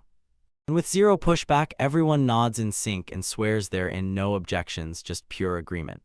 So now it hits Cecil, Kill, and Karina run the A-level dungeon, while Alan, Dalgora, and the fresh faces take over the B-rank. The protagonist and his friends aren't sticking around in the new team for long, they'll stay for just half a day, then jump to the other group. Turns out, in the blink of an eye, every single New Game Junkies rookie was instantly pulled in as the team's loyal companion. So our kid flips open his magic book and shows off his real talent right there. Book, along with how they get around, the rides their friends rely on. And while the axe user reels in disbelief, he finally learns the truth. Sophie is 48 years old. Old News happy beams and calls the protagonist's skill straight up incredible, and just like that, everyone rushes into the exploration. In the dungeon, Awen tells Maruru, don't overdo it, stay behind me and the others got it. Others rushed in, pushing the princess to raise her staff and unleash her healing power. A water-type spell floods relief into the dwarf's pain, and right then Sylphian says spirit magic is pure support power. Bommel lunges in and fires his bow and arrow, locking onto the giant spider scaling the wall. With a bright smile, the princess announces to everyone that she and her guardian will stand guard at the back. No one gets past them. Career Murmuru shoots out a shaky apology for being useless, but Owen brushes it off and tells him it's fine, because there are no golems around here. And right there, we learn her power isn't magic sparks, it's control over golems, and only 1 out of every 10 million people is born with that gift. Talent, Sophie explains that Vaucus is a military powerhouse because it unleashes these creatures to slam down the demon army's attacks. But because the daughter and Alan are so strong, the battlefield should feel easy, yet the protagonist snaps back that it's not that simple at all. And then he snaps, so why is this girl still calling me sir? Blowing everyone's mind, the girl declares that it's because he's the exact guy from the Elemental King's prophecy, Rosen's foretold person. Years ago, Putin claimed that the black-haired boy was born under the Jianghan Empire, with nothing but the bare minimum of talent. The protagonist claims the entity must have been dreaming, but Sophie snaps that this is the prophecy, because the great black-haired boy dancing in the sky, blazing with light, will reveal the darkness swallowing the world. After she witnesses the boy's summons, she finally knows it, everything clicks into place and there's no doubt. Our boy blurts out he truly wants to take down the Demon King, but deep down, those words feel empty and vain. But now it clicks, he finally understands why the principal and the hero let him move without restrictions. Then just weeks later in mid-April, the whole thing hit Granville's turf.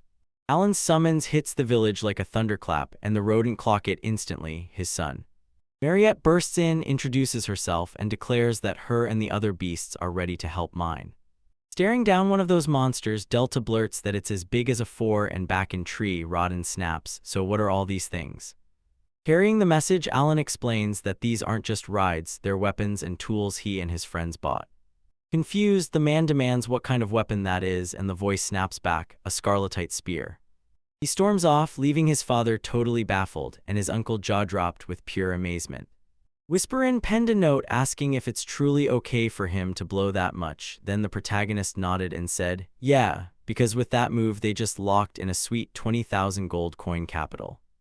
Talking to Maria, the boy begs, help everyone, and if you catch a boar let you eat it. Late July rolls in and Sophie snaps, telling everyone to step back because she's about to unleash her extra skill. It's the great spirit manifestation where Namu's spirit beer or power gets poured into the girl and she starts to shine with it. He zeroes in on the enemy creature and hammers it with stone after stone after stone. The whole crew stares in disbelief, hit by the sheer force of it. 4. The princess, now level 55, grins and says she's getting stronger, and that's exactly why her summon didn't fail. Then she drops the bombshell. Formal isn't the only one with that, because it has one too. The boy insists he always keeps that skill on reserve, because the moment the princess is in danger, he's ready to go. The day before summer vacation kicks off, the principal summons Alan and Tarina back into his office again. The man tells him there's someone desperate to meet the boy, Helmios, the hero everyone knows. As he closes in, the man blurts that he and Alan are colleagues, so he can scrap all the stiff formalities. Then it spills the truth. He showed up in person to recruit the youngsters for the martial arts conference hitting in October. The protagonist declares, "I'm not getting involved just to flex, I'm not here to show off my skills." The head honcho says everybody's dying to learn the summoning skill, especially because it might be him the prophecy warned about. Reflecting, our boy clocks it. There's no way this man is being shown in that direct way without a reason. And he leans in and fires off. So what do you think is going to happen next? And once he finally shows up, he unleashes his powers right in front of the demon army. I play dirty when Helmio's not looking. I fling the ring off my finger and slam it to the ground.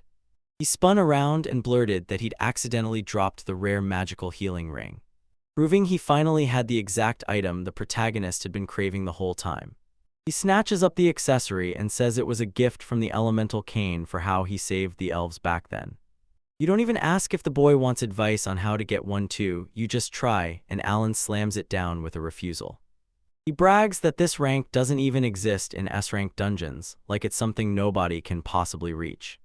He clutches the truth like a weapon, and right when it matters, he won't keep the secret to himself, he spills it. Homio straight up says the dungeon master can't create magic items, and then he goes and asks him personally. Alan can actually snag LUT or even Chelcom weapons from S-rank dungeons, but LUT warns him not to even try it. Because you can bet your life some of the crew are dialing in on the way. Anyway, annoy the protagonist, shoot him a quick thank you for the info, then hit him with the question, what do these guys want in return? The man declares that whoever wins the tournament will have to face him, and if Alan comes out on top, he'll hand that kid the magic healing ring. Before he even answers, our boy begs to test the ring, and the moment he does, he lights up because the Ida pours back 1% mana every single second. Helmios leans in and asks if that's finally enough to get the boy to join the conference. He thinks to himself that his top priorities are crystal clear, the magic ring and getting an audience with the elemental king. Then he blurts out that he's yanking back his earlier words, because now he's stepping in and joining the fight. Curious, he blurts out whether he can use items in the fight, and Bahira shoots back, yes. With only 2 months left, the duo braces for what's coming. Alan shoots back, if that's the plan, I'll see you in October. With a straight face, he tells himself, then everyone, that he'll crush him right in front of the royal family and the whole crowd, and only after that, he'll take the ring. Outside, the duo huddles the others and tells them, we're joining that conference for a shot at taking down the hero. Bro, everyone's stunned except Sophie, who flashes a grin and swears this is Alan's chance to finally prove his skills.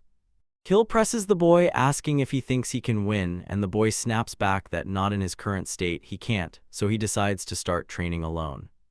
If he's going to get stronger in just 2 months, he needs fresh beasts, and that means he'll push hard to pile up as much experience as he can. Cecil says she gets it. Summoners keep flooding her with magic stones so she can unleash her abilities. The protagonist nods and flat out says his plan is simple, hit other cities to hunt down more stones, then grab some truly great items while he's at it. Meanwhile, his friends need to push through the 5th A-rank dungeon and finish it, because only then can they unlock the S-rank one. The princess gets excited and tells everyone this is going to be her very first time stepping into an E-rank dungeon. Alan snaps his gaze to Karina and tells her she has to drill that extra skill to mastery before the conference. We also learn the Jews' plan is to test things first before they ever step out to fight the hero. So Karina's showdown with Dahlberg is finally here, and the whole place is buzzing like it can't wait another second. So the big question is, can she actually pull off the win this time? Cecil's freaking out with doubt, but her dad's shutting it down like, nope, not a chance. Owens is hiding out, but she's faster now thanks to that ring, so we still get our chance to hit the shot. The swordsman launches into his speech, then dares Korana to prove what a whole year of training has forged. Korena remembers her friend's warning. Dobberg never uses his extra power on students. He goes full throttle, no turning back. She triggers her limit break and rockets forward, blasting everything apart with a thunder-charged strike. The moment they collide, the whole world erupts into an epic showdown. Watching the clash, the protagonist clocks Dobberg's speed. It's straight up unreal, and he can't stop wondering what Dobberg's hiding. Dobberg laughs and says Korena hits harder, but when he hurls her back, he growls that even that isn't enough. Alan's pacing with worry, watching Dobberg study Korena's moves, and it's terrifying because that spells trouble. The crushing, earth-shattering strike. Dobberg slams Karuna down and barks at her to get up right now. Turns out Karuna wasn't hesitating at all. She was stalling to fire up her real extra ability. She barrels forward again, slamming into Dobberg before he can react. Dobberg's eyes snap wide. No way. Karena's crew is roaring like crazy, and Hermione's busy testing out her brand new power. Dobberg looks completely lost, scrambling to defend himself, but the attack slips right through anyway. He launched him into the air with one brutal, massive slam. The protagonist catches Dobberg slipping in low whispers, right under their nose. Dobberg yanks himself out of bed and asks. Karina asks if she truly thinks she can beat him, and he doesn't even blink before going all out, ready to unleash everything.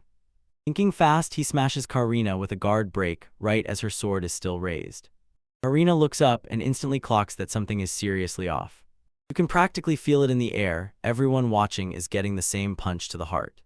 Hermione lunges in, yanks Dobberg to a stop and demands, "Are you trying to hurt Korena by losing control?" Korena barrels over, shouting that Dobberg is okay. Then, on his knees, he blurts out that she beat him. He blames himself, apologizes for smashing her sword, hands over his own blade, and then slips away. The announcer slams the crown on Karina's head. She's the new champ. Everyone's sure she deserved it, because she didn't just win, she pushed Dobberg to the edge and forced him to give everything. Alan looks over Karine. She seems mostly fine, just a few scratches, but he can feel something seriously wrong. Hermione shoots Alan a question about whether Korena's got him worried. Alan just nods and thanks Hermione for jumping in. Hermione shrugs it off, saying Dobberg's a total thrill-seeker when it comes to competition, so he's gonna keep a close eye on him. The announcer abruptly blares in, and you can feel it. This is it. The main event is about to kick off. Alan's buzzing with adrenaline as he watches the young fighter in action, like this isn't just talent, it's something special.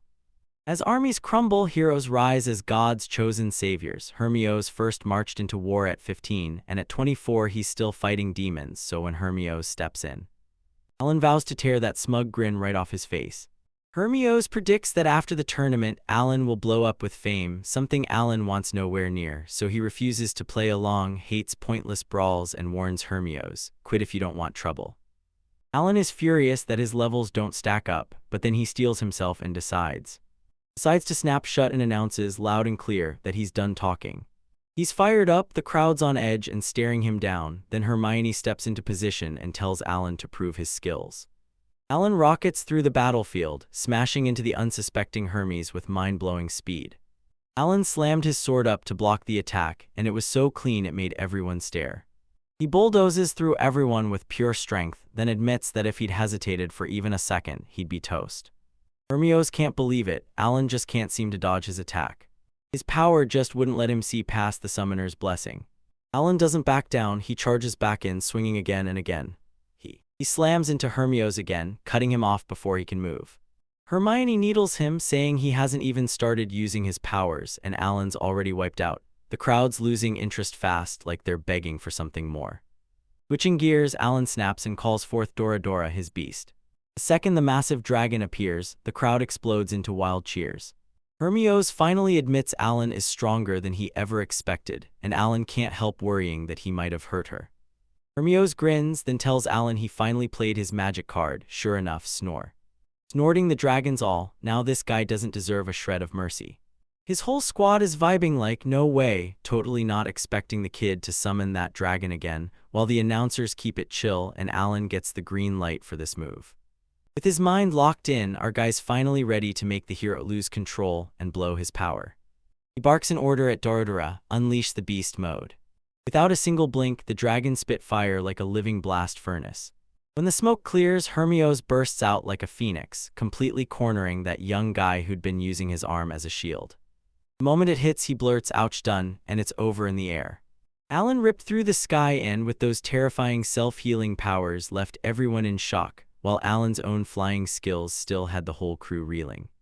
The protagonist finally snaps and realizes exactly who he's up against. And the moment he figures out this guy has 6 abilities in chill mode plus a secret attack move, the hero stays in the air and starts bragging. He claims he flies faster than the dragon, so that kid's got 0 chance. But Alan's like, hold up, not so fast, and he calls in the caballos.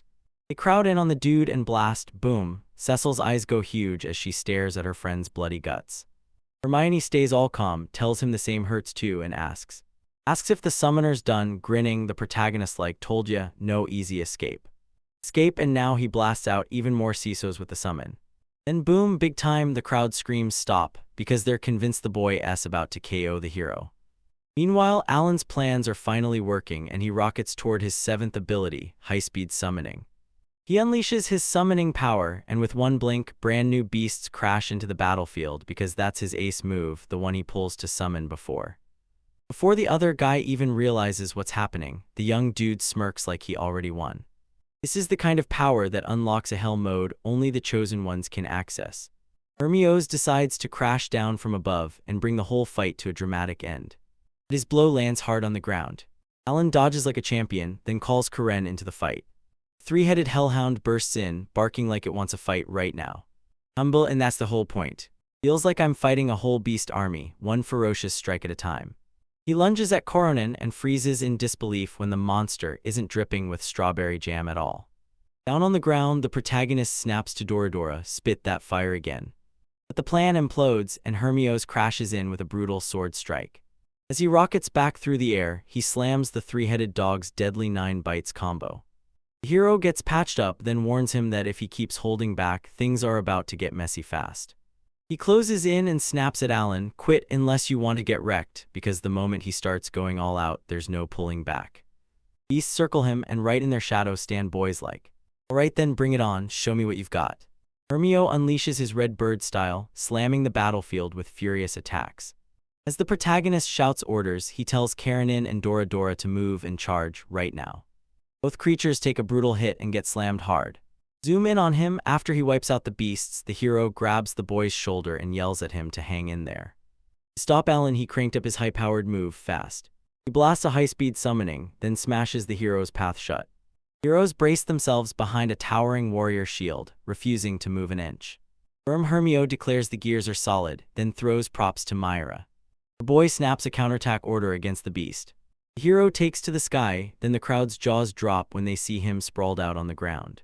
Except for the protagonist, he barely speaks, but when he claims only the hero's attack can break the hero, he finally reveals the twist. His move flips the damage right back. With his chest thumping, Back says that was a risky move, and somehow giving Nira even more props. Hermione stays on the ground, arms stretched wide like he's daring the world to come closer. Then the boy grinned. He handled the weight perfectly, and every second lined up his next move just right. The protagonist fires back, asking if this is him waving the white flag. Then Hermione snaps, nope, the Spirit King's prophecy was right on the money. Humanity finally gets its hope back. He crushed every divine trial, grabbed the best gear on the spot, and still couldn't take down the Demon King, because he's the kind of hero who refuses to abandon his people, and that's the real catch right there.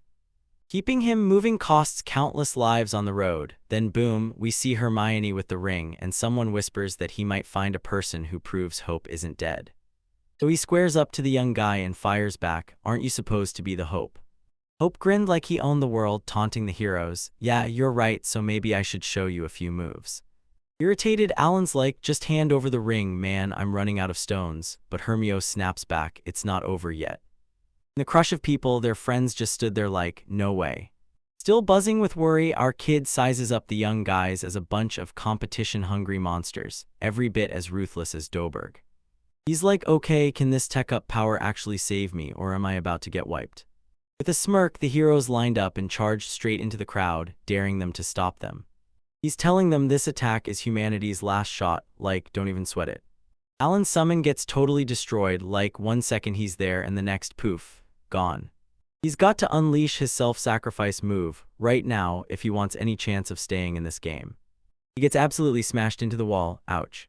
His friends are losing it and the hero can barely believe it. How are you still standing after that hit? Alan's hit no arms in sight and he's realizing the attacker really meant to finish him, so now the guy is going all out. Now he fires off his celestial blessing and regrows his arms like it's nothing. Hermio's, dude, that's everything. Wait, did he just pull out some kind of elf magic? He's finally seeing what a summoner can truly do. Trying to crush Alan's spirit? Seriously, just quit, you're outmatched. Alan's grinning and he's telling you straight up. You smashed my arm, so now it's game on, fight to the finish. Hermio's is basically yelling, come on, just quit already. Alan's sure Hermio's is feeling the exact same pressure as Karina. Karina carrying the world's hope is brutal, and it's crushing her. But he's not backing down. Hermione's grinning like, who even are you, dude? And Alan just. If the Demon King ever hits its end, then I'm Alan, the summoner who sparks the beginning. The hero's eyes snap wide in shock. And Alan's sitting there like, no way, I just cooked up the coolest name ever. Hermione yanks the flight to a stop and shoves the ring right into the next set of hands. He blurts out that the Elemental King demands Alan, the summoner of the beginning, gets it. Alan blurts, wait, are you sure it's cool? You might need it. Hermione laughs it off, no worries, I've already got another one. That Elemental King is ridiculously generous. So they can keep throwing down and fighting it out. Alan grinned as he swore he'd quit, knowing pure exhaustion had already crushed his chances of winning. The crowd reels in disbelief as Hermio drops his bow out, then his laugh bursts out like a shockwave. That is so Alan. The announcer screamed, special battles are over, and the hero roared to victory. Alan's squad barrels in, fully hyped about their captain's insane skills. You're out here killing it way more than I ever expected, and Dagora's just nodding like, yep, that's the way it goes, because this martial arts conference is finally fully done. A week later, the whole crew hits a massive hotel party, and someone steps up to greet the competitors with a loud, cheering welcome. Seeing Alan, the other students immediately whisper like, yo, that black-haired kid's seriously weird. Corin's all he's known for these days, so hold up guys, wait till you hear about the bells. As the guard snaps that he should be careful, Howen smirks like he's already seen everything, because in that world, safety isn't ever 100%, not by a long shot. Threat hangs in the air as the prince stands up and declares they've all faced epic fights. A practice beats strength, so show some patriotism, and Alan's digging in to deliver his mini-speech. Inbel praised him to the sky, saying his showdown with the hero was the Academy's best ever, and that Grand Beal should have been hyped like this ages ago.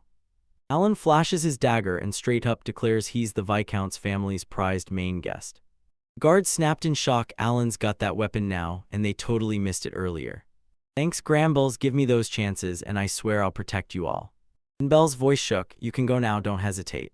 Meanwhile in Guy Ammit, Hermio's finally makes it back home. The girl leans in and quizzes him about that E-Kit rank he dropped. Hermione flashes a smile and says Alan gave him hope, but he can't even figure out why. Yeah, it's December and they're in the final level of the dungeons, fighting for their lives. Dagora's puffed up with pride, bragging that they crushed the dragon thanks to them and not Karina's extra skill. Alan flashed a grin and thanked Griff for the big assist. In the chat, the short girl spots her levels jumping up again, while Alan's still stuck there, grinding and failing to level up. He rips into it, boom, instant loot, like a treasure chest that screams, take me. Alan spots the ring, then snaps open the book to confirm what it's tied to. He realizes it's not, or it's a damn calcum. Right then, a mysterious voice booms, congratulating them, because they just got a free pass to the S-level dungeon inside the John Pony Monastery of the Bacchus Empire. In Dwarfland, Cecil leans in and asks Maruru if she knows anything, but she's never been, only hears this, everyone there lives to worship the god Diagrani. After a quick think, our boy wonders if he can switch to Bacchus. Year 3 at Focus Academy. That mysterious voice won't stop. It promises that once they clear the S-level, they'll finally be able to take on the Master Dungeon, and the young ones go pale, because now they're convinced they might have to survive the god Diagrani. Meanwhile, the main dude is lost in a wild dream, imagining exactly what that prize could be. A few days later, the king of Latash drops dead and the whole kingdom scrambles around in royal rags like it's awake. Then by January, the crown prince snatches the throne. And just like that, 2 crazy months vanish in the blink of an eye. At school, classes keep rolling like normal, only now, thanks to the magic ring, Owens is blasting spells like a total pro, and then, suddenly, the teacher suddenly barges in, blurting that the principal wants to see the game Junkie Squad. Inside the office, the elves sat there, stiff with pure tension, eyes locked and hands clenched. Straight up, he blurts out that some of the young ones were handed a royal decree to join the king of Lathash's ranks. Meanwhile, Sophie Fulmal and Maruru finally turn toward home, racing back to their homelands. Curious as ever, our boy leans in and asks the principal if he's gonna spill even more tea. With a shaky, heart-sinking stare, the elf blurts that 10 million demons are already marching straight for Rosenheim, Balkis, and Zhu Yang. The protagonist realizes this time it's 10 times bigger than last run. The principal explains that before, the creatures would aim for the weakest spots, just like Zhou Ying. And just like that, since the hero finally showed up, Rosenheim is now the weakest link, dead last in the chain. 3 million demons surged in and smashed the northern bastion to rubble, and now a staggering 70% of the whole place is under the Demon King's grip. The princess frantically asks if Queen Rosin's okay, but the elf shakes their head, there's no way to reach her. Creature, just to make it even worse, Rosenheim's downfall is basically about to drop any second. Ellen can't stop thinking, why in the world weren't they called sooner? Red-faced, the principal blurted that elves don't mix with other tribes on their own turf. When Perf gets asked about Zhou Ying and Bayakis, he just shrugs and says they're chill, at least for now. But all these enemies are lurking, counting down to the perfect moment to pounce, and after weighing his options, the protagonist finally asks whether the elves can help with healing across the entire continent. The elf snaps that everyone's been ordered to retreat to Rosenheim, because without the healers, that continent can't survive the crushing weight of 2 million enemies. Alan demands to know where the other 4 million demons are hiding, since the story only mentioned 6. The principal leans in and warns, the rest are out there at sea, waiting in the dark to ambush you. The moment the group senses doom coming, they start frantically brainstorming how to stop the disaster before it hits. Crossing his arms tight, he shielded him. The protagonist blurts out that saving Rosenheim is the only play in town, like nothing else even matters. Start the plan now because the Demon King's army is about to slam into the world with an attack order that leaves no room to waste time. After Rosenheim, they're packing up next, first Yujing, then they roll straight into Balkis. After laying it out, he snaps that yanking every support team off the continent would shatter the alliance. And that would completely tear the bonds between the 5 regions apart. So saving Princess Sophie's kingdom became the mission above everything else. Cecil blurts out, how in the world can just 7 people crush 3 million demons? With the whole place shaking, the elf yells at everyone to stay positive, because Alan is the chosen one from the Elemental King's prophecy. Agree, then the protagonist blurts out that they're finally getting to do what needs doing. His words hit the crew like a shot of adrenaline, and suddenly everyone stands taller, ready to fight. The princess beams and says she's insanely lucky to have them as her friends. As she steps nearer, the dwarf insists she'd love to help, but she's already been summoned to Bacchus. Locked in and sticking to the plan, our boy throws out the idea to dump a whole pile of recovery leaves to the jokester.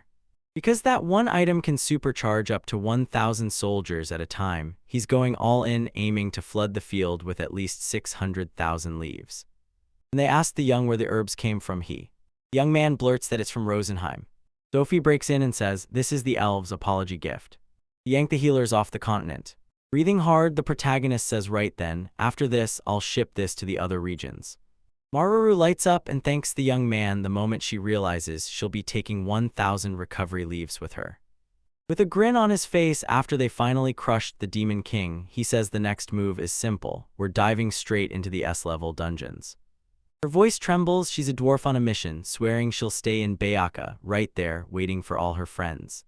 The professor finally steps up and admits he never realized the summoner could run things that well, and the director snaps back that there's a mission left to finish, so he's putting the whole group on the line to save the queen.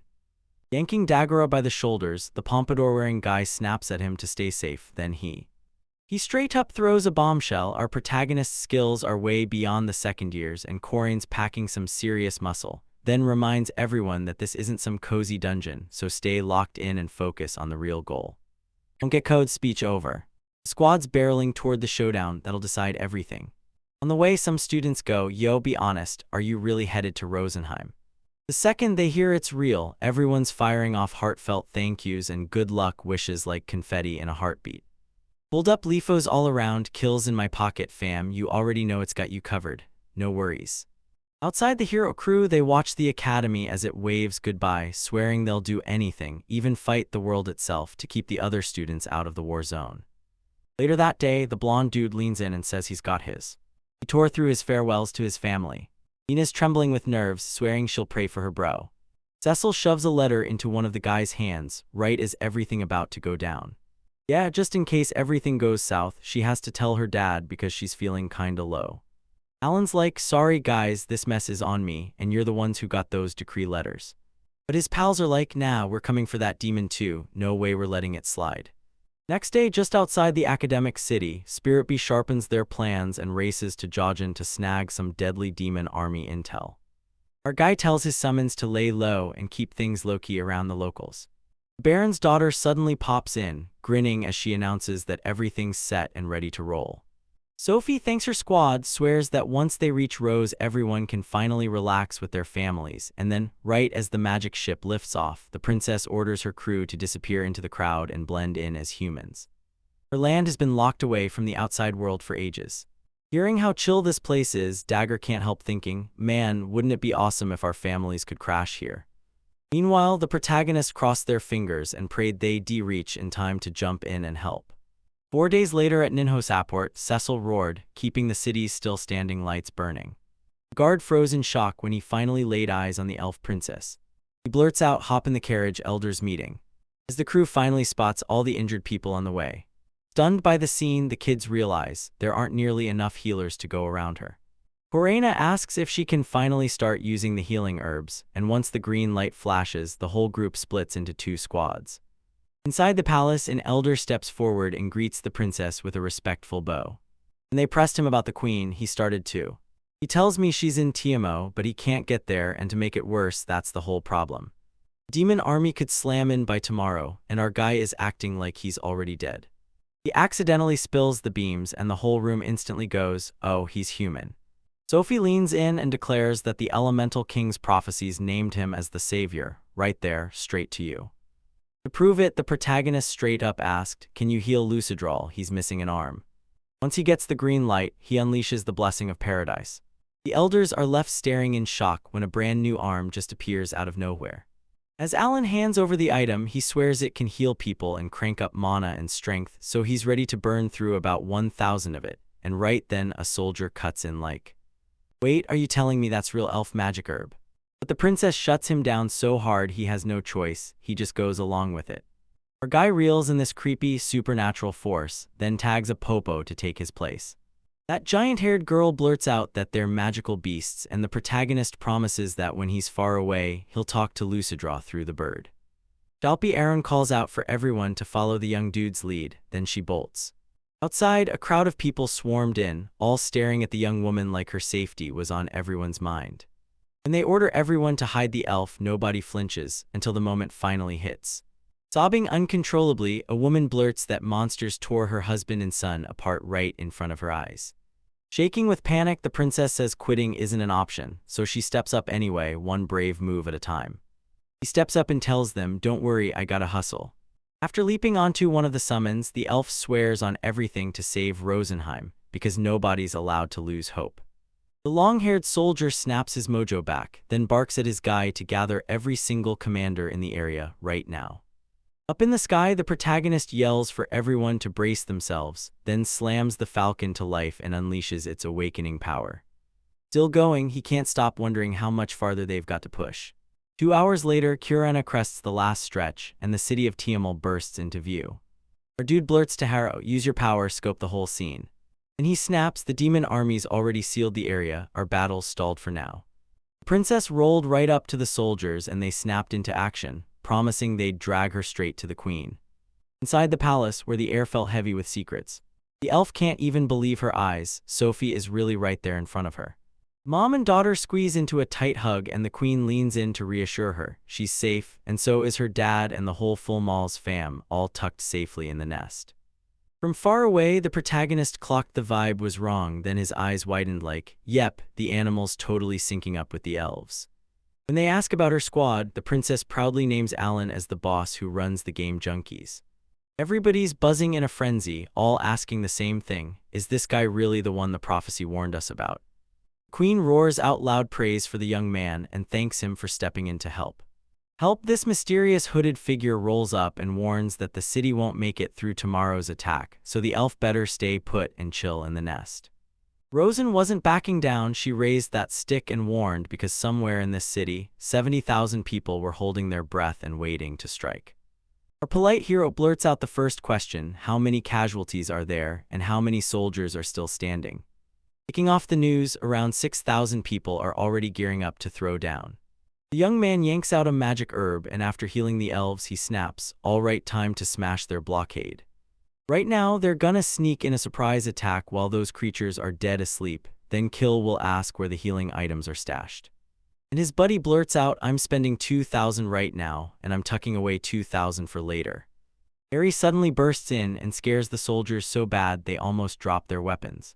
With worry chewing at her, the queen fires off a desperate prayer, begging the skies to grant her daughter's victory. On the way, Alan lets it slip. He's going to slam a squad of 13,000 baddies. Bodies roll in as they creep up on this pitch-black spot. Then he snaps into action and calls down a whole squad of Dorodaras and Kororans. After summoning Harami, Fukuhiri, and Genbu, the young man points at the trio and demands they show off normal power and awakened power, so he can light the whole place up and knock the beast's rank down in one brutal hit. The healer hurls up his magic shield, and the princess snaps into action, calling in a favor from the Elemental King. And just like that, everyone throws themselves into gear for the showdown. Our boy jumps onto the Falcon with Cecil to kick off an aerial strike, while the squad swears they'll keep their cool. Thinking, the summoner realizes it's been forever since he last battled a monster mob outside a dungeon. Counting the elves already chomped since the war finally kicked off. At last, the protagonist vows he'll make every baddie pay, then he fires a quick look to see if his ally's ready. Clutching her staff, she lets out a nod, then she squeezes a mini meteor into existence and flings it straight at the demons. Stunned, our boy realizes around 10,000 creatures just got wiped off the map. Down on the ground, Kill snaps at Karina to hold her extra power back, then the rest of the demon crew spots the tree.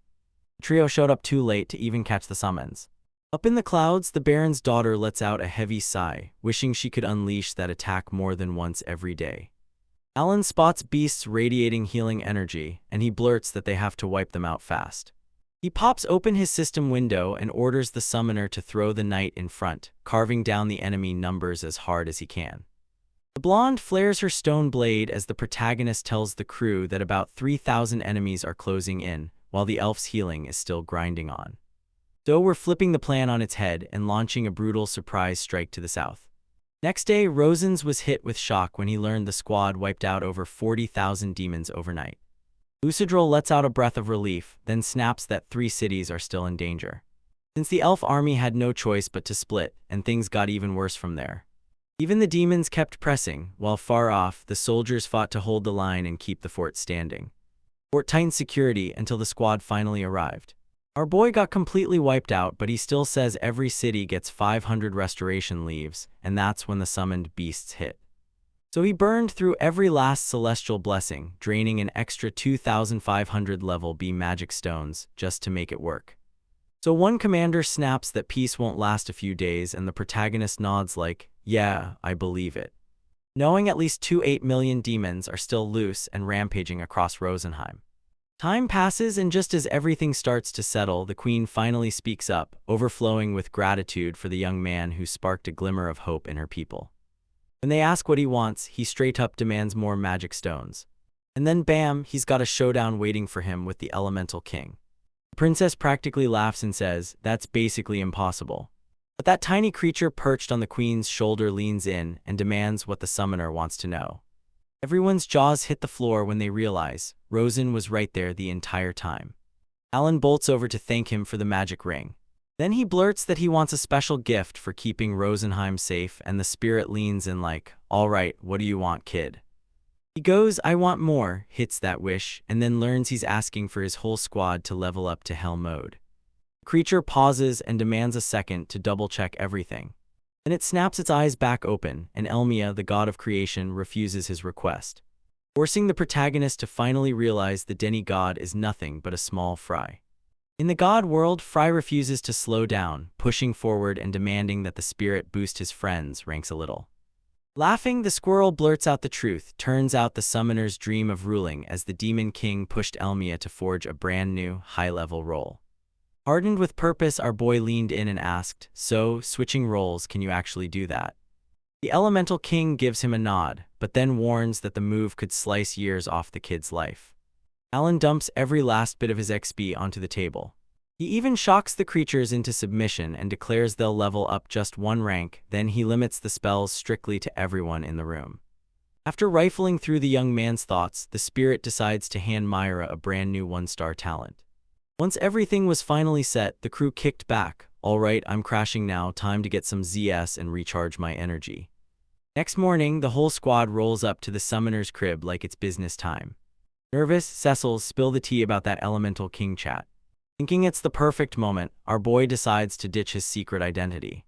With a grin, he tells me Elmia pulled him through reincarnation, and somehow he got picked to be a summoner.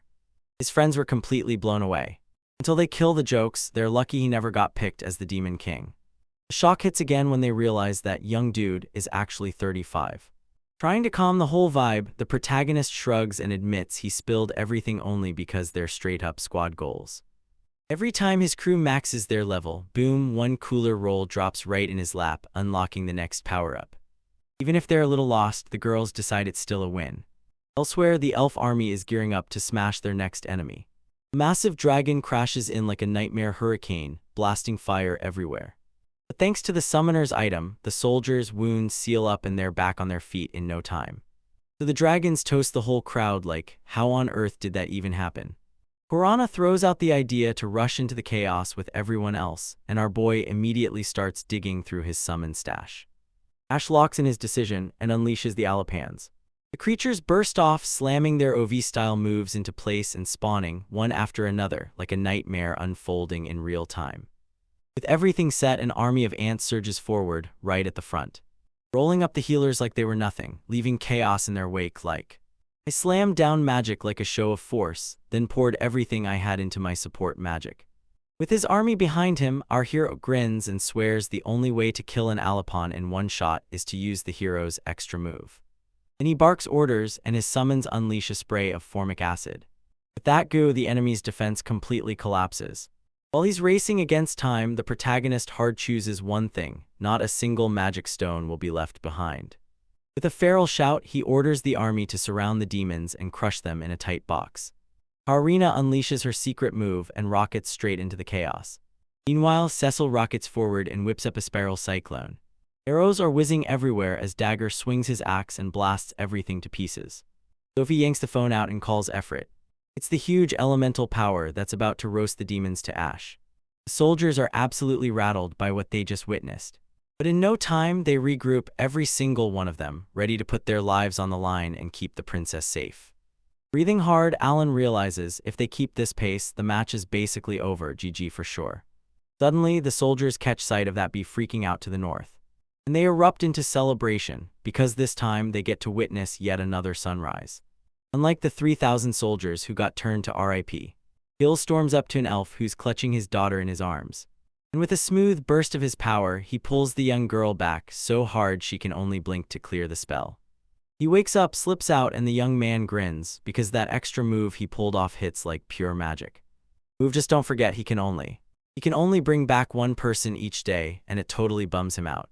At the palace, the queens lit up when they heard the terrifying news: 10,000 enemies were down.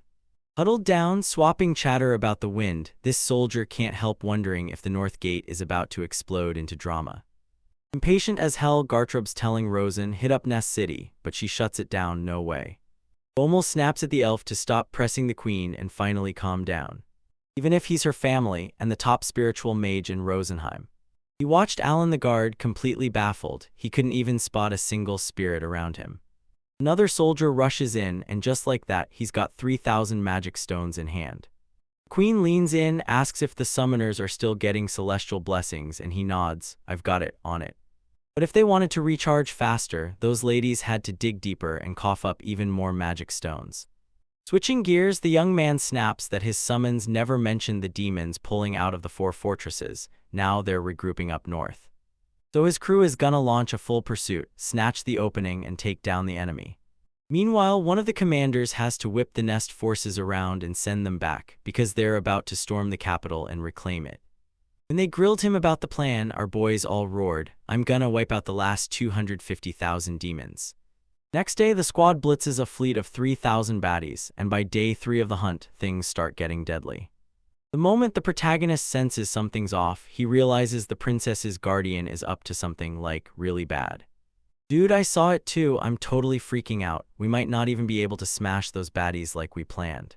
At the palace, everyone's jaws drop, because a literal storm of demons is about to smash TMO's party. Collins leans in and breaks it down. Bale teamed up with a backup army, and now they're lining up a mega attack with multiple fleets. So yeah, looks like the Queen's hideout might have just gotten busted. They're dead set on winning the summoners, like soldiers calling for backup. We need your squad. Sophie's mom is like, this is the only shot, because moving 70,000 people in just 2 days ain't happening. The main characters were like, thanks. And the commander rally an escort team on the spot. The elf grins and goes, sure thing. He tells them that if the troops pull back cleanly, they'll have 30,000 soldiers to guard across the whole city. Cecil's like, aren't you terrified? How can you even stand there? Summoner, yeah, nah, the only thing that actually freaks me out is my crew, man. In the middle of all that danger, Corin's like, don't worry, I'm protecting everyone, no cap. While Marshall is just riding the wave of the group's fearless bravery. 3 days later, Gartrup is still standing there, because the next move is about to hit. Like, there's no way 7 people just wiped out 40,000 enemies, yet somehow he's all, focus up. We've got 60,000 more to pulverize. Seeing those barriers do absolutely nothing. He decides to summon the Earth Spirit, yelling at the commanders, demanding they defend the Queen at any cost. This is where our boy crashes in, like he's calling the whole world to obey, summon on. Somehow he pulled it off at the last second. He never lands, he just keeps moving, and right in midair he checks his staff. With his crews wiped out, he shuts the door on any hope of recovery potions. So yeah, now it's time to unleash those summons that never tire. The beasts slam into the enemies without a second thought, and they clock those demons are hanging. Rage crackled in his chest. These young dudes want to fight, so it's time to unleash the dragons on this flat. He flashed in, and the enemies got wiped out in an instant. Even the kingdom's toughest tough guys were left completely stunned. After peeking at the demon army's flanks, they're left wondering, are boys like this really impressed? Arena, Cecil, Sophie, alright, time to flip the switch and unleash beast mode. The girls trade one quick nod, dive straight into action, and bam. Attacks are raining down on enemies from every direction, hitting them left and right. Earth spirits are the mages' go-to crew, because they'll step in and help their buddy out. And then wham, a stone hand bursts up out of nowhere. The demon still wouldn't stop, so the commander snapped, sending the 5th troop out in full force. Owens was basically mind-gaming everyone, but I swear, my magic stones are toast in 30 minutes. That's just not cool. Suddenly, a baddie swings in and smacks the sword girl across the face with her blade. Girl, the healer jumps in and she snaps back, I'm still up, I'm good to go. The main guys thought it might be best to leave rank a beast with her, but calling in Gora, that was a terrible move. Meanwhile, at the north gate, a soldier stumbles in hauling a massive pile of magic stones, like his buddies have been waiting on him to show up. Alright, got the hustle down, now shove them in the hole. The boys were buzzing as that reload got kicked off. After a little more time, the summoners jump in like, dude, I just hit 300,000 magic stones, can you believe it? Dora's crew surged up out of nowhere and unleashed a blazing wave of wrath. The main dude isn't done, he's barreling past that moment too. He snapped into action, summoning yet another B squad. His friends were all, dang, those dragons are ridiculously OP, and the soldiers are so shook because the enemy army is getting bulldozed back. A few hours later, it turned out the creatures had bounced right out from TMO's front. But Alan had to torch through 200,000 magic stones for it, while the elves keep showing up, calling themselves the ones who thank the elemental king as they dance through the chaos. Meanwhile, the main dude and his crew are kicking back together, soaking in a ridiculously nice bath. Then they barreled straight to the palace to report everything to the queen. The queen smiled like, thanks, black-haired hero, you're the real MVP of these prophecies. We were feeling pretty down about our boys, then we somehow got lucky and it all flipped on us. Still, he can't help but shout thanks to the scouting team for coming through. When they're asked what they'll do next, the summoners just, plot the move on the spot. We're not done, so no chilling yet. But to get that done, they had to crank up the defenses, build a beefier fortress the commanders couldn't stop praising. The northern fortress was taken in a blink, and somehow the invaders didn't even bother setting up proper defenses. So he's pumping 300,000 soldiers into the fight to snatch it back, while the other elves are watching like this is about to get brutal. Like, that'll take over 5 days. Hoens is like, what? Like, I get it, and while they're still out there, I'm gearing up to hunt down the leftover baddies. Meanwhile, later that night, the main guy calls Ari over, then leans in and dares her to sneak into a specific spot. The very next day, the creature spots something, and it's exactly what it's been looking for. The main dude is crushed when he finds out Rapalka's fortress is Mountain Lock. But even if Ares caught nobody, people still wouldn't pin the blame on him. The summon slips in under the disguise, creeping closer to the demon in the blink of an eye. Grass lurking like a nightmare, he's waiting for you. Our boys are like, dang, these monsters aren't just scary, they're actually pretty smart. And then he finally cracks it, figures out who's really pulling the strings. But the plot twist, these monsters look way too much like humans. The boss was fuming and demanded to know why they crushed the last battle. One minion blurts, maybe the elves called in backup, and a demon snaps back, nah. Nah, the spiritual mages just surged forward and leveled up like it was nothing. Bro, the straight-haired demons are into that, that's whack, and we still tore through with mad progress, no hiccups. The leader snaps, losing control, and blurts out that he called the devil in for backup. But the devil's still posted up in the capital, and that's where they... With the plan locked in, they slam a full pincer attack, reinforcements pouring in to crush the elves completely. We zoom 10 kilometers north of Tiamo, and Alan, face full of worry, swears it all points back to the elven army, then blurts out everything he just uncovered. The princess looked on edge and muttered that the devils still hadn't shown up on their turf. Dagora, curious, can't shake one burning question: why is the demon army cutting through a shortcut to smash the south? Everyone clocks it fast, the creatures are out to smash the city that feeds the elves from Tiamo. Purana heard Nest had 2 million followers and snapped, we've gotta move, right now before it's too late. The main dude lays out the plan, then tells her and the axe guy to show off their extra skills like the warrior they are.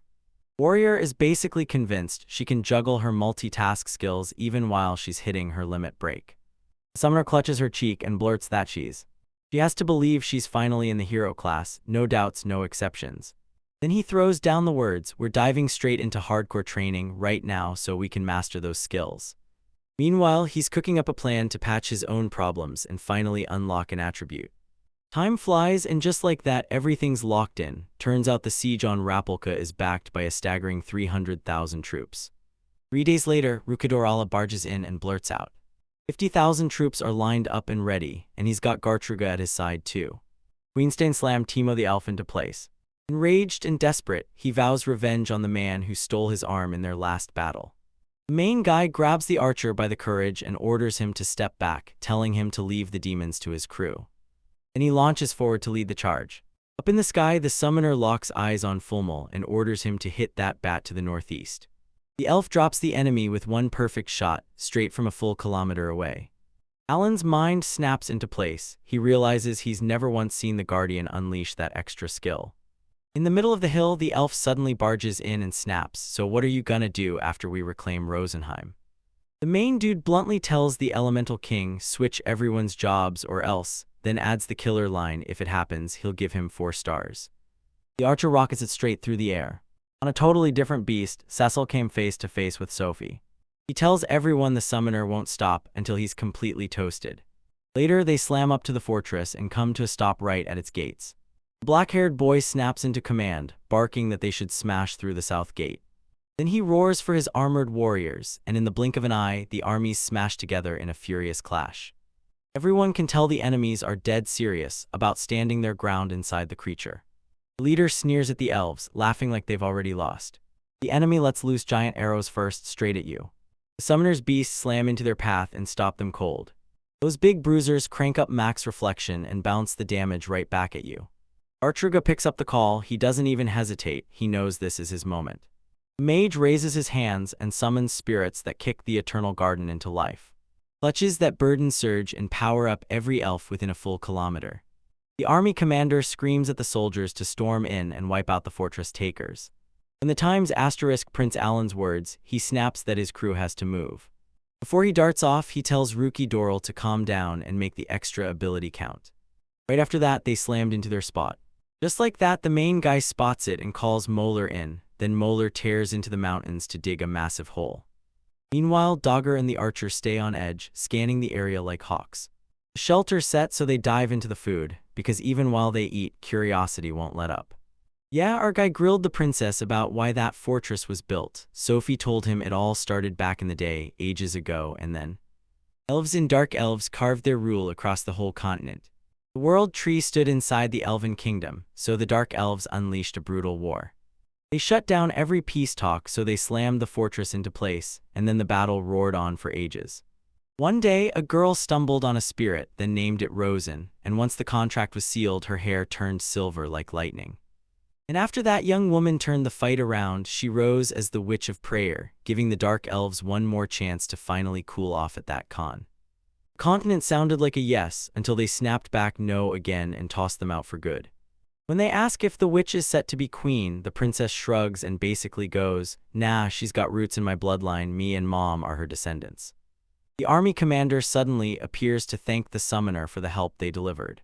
They jump in to help. Alan fires up his praise for the solid work, then apologizes that he couldn't join the broadcast. The brawl erupts, and then the young guy grins and promises they'll snatch Rapoka back the very next day. But if the villains crank up the speed, they're gonna flip the whole game on you. Even knowing this fight's gonna be brutal, Rukadero straight up promises that every single one of them will rally behind the summoner for Rosenheim. The moment dawn creeps in, the elf glances at the clock then he slams the moment in, "Go time, let's fight." At the fortress gate, Kill growls that they're splitting up from. From there, the main guy just falls in behind one of the units and follows them straight into a tunnel. And then lays out his whole squad, plus a jaw-dropping 5,000 elves backing him up. We'll slip into the fortress to crack open the gates, while the mage isn't buying it, but the summoner insists the odds are on their side. Inside that tunnel, everyone's jaw drops at just how insanely huge it is. Right when that clock finally crawls to 11:50, our guy declares it's Kurana's time to shine. A thunderous crash rocks everything, and the demons snap to attention, because a gaping hole in the ground just opened up. Ready to roll, the summoner orders the wall team to track Gartruga, while he leads the rest straight south to the gate. With the gate swarming enemies everywhere, Sophie decides it's time to go all in and unleash her extra ability. The legendary elemental bursts onto the scene, and the protagonist's beasts roll in right behind it. Demons fire off arrows without even blinking, then the shots slam into a wall of defense and get shut down. At the moment the clock strikes 12, our Grin Master leans in and swears the princess's wind magic is top tier, because of course it is, given she's a witch of prayer descended from greatness. Everyone snaps into their extra abilities, unleashing power like a switch flipping mid-battle. Enemies swarm in from every angle, and Alan snaps at his crew to stay glued to the walls until they reach the south gate. When the gates finally swing open, the elven army surges forward, straight into the breach. The protagonist grins, and the general can barely contain his excitement. They're stoked too. The young guy's like, "Relax, I'm gonna meet you," and he lays it out. He'll win the fight without smashing the fortress to pieces. And he roused 5,000 soldiers to march with him straight to the outer walls, while the others stay locked in and keep working that area. Right outside the south gate, Reichterl fights to hold onto his calm, even as everything inside him screams. As he stared down the three demon bosses, their smug grins cutting into him. Rasta leans in and asks, "Didn't you go and chop off the archer's arm in our last fight?" And the smooth-haired demon smirks and says, "No way, he must have used an elf's magic herb." The general doesn't say a thing, he just stares them down and makes it clear, his men don't stand a chance against the creature. Right then, Alan crashes in with his whole squad. Stunned, one minion blurts that he never saw it coming, elves actually trusting humans. The team leader hurls insults at King, then King dares to laugh and snaps back that the demons are just plain dumb. Fuming with rage, the boss snarls at his crew to wipe out every last young kid. Dagora says the enemy's towering height means they'll have to leap off the griffins to fight. Our guy nods and cuts in like, "Core." Karana's going to deal with the old dude while his partner takes down the beast man, and Fulmo crashes into that long-haired monster. Meanwhile, he frantically shuffles his cards, trying to block the worst before it hits, yet the swordswoman clocks that he looks human and still steels herself to take him down no matter what. With a roar, the trio's leader spits that he can't stand being underestimated. The young axe-wielding kid snatches. It's hurled back into your gulf. As the archer swings for Neftira, Alan warns Cecil kicks off the fight with the beastman first. And Dagora slams his avalanche strike down. It's like unleashing stone spikes that suddenly burst up from the ground, just know this though. As the matches raged on, the enemies pulled out a brutal skill, Deadly Spatula. To help out, the Baron's daughter hurls a fiery fireball and sends the creature on its way by mail. While the duo is still distracted, the enemy mage snaps into action and slams an ice column toward them. Then the protagonist jukes out at the very last second. And then he makes a bold move, summoning Dorodora and Karora. Roaring fills the air, and the long-haired demon freezes in total disbelief when the dragon appears. Still hanging in the air, the blonde girl slams her watercut move with everything she's got, making Yagolf crumple to his knees. Astra snaps that's enough and orders the beastman to slam open the extra gate. The creature snaps to its command and morphs into something new on the spot, which leaves everyone reeling because nobody ever expected demons to pull off extra abilities like that.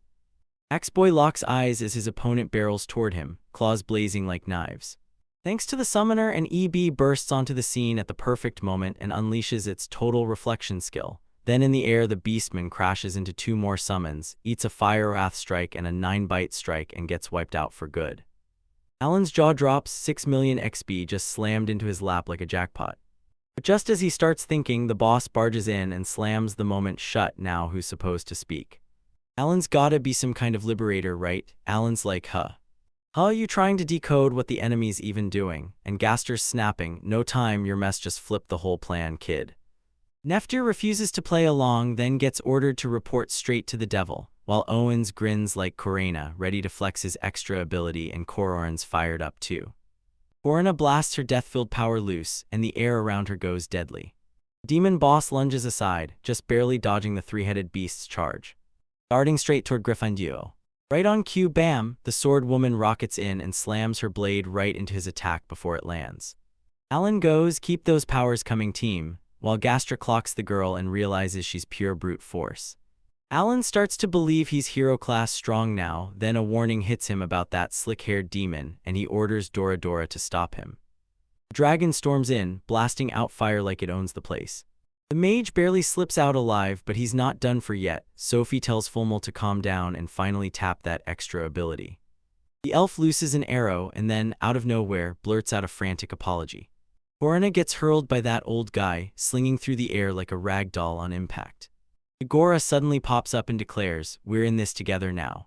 Now Alan's like, focus up, those big boss guys are the real target. Later, those demons were down on their knees and wrecked, yet he just sat there, grinning like he won. Neftira slipped out at the last second, yet he still pulled off the win and claimed victory. Before vanishing for good, he laid out one final truth, Gastrazol and you kids can't beat the devil. Neville stunned. Alan's jaw hits the floor as 32 million XP blasts in, and he's already gearing up to unleash his command ability. He slams out a massive shout to his crew for their legendary effort. Then, just hours later, the fortress is finally back under their control. Shocking Rukaturl right as the princess rushes in begging forgiveness for the demon escape, Alan shrugs it off like, it's fine, while Ares is suddenly on their tail. The tale ends, and when people ask them if they're the liberators, they just blink back, totally clueless. The next day, the queen finally hears the good news, and everything changes. Like we stumbled on the demon's super calm setup, almost chilling, just as our soldier figured it out. Alan's mind is racing as his wheels grind forward, closing in on the enemy troops left behind. When they press him about the plan, he smirks and says, First, smash the demon army at the south gate, then crank up the defenses because his squads are going straight for the troops marching for the nest. Next, his friends brace themselves, trying hard not to groan as they realize they're about to crash into 1 million enemies. Suddenly, the elemental kings tore through the sky overhead, flying in every direction like a living storm. He's grinning like he just cleared the finish line, chanting that prayer time's over, yet there's still a little waiting before Alan turns into the full elemental king. Americans are watching like, wait, what does it even mean to be a liberator? So what's the devil gonna do next? What's his next wicked move? Far away, Neftira finally slams into her target, Fortinia, the capital city. Alan stared at everything through Ares's eyes, and the world trees loomed so huge they felt unreal. But something feels off, there aren't any beasts anywhere. Inside the castle, the mage rips the silence apart and tells Liesel, I'm back. He leans back and spills everything, every single thing that went down. The devil's furious, barking at him to move, because he's blocking the world tree. Demons begging for forgiveness, while Alan's losing his mind in pure panic. It's right there, without even getting the leaders, you can see the real reason they lost. Then he blurts out a question about the invocation. Harry unmasks. Claiming she works for the world ruler, the devil erupts in laughter, full-on evil joy. She snapped at her boss like he was an idiot, and it lit a fire under her anger. Liesel whips up a shiny sphere and tells her boss, "Get him to meet me." Yuri disappears in a single strike, and the mage instantly gets the green light to keep reporting. Back at the fortress, that girl is done standing on the sidelines. She's pushing to get into the fight. In the middle of the fight, Alan finally understands. She's furious, but they still snag the crucial intel. Sophie fires off a question about the capital, and Alan snaps back that the devil is locked on the world tree, and he's not budging for the next 10 years. So they zeroed in on wiping out the remaining 4 million troops. 3 days after the fortress fell, Alan demanded answers. "So, can we restock every last magic stone?" While the soldier swore the supply was running dry. Yep, and Marshall promises they're packing up and rolling out fast, right alongside the army. When they asked if the game junkies could really wipe out the final 1 million baddies. That summoner's done. Nah, he's not calling for help, he's gonna rip through them all by himself. The second the secret lands, the whole room freezes. The queen's jaw hits the floor as the princess scrambles to understand what's happening. Yuri strides forward, shouting that every summon is rallying behind the young guy. The commander throws caution aside and decides to back the protagonist. Then he snaps the story in a new direction, cracking a joke that the devil's got long ears and silver hair just like Sophie. The soldiers are like, "Wait, could Liesel be a high elf?" While Rosen just snaps back, "No way, now he's. That has to be a dark elf, she doesn't recognize anyone with that name." She's still buzzing with nerves and she blurts out, "So, do you guys still want to roll with the elves?" Everybody's in the fight, acting like it doesn't matter that this battle isn't meant for humans. Alan's sitting there like, wait, has the elemental king hit some kind of glow up? Because he still hasn't woken up yet. He tells the general he's leaving early the next morning, so the guy better keep an eye on his squad. The very next day everything changed. The summoner rallied his friends and locked them into a battle-ready game plan. And he says Dagora's extra skill is their secret ace, the kind that decides everything since it's beefier than Cecil's mini-media, just hearing him. His buddy can't level up, so the axe guy presses him and asks why his summons don't bulk up with that command skill. With a sharp shake of his head, the protagonist yanks up a system window, and the numbers scream that the kid's attack is way stronger. Everyone's like, "Be careful, summoner," and he just nods, swears he'll keep you safe. After calling Griff in, he fired up his brand new attribute. Up in the air, Alan's convinced it'd be awesome to talk to someone first, before he dives headlong into a whole army of baddies. Out of nowhere, Eri just pops up. "Whoa, but what's she doing on the central continent?" Says someone, "So what specials are we getting here?" Hermione finally shows up, breathless and apologizing for the delay, but the summon snaps back telling him he was meant to roll solo. But he declares the Sword Saints are joining his crew. Then it hit them, your squad, and you wiped out 2 million demons in just 20 days. Days slip by and he can't shake the question, can the summoner really destroy the entire demon army, no exceptions? Me? Ares? Yeah, her master already had a plan, just watched as the young guy's stamina and mana shot back to full. Then he leaned in and demanded, "Does the protagonist know anything?" Nodding, our boy leans in and tells us he's been using a magical. He grabs the elf gear and hustles to set them up with 100 more, because the heroes get it now. He finally understands how Rosenheim just rose up. When they ask Alan if the item is actually his creation, he dodges the question and slings it aside, saying his beasts will go all in on freeing the elves' land. Then he takes off, straight out of the Gaiamid Empire. Then boom, right that night, another creature is about to crash the scene and unload 1,000 more elf miracles like they're nothing. But if that continent is still standing in 10 days, the queen will personally reward them with another 1,000 as a thank you. Hermione leans in and tells Sylvia to snatch the 100 miracles and slot them into the general. Generals, seizing the moment the protagonist shoots, "Did the devil make an appearance on the battlefield?" And the hero answers, "Nope." So our boy tells everyone that thing's gonna show up any second, and he's already plotting what he's gonna do next, because he wants to know where it's weak. And the hero snaps, "If you're thinking about fighting a devil, bail now, unless you want to get turned into toast."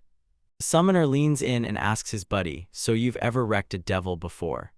After he confirms it, he tells you that his extra skill came from Elmia, but paying for it cost him a ton of friends. Alan wonders if a devil could ever be an elf, but the heroes have absolutely no idea. 3 hours later, way above Rosenheim's. Watch our boys square up because they're about to take on 1 million demons. Spotted dozens of ranked B monsters lurking in the back. Right before the showdown kicks off, he decides to tear them out of his way. Ari screams that the enemies are right in striking range. And then our hero slams the summoning command, maxing out the skill level, leveling it up to the general class. The creature blasts a command through militarization, rallying its troops like a war drum. Now you're watching the boy tier open his power and whip up his very own army of summoned beasts. The protagonist grabs his ally and orders him to smash the transport monster's head. Ari follows the command and taps into her gravity skill to do exactly what she's told, rapidly delivering crushing hits to the turtle. Pumped as the summoner says, "Alright, now it's just a straight-up rampage, we're smashing everyone." Everyone just stands there, glaring and locking eyes like nobody wants to break first. Until one of the baddies catches sight of the boy's black hair, and then he screams for his crew to bring down the kid. The young summoner's hyped to finally get noticed and shouts Dora Dora, calling Dora to jump into the fight. In midair, the dragon unleashes its move, Boiling Fire. There, Ari suddenly blares that the flying demons are swooping in fast, straight toward them. The young dude basically begged her to blast the baddies away with her insane awakened power. Boom, out of nowhere, a gigantic black hole tore through the sky like a nightmare. A black hole suddenly blows into the scene, and it starts yanking everything in, demons included, within a dozen meters, compressing them like a turbocharged vacuum. He clocks that the enemies have gone still, then decides it's go time. He's unleashing everything he's got, magic stones and all, and wiping them out. With one of his summons, he slips in unnoticed and steals a look at how his squad's holding up. He peeks over and realizes the creatures on the flip side are rotating shifts, resting, stockpiling energy, and lining up the perfect ambush for his pals. So yeah, the Devils changed their whole game plan, while Alan hoped Liesel wouldn't underestimate a gamer who just spent 5 straight days locked in nonstop. We burst over the skies and land at La Polka's fortress. Ares is already firing off the news that the summoner hasn't slept a wink. Cecil tells everyone to hold on for just a few more days, because the enemy's power is absolutely off the charts. Agora can't stop thinking maybe they should start wiping out the beasts at the fortress. The summoner just went nah, because tomorrow, around 4 million demons are going to smash straight into the city. Rukitoro plotted to crush the fortress by surrounding it from the mountains. They don't even get a single quiet minute to breathe. Right before panic can strike, Ari leans in and swears her master already has a plan. Now everyone's gotta man the fort for 5 more days, no new beasts allowed. Glancing at the map, the Baron's daughter snaps, we're boxed in, every direction is closed off. Proving this ain't over yet, then the summoner unveils the exact strategy the main guy cooked up, and everyone's instantly like, wait, that can actually work. Before she dashed off, she warned, tomorrow, some beast is going to show up with wood and 2,000 bottles of magic herb. Next day, the axe guys chime in like, yep, this fortress is about to get absolutely swarmed by 4 million troops. Alan barks at Dora Dora, get rid of the flying baddies first. The dragon's like, this is guaranteed, and then it blasts a ton of boiling. Flames blazing so hard they turn the enemies to ash. And just to top it off, it spits out one more extra breath, because it absolutely refuses to stop. The soldiers can't believe how brutally beastly it is. Obviously that dragon is the real threat. Then they rally up, start hurling arrows, and the main guy screams at everyone to unleash every skill they've got to hold the walls from. Wrecked, while on the west side, a squad of 60,000 elves and 10 alipons is fighting for its life against 500,000 demons. At the same time, 2,000 young alipons launch out and unleash formic acid. The moment the goo splats them, every one of their enemies stumbles into pure confusion. At the very top of the fortress, where the whole world feels like it's under his feet, a soldier snaps, warning everyone, don't let those creatures rebound after the hits. On the south side, Class B magical beasts are smashing demons in a straight-up brawl, no power-ups needed. Right before a fireball can slam into it, the mirror flares up its shield and reflects the sphere clean back with perfect precision. Our dudes calling the best play bail from the south and north and lock it down on defense, while inside the fortress, game junkies God Aruga and 90,000 elves are smashing head-on against 500,000 demons. With adrenaline pumping, Karina snaps that it's time for the elves to take 5. The summoner's shift-change play was clutch, and that tip about using magical herbs was dead on.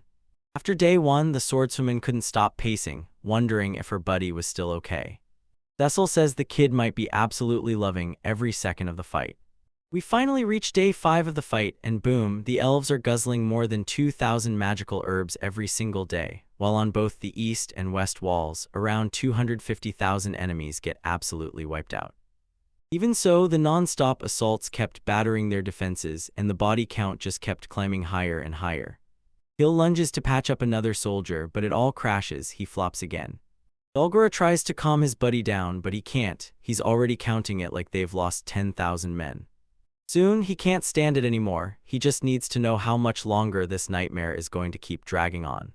A few hours later, the main guy finally shows up and fires off a huge thank you to the healer for going all out. An elf strides in and declares that summoner is a walking miracle. His buddy Karina crashes straight into his arms like a bolt of lightning. Sophie told the young dude to take it easy for a second, but our guy bragged that he grabbed some sleep mid-flight, so now it's full throttle, and he's moving in to wipe out the 2 million demons still lurking around. 8 days later, the entire enemy army gets completely wiped out, every last one. Gatruga swallows his pride, gives the summoner his props, and just like that, they set up the funerals and start gathering up the magic stones. 2 days later, Rosen bows and thanks the whole crew for everything, but Alan can't stop poking the mystery, because the Elemental King is still out cold. And the young ones can't hold back their excitement. Word spreads that the Bocus Empire crushed the battle too and came out on top. The fight's on, but the real snag hits hard. Those demons refuse to leave the capital of Rosenheim. Our guy steps up like he means it, and with a nod to the Queen's investment, he basically says, "Yeah, thanks to you, everything's suddenly moving at full speed." When they ask what this investment even is, the summoner blurts out that he begged the elf to lend a hand. Hermione suddenly barges in and snaps, "So you always treat your vets like this?" The main dude leans in and admits he straight up borrowed the Empire's hero. The young guy nods and says, "Yeah, get me those 1,000 magical herbs as payment and I'm in." Gil grills the captain about the central continent, then learns that everyone's suddenly cool as ice thanks to the miracle item. The summoner cuts in, grinning like trouble, and says, "Tell me the demon's weakness. If we can exploit it, we should go all in." As everyone files into the meeting room, Rosen leans in and promises he'll whip up some grub. Marshall goes wild with excitement, and Lucidraw catches the same energy. So tell me, do Alan and Hermione really think they can tear the capital back from the demons? Later, everyone dives headfirst into a delicious banquet feast. At the banquet, the hero goes full-on chowing down, and between bites he blurts that the only time he'd tasted this bomb elven food was the day he scored the recovery ring. Because humans can't just waltz into that land without an invitation. He threw out an invite, and when they asked what kind of squad he'd want, he didn't hold back. You're there when the armored guy starts pitching jobs like it's a lineup. And he flat-out declares that for him, quality is the only thing that rules. But now his curiosity goes wild. He just has to find out what that summoned beast can actually do. With a grin stretched across his face, the main dude tells the young guy, "Don't worry, I'm gonna spill it all because I trust you." The guy right outside the hero's view realizes the summoner didn't pull out full power during their fight. Our guy admits he pulled it off to stay invisible from the Demon King's army, hiding in plain sight. Hermione slides some papers over and tells him it has to be just him and the black-haired guy going after those creatures. Annoyed to the core, Degora and Kill snap and demand, "Why are you giving them special treatment?" Jill fires back that the rest of the crew is nothing but dead weight. Because right now they're only strong thanks to the summoner, and they've still got 0 killer talents to back it up. The main dude grimaces like something just hit him hard. His face says it all. He's not vibing at all, but he steps up and declares that in the last battle, the hero lost tons of friends, so he gets. The young guy shrugs and says, "It's your choice. Every person decides whether to jump in or walk away." Not if they believe the victory odds are just 50%. Karina's courage crashes in an instant. But Alan pats her shoulder and tells her, if things get hairy, even if it costs them time and forces them to stall the recapture of the capital, they'd still need extra training first because a rematch is coming and they can't show up unprepared. Laughing, Hermione teases that the young guy talks like it's a full-blown martial arts fest, but when they ask the rest of the crew what they'll do next, everyone swears they'd never ditch the Summoner, the hero, smirks and admits he's insanely stubborn, so he tells them to brace themselves and just wish him luck. Ulmo steps forward and blurts that he's ready to unleash his extra ability in the fight. Hearing that fires up the main guy even harder. Dagora just discovered the brutal truth. He's the only one who can't use an extra ability. The hero's stunned, then he blurts that he and the frontline duo should spar for a bit. Got it, since these young guys are only here for 10 days and those dude figures are all he's got. He's already got a plan and he's keeping his eyes glued on them. Honestly, just 3 days later, Karina and the axe dude call a full stop and ask for a break. Even with the setback hanging in the air, the young guy steps up and promises a fight. His defense stats are stacked to the sky. The hero bursts in and tells everyone, idiot energy makes you level up fast, so yeah, that's probably the whole reason behind it. Alan cuts in and announces the attack plans are finally here. Right now, everything changes. So yeah, next day they're headed for Fortania, and right as Dawn lands the moment, Artriga leans in and fires the question, are you sure you want to stay? He nods and tells him straight up, somebody's gotta stay in the city just in case everything goes south. Rosen shoots south and tells everyone he's counting on his daughter. Then he demands to know where the hero found that young kid. He charged ahead, fully aware that if things went south, the capital would get absolutely wrecked. Queen drops to her knees and prays the Elemental King has her back. The kids thank her with bright grins, then swear they'll go all in and fight with every last ounce of strength. At last, the crew finally locks eyes on the World Tree. Hill blurts that the place is breathtaking, and the summoner cuts in to tell Fulmo it's time to split the story even wider. Alan looks around and can't believe how calm and peaceful the whole place feels. Her tiny squad finally barrels into the palace, only for Nifter to freeze in shock because 6 people are already inside. Meanwhile, the devil snaps, I couldn't wait a second longer. You spot the main guy, he points at you and tells you, I have to be the so-called Liberator. Our guy shouts back like a war cry, confirming he's got him and promising to send him right back to hell. Liesel doesn't even sit up. She mutters that the elves are out there begging the young guy for help on their knees, and somehow that makes the whole thing even more pathetic. The protagonist just told them this monster is way too weak, and I'm not wasting my epic time on it. Then this guy blurts out the truth. He knows he's a dark elf, and he can't keep it bottled up. And for 1,000 years straight, he's been locked on the World Tree like it's calling his name. So his mission crumbles as they kick him out and hand the place back to its rightful place, forever. They're just OG owners, our enemies are hiding in the trees, but you better believe we're not losing this again. Sophie, twitching with nerves, bursts out that the tree needs elf protection right now.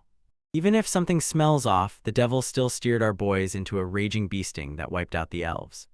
Those creatures only want one thing, pest control, bro. Bro, Alan literally just said that's why we're all standing here together. No chill, he calls up lightning-fast beasts. Everyone's hyped and ready to go, Ari and her squad included. Niftir's excitement dies the second Doradora shows up, courtesy of a direct order. Searing flames come crashing down on them and the slick-haired demon tries to cling on, then gets absolutely yeeted through a wall, landing with a brutal thud as he bites the dust. Riff rockets in front of the youngling, taking the hit head-on. Link's Riesel bursts out from under a rock and just like that, he's got the summoner totally wrong. Charging ahead, the creature locks onto one goal, ripping into the dragon and bringing it down. The boy trembled as his creation. His arm got wrecked in one hit, and the devil's attack power was off the charts. Even so, the young hotshot clamps down on the plan and launches his crew straight into battle. Dagora and Korana slam forward, then a brutal impact hurls them flying way off into the distance. They slam into the rubble with a bone-rattling crash. Rubble everywhere, and the axe guy tries to act cool even with broken bones cracking through him, while the demon general can't help but stare in surprise. Believing it was time to crank it up and push harder. Then Aryan Doradora dives in out of nowhere and slams them with a devastating combo attack. Liesel lets her guard slip and the swordswoman lunges forward, ready to carve in again. No hesitation, she surges forward and unleashes her limit break. Still, the enemy fires another one of those flying drones right at her. He's flying blind and he doesn't realize he's right in full sight of the entire mall. From a distance, the elf knocks an arrow of pure light and lets it fly. Arrow, that creature's instinct snaps, something S out there. He tries to make his move, but the swordswoman snatches him mid-action and lands 2 brutal hits. Sheesh, come on, that was a pathetic summoning. Huina whips her sword in a blur, but the strike gets slammed dead in its tracks by a full-on block. The protagonist snaps to attention and decides it's finally time to unleash his skill. But just like that, his friend stops dead and gets her head smashed into the wall. Agora dives in slam, and even then he eats another brutal hit. Caught in the chaos, he zeroed in on the archer, because that enemy was coming for him. Like I just unlocked magic too. Vessel slams in a blazing fiery strike. Meanwhile, the axe guy and the swordswoman get yanked to safety, thanks to Sophie's wind map. Magic crackled, Alan stood there, and the demons sneered that anyone who couldn't get past the gate was nothing but a fool. Our boys were stunned to realize their opponents didn't stand a chance. It's the liberator finally realizing why he can't tap into those extra skills. Skills because once someone's already in that state, those abilities don't hit special, they just feel normal. Everything stayed normal, same rules, same vibe for both him and the Dark Elf. The whole crew is scrambling to figure out why the creature's still untouched, then the summoner snaps, "All right, we're out of here." Now the warriors fall in line and obey every order without a single question. He frets that all his stress over the demon generals was for nothing, but then he snaps to it, regroup now and crush them to win. He whips around and starts taunting the protagonist, hurling insults and calling him a total noob. He had no idea an ambush was seconds away. Pushed, then our boys hit back hard because when his three-headed dog lunged, they shocked him anyway. The dog gets absolutely wrecked in seconds and the enemy sneers like, "I know you're out of moves." Hermio suddenly bursts in and snatches the day back before everything falls apart. Liesel leaned in, eyes blazing with curiosity, and demanded to know what he was doing there. There, grinning like a menace, he taunts the heroes, "I'm here to end you," and somehow his presence fires up everyone's morale. With his sacred sword in hand, the boy crashes in and lands a death-dealing blow. Even with the blade sunk into its body, the creature still manages to spit out a final word, then it vanishes into nothing. Watching the dust settle into that massive crater, seeing my ally and the protagonist standing there, still just as terrifying as ever. Snatching up his sword, the heroes burst into cheers, because the sneak attack had totally landed. And he throws praise at everyone, crediting every ounce of their effort. Alan exhaled in relief because going in alone was impossible. They couldn't beat the general by themselves. He scanned the grimoire and found nothing, so he snapped to his ally, "Finish it and don't let it come back." But the demon shows up again, smirking as he admits he never thought the hero would come back. Hero went for the reveal and the kid still came out, only one heart got destroyed. Everyone's scrambling to make sense of how something like that could even happen. Possible as he transforms, the enemies all stop dead. "Yo, Hermio, are your legs frozen or what?" Seeing his opponent's new form, 4 extra arms and wings, hits the heroes like, "Oh no, I'm in way over my head." He grilled them about whether the summoners had come up with anything new, but all he could think about was sprinting for the hills. Diving straight into the fray, those generals swallowed their pride, thinking a half-baked hero like you might actually beat them down. With that punch, the kid got launched like a frisbee across the sky, no worries, just pure power, and then he triggers his feeling abilities. While Leslie grinned wide, he swore that none of them would ever leave this place alive. Meanwhile, the protagonists are living it up, like they've got the whole world in their hands. 3 dragons thunder into formation, even though he knows it'll only buy him a few seconds to stall the enemy. The heroes shot up into the sky, leaving the ground far behind. Telling Kurena and Dagora to back off because 1 second later, he's charging the general with his phoenix power. Sophie gets slammed around like a rag doll, but her guardian rockets in at the last second and saves her. Then time came roaring in as we shouted for our boys, when Princess unleashed the Great Spirit's power. Before the tears even hit, she's all eye trying to hold it together, but then nada happens. And Alan's like, "Keep pushing, this is our way out of here," because once the enemy starts throwing magic, the heroes are toast, no butter needed. Water surges forward, fired up to stop the worst, and as the summoner charges in, he blurts out that it's better if this fight stays locked between the 2 liberators, no worries, no outside hands. The young ones are freaking out like, "Dude, okay, what's the plan?"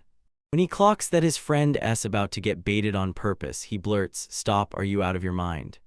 Look, once I see the general winding up a spell, I know it's my chance to drag everyone out before it lands." Right on time, he calls the armor giants down to smash the attack back. Before he can even get out of the back, surprise, Lelsel is already on his trail. Him weaving through the air as the summons chased him. Common slams a snap down on the dark-haired boy. Dude, the swordswoman's freaking out like, why is Griff just standing there? Harry storms in, barks at Hermios, and demands he lead the retreat. With a grin plastered on his face, he rallied the heroes, refusing to let humanity's hope crash and burn.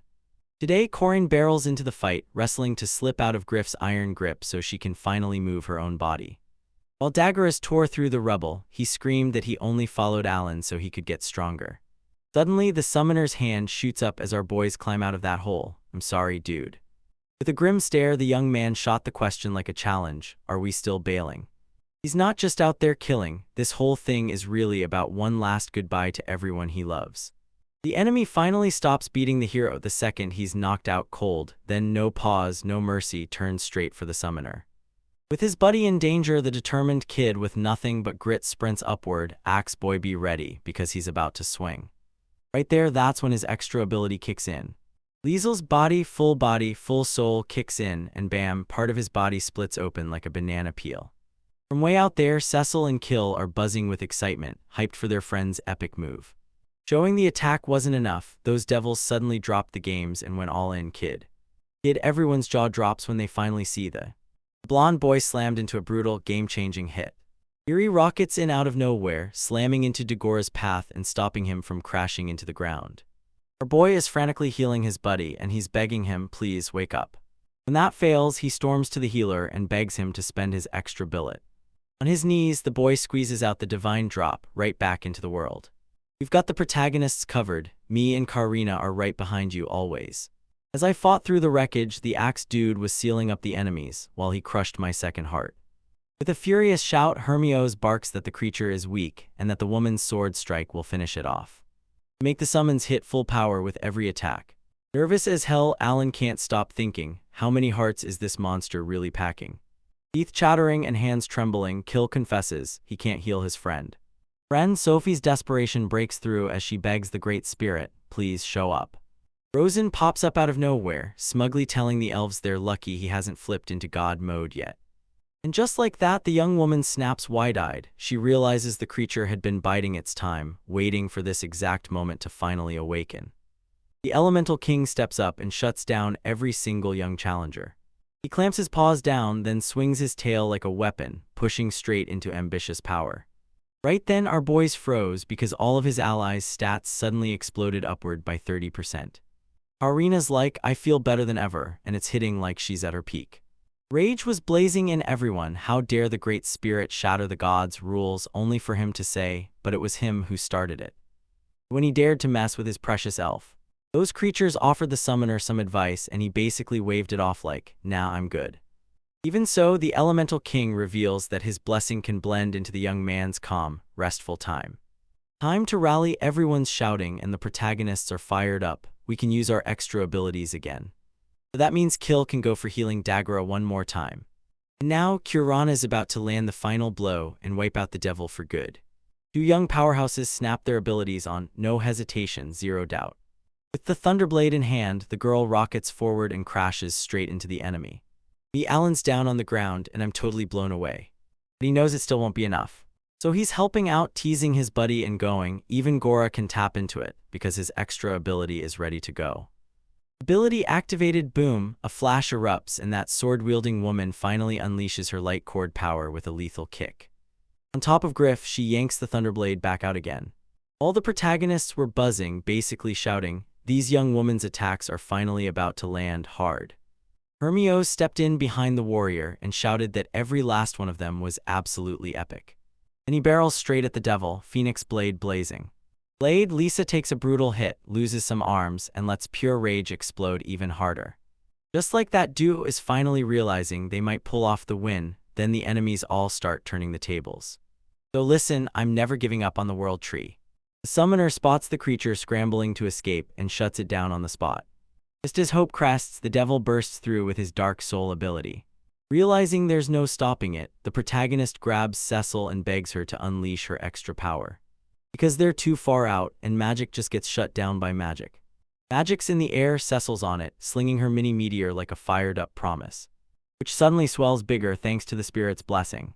While Lissel fights for every breath, the hero charges in with his final heart ready to end it. Then the sacred sword slams straight into the enemy, detonating a mega explosion. Far off, the warriors stare in silence, finally convinced the battle is over for good. Hill tells Dagora they won, then stares at him like, wait, why are you still out cold? We're using it, but without XP raining on our guys, the general's not done for, he's still not toast yet. So they'll just let the axe-wielding guy crash and sleep, if that's what he wants. Other warriors roll in and crowd around the kid, asking how he's doing, while the healer grins and says he totally nailed his extra ability. With arms crossed, our boys landed every shot, success rate 100%, and that hit the Baron's daughter like a spark. Proving he's the real deal, the blonde summoner snaps his eyes open. Eyes blazing, he charges straight at the swordswoman, shouting that he heard every single thing up to now. The healer went ballistic, screaming, "So that's why your buddy refused to wake up." The crew fires off there thanks to the Elemental King, then locks straight onto the true enemy. The Baron's daughter rushes over to Dagger, checking if he's really okay, because even the young dudes are watching like, wait, is he actually hurt? Yeah, my stomach's screaming at me, but he's still itching to fire off his extra ability again. But everyone rushes straight to the crater where the explosion tore the sky open. The protagonist slumped hard when he realized a third of the city had vanished, despite the fact that this mess was basically his fault. They take one more hit of the fall, drop a little farther, and then, boom, they spot Diesel pooling on the ground. With a twisted grin, the devil snarls that he can't wait any longer. Then he snaps at the young ones to get out of the way of the world tree. As the creature's body crumbles into nothing, Alan's certain they've finally won. Keeping his eyes locked on the tree, the enemy spits that dying in the promised land doesn't sound too terrible, even if his bros aren't there. But he makes it crystal clear, once he's gone, the next one will hit, then another and another until it never stops. The devil drops a real apology to his people, then vanishes without a trace. Proving he wasn't just stone, he had real feelings after all.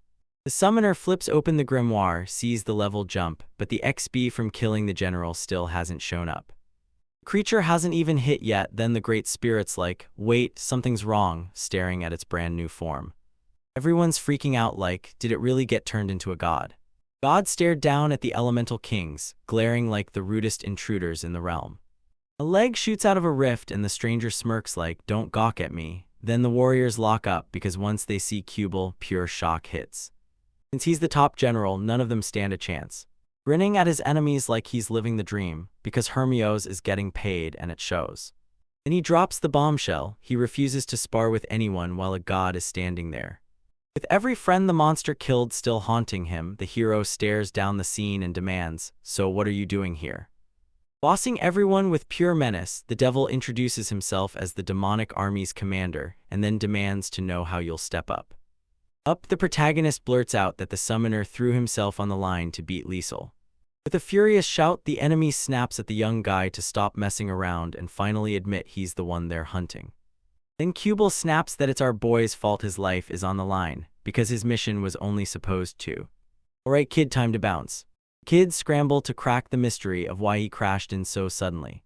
Everyone else wraps up, but the protagonist steps forward, thanks them for all their hard work, and declares, alright, time to head back to TMO and just chill. And just like that, the Battle of Rosenheim finally wrapped up 43 days after the game junkie crashed the party. The elves burst into celebration when the good news finally landed, but the warriors, they only wanted to crash and sleep. The very next day, the queen calls the summoner out and thanks him, like he just saved her world. But he insists it wasn't him at all, it was the hero who crushed the demon general. All Dodge wanted was to dodge the spotlight, but when the gears shifted, a side spilled out of her she never expected. Liesel was a dark elf. And since they can't just let this slide, she's going straight into a serious sit-down with the creature's representative. Alan shuts it down with one last warning, even if they strike a deal, they'd better stay razor sharp. The Elemental King suddenly materializes and hypes up the squad for holding their line and keeping the team going strong, period. Keeping those elves safe, so yeah, he's not backing down. He'll keep his promise and crank everyone's skills up. Skills grinned and our dudes were through the roof. Because he didn't even get crowned on his own, his crew carried him to the throne. Yeah, even knowing all that, the spirit straight up promises he won't mess with anyone's gameplay style. But he'll level up one of the warriors straight to 5 stars. Alan didn't even blink, he demanded the creature hook Corina up. Because that young lady already has 3 stars, and she can only switch classes once.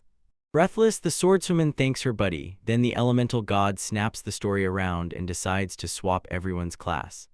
The main guy is bursting with hype, because he's about to see none of his pals.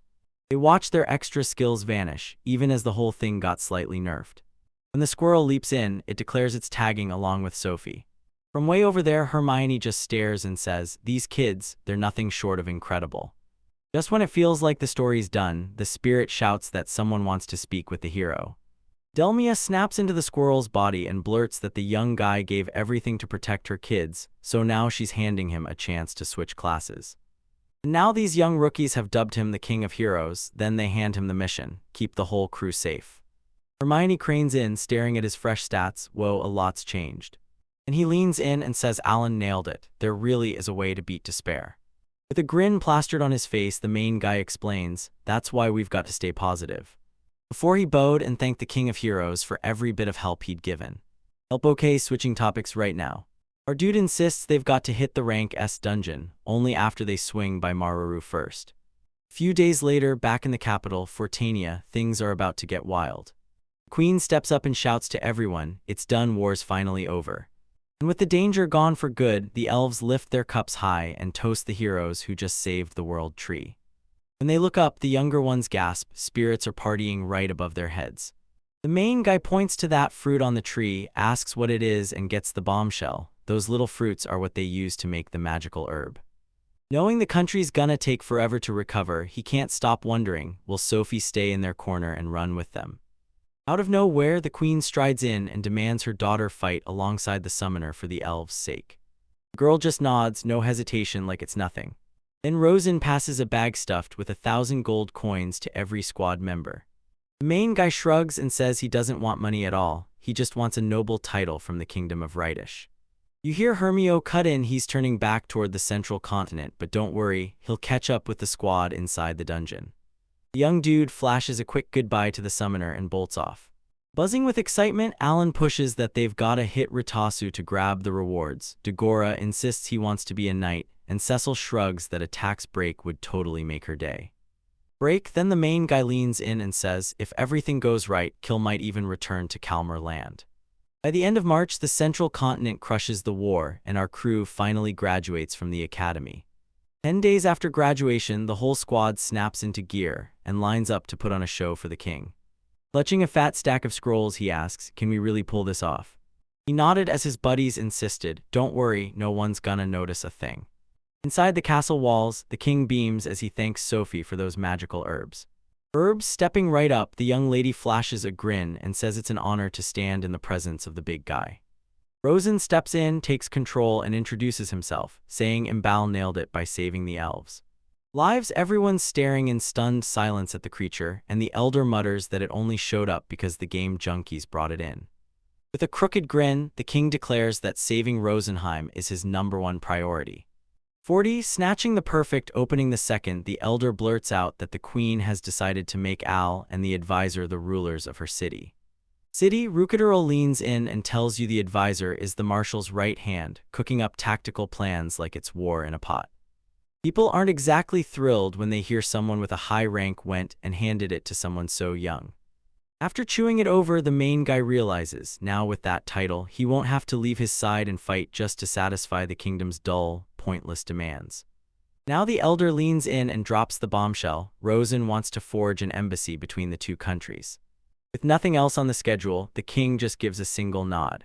The elf insists this isn't the end, then the princess ups the ante and goes straight for the Class S dungeon in the Bacchus Empire. Even with his blade skills legendary, a noble's oath traps the sword master. He can't leave the kingdom.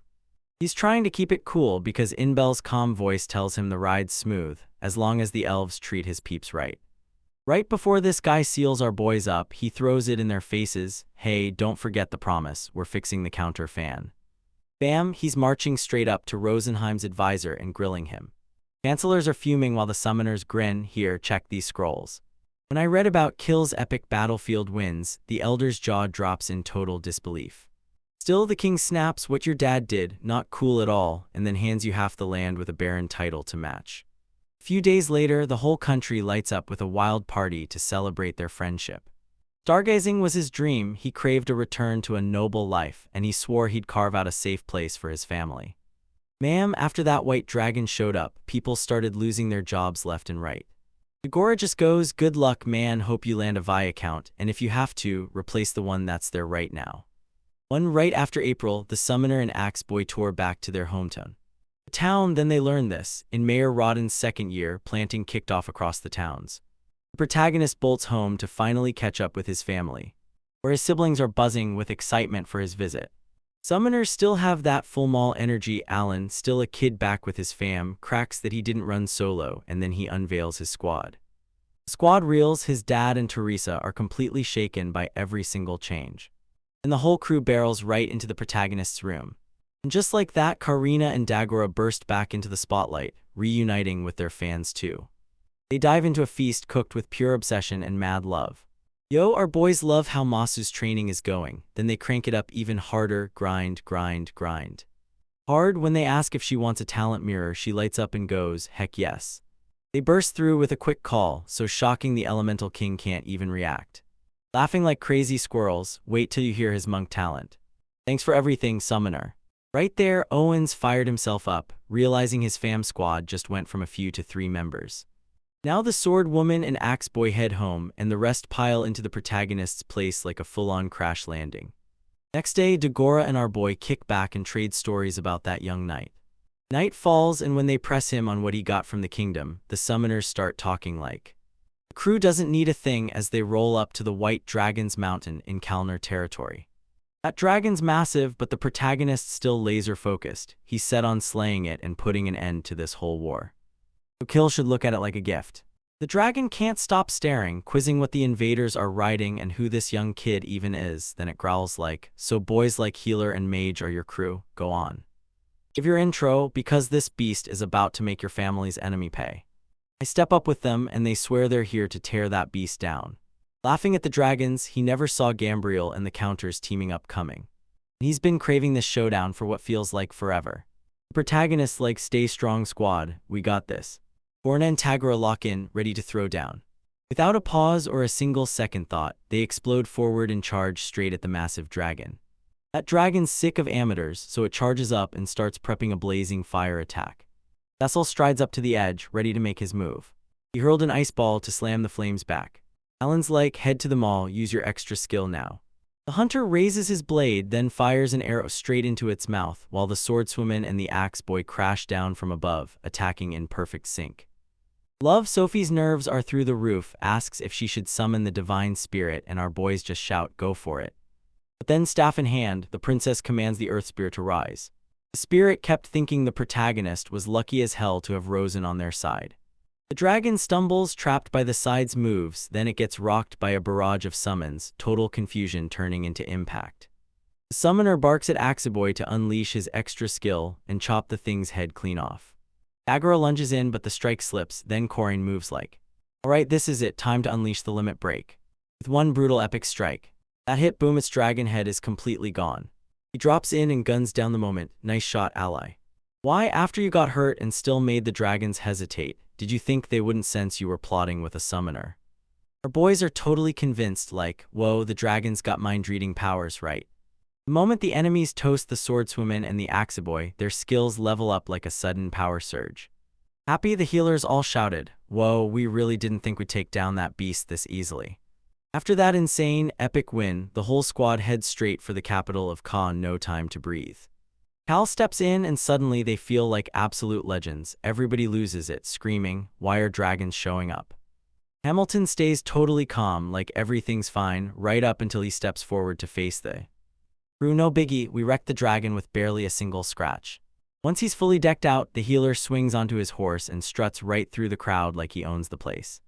He rode in with the count, and that axe-swinging knight moved like the perfect team-up, total squad goals. Crowds buzzing with anticipation, absolutely stoked for the dragon's toast. Now they finally get to plunge back into the mines and dig up that precious mithril. Stake to roll at the counter crib. Well, every kid in there is absolutely stunned by just how massive the whole place is. Nina suddenly pops into the scene, grinning ear to ear, and there they are, her bros still standing strong. A royal messenger bursts in, handing the healer royal praise for saving the whole fam. Ma'am, he blurts out the shocking news, the guys handing the white dragon's hand straight to the king. Because Noble-esque got a whole load of problems. Alan's not about to let that slide, he's demanding they share the loot, then he rages that they've gotta fix up the mine now. He needs to recruit a few people first, sure, but if Imbel wants to snatch the dragon's head, he's ready to strike a deal.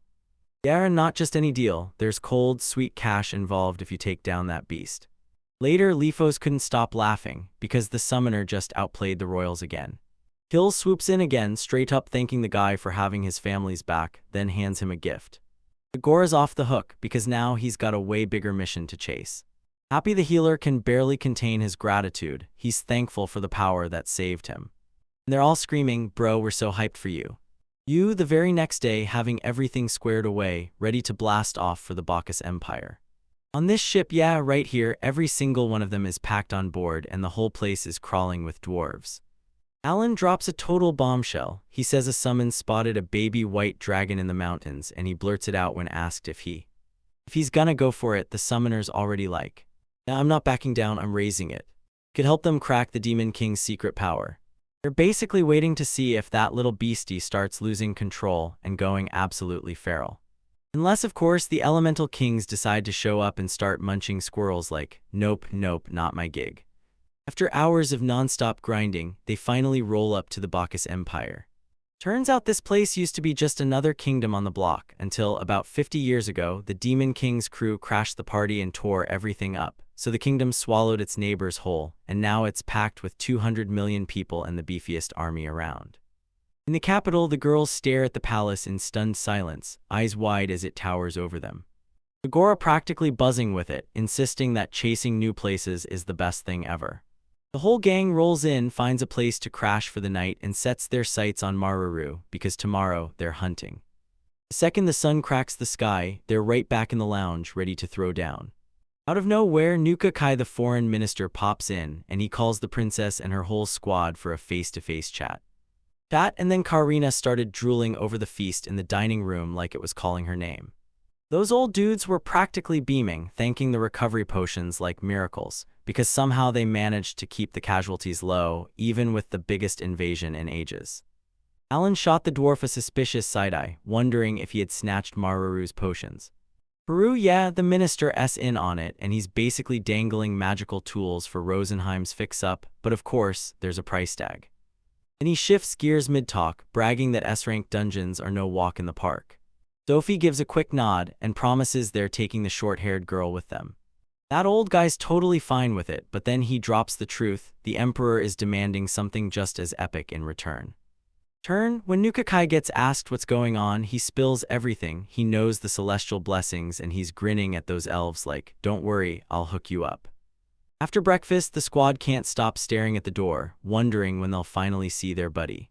Dude, Cecil's throwing off major bad vibes, but the summoner's in, and that deal suddenly feels rock solid. Still, Maru explodes through the door out of nowhere. And all emotional seeing her, she launches straight into her hero's arms and blurts out, "I missed you guys so much." Then the crew drags the dwarf into it and spills every wild detail of their crazy adventure. She beams with non-stop smiles, and you can tell she's thrilled they're doing great. Then the tiny. If anyone whispers that you can snag a golden plate in the S-rank, you've got to hear it, because that's the kind of prize people kill for. Dungeon, on the way, he clocks that his buddy suddenly oozes confidence now that she's graduated. And yeah, she's crushing it with a blazing 3-star talent. And just when you think it can't get wilder, the talent game finally boots you straight into the Tower of Trials. Happy Maru hits Degragny's finally here. Inside they peek in and it's stuffed to the brim, but Kurena and Dagora are the most rattled by the beastmen. Then he slips past the gate and boom, his mind gets blown because the city inside is even bigger than the capital. He got asked straight up if the Temple of Degragny was the big structure right in the middle, and he had to answer. The dwarf just nods, then grins and tells him, "That's where we'll plunge straight into the rank S dungeon." Everyone in the area clocks Alan at once. His wild hair gives him away instantly. He's absolutely stunned by how many people have already cleared rank A dungeons at that stall. Honestly, when the ladies hear the squads are gunning for a level S dungeon, the shortest one perks up and immediately demands they rent a magic dip. With the disc clutched in her hand, she leans in and tells him the plate has to slot in, because that's how the golem gets built. The receptionist tilts her head at Maru's talent and asks, then the second general of the magical earth gets mentioned, jaws slam open everywhere. With a wicked grin, the lady tells the young girl she can move a mithril-level golem using only copper or silver. The main dude asks to rent a magic disc too, and then, boom, he learns the price tag is 10,000 gold coins. Coins are literally boy figures, yeah, that totally checks out. Before he slams down bags stuffed with coins onto the counter. The dwarf throws him a grateful nod, but the young man shuts it down, saying this isn't charity, it's an investment that pays off for all of them. Once they're done at the temple, the whole crew grabs a nearby house and sets up their base. Mouth stuffed as she chews, the swordswoman daydreams about one thing: being the first to conquer an S-rank dungeon.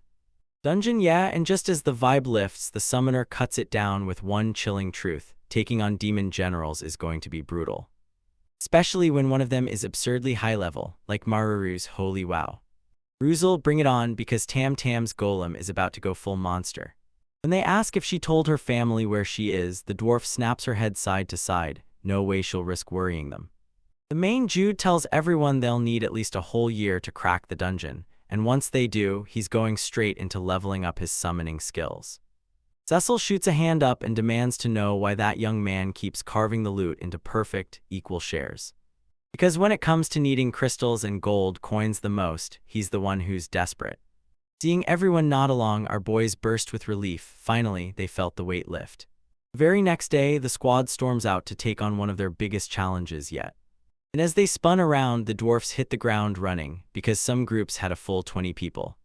The announcer cheers at the game junkies and asks, "You ready to push for the second floor?" Gil jokes the dungeon's kind of lame when it only has 5 floors. Pumped up, our boys hit the move, ready to storm the second floor.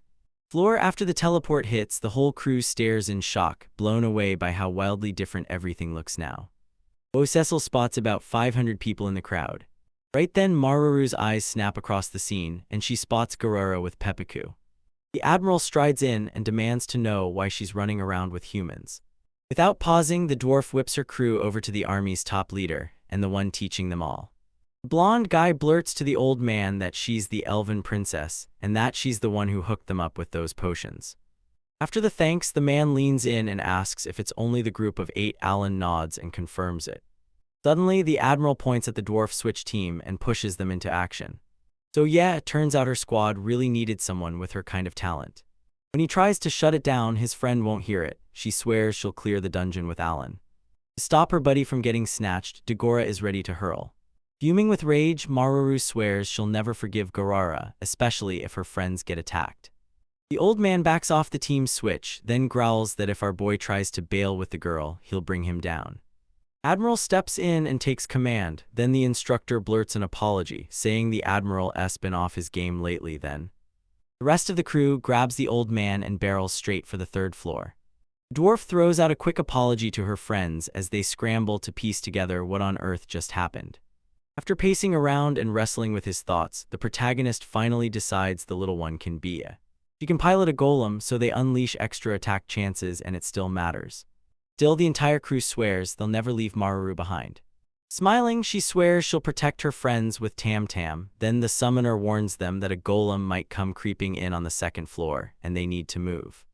They blaze in at full speed, and the other adventurers freeze in shock when they spot 2 elves, plus an army of summons, waiting there. Up in the air, the dwarfs let out a breath of relief. Her squad hadn't sparked any big drama. Drama explodes and the protagonist surges with his power, zeroing in on mostly ranked B monsters. But one more glance and his eyes lock onto a monstrous creature the size of a nightmare. Creature, here's the twist: the beastmen aren't just hunting it, they're gunning to take down the monster alongside you. Realizing it's smarter to keep his distance, our guy begged Gancho to hunt down a different boss. Later, he spots another monster, but everyone has to sprint right now before more trouble comes crashing in. Riff slams a kick at full super speed, and the whole scene goes flying. Alan leans in, and there, right in front of him, the beastman bolts, fleeing from the monster. Borana's side-eyeing hard. She thinks something about it feels seriously suspicious. Then everyone spots a hulking creature with a shell tougher than stone as it looms right there, like something out of a nightmare. Rock, then boom, the enemy takes off and flies too. The protagonist yells at the swordswoman and Dagora to leap in right now. Then he blurts out the other adventures, sending them scrambling away. Graham, totally panicking with the rest of them, blurts out how they're even going to take down an S-rank beetle. Maru's hands started to shake, but the summoner just smirked like, "Don't worry, I've got this." Bolting forward, the beastman growls that magic won't do a damn thing on a BB. The axe dude storms back with his partner and snarls, "Our attacks did absolutely nothing." With a grin, he declares this is the perfect moment to flex their powers, because Rosen's got their back. Just as they're still looking the other way, the scorer snaps awake and blesses the squad, pumping up their stats like crazy. Owen steps up and says he'll go first, so everybody holds their breath and waits for the perfect moment to unleash their extra abilities. Then he calls in a whole squad of Kabazus. The awakened power rips through them, and they unleash a massive boom that shakes everything. Next on the hit list is Dagora, right there with an elf and a mage stepping into the chaos. Colossal attack crashes into the enemy and lands dead on. As we watch, our guy clocks it. His dragon is getting bigger by the second, but Bummer drops a hard no-go on fires, like it's already over. Against the giant beetle, the summoner snaps out a move. Once the shield blocks the strike, he whips the hit back using his own reflected tech. Using its reflection power, the monster gets flung back with a sickening impact, but before it even hits the ground, it snaps right back up lightning fast. Dagora and Korena charge straight into brutal close quarters, and the swordsman's blade punches through the shell, only for the boy's extra power to still leave him stuck. The second that axe-wielding menace got snagged, the whole mall full-on goes wild and jumps in. As the warrior launches forward, an arrow rips through the air and slams into the enemy. You finally watch as your little creature snaps one of its legs. The protagonist leans in and asks, "Can you still take down those boys?" And his buddy shoots back, "Yeah, and don't worry, I won't let them catch you again." Again, the squad locks in and keeps the pressure cranked up. Cecil spots the monsters scheming and blurts out, "What are you planning?" Could be, and the second he spots one of his dragons getting. The moment Alan gets grabbed, he spots it. This beetle doesn't just bite, it drinks energy straight out of him. And it figures there's no way that hits as hard as it would against a second-floor monster. So he snaps time to bail and wastes zero time getting out. After they ditch the creature, the crew burned 6 hours wiping out other floor bosses, until they finally snagged 3 silver coins. Next day, the protagonists hype up and finally tear through to leave the second floor. Meanwhile, Kill and the Baron's daughter are totally crushed because every path they search leads to nothing, no chests, and not a single golem plate in sight.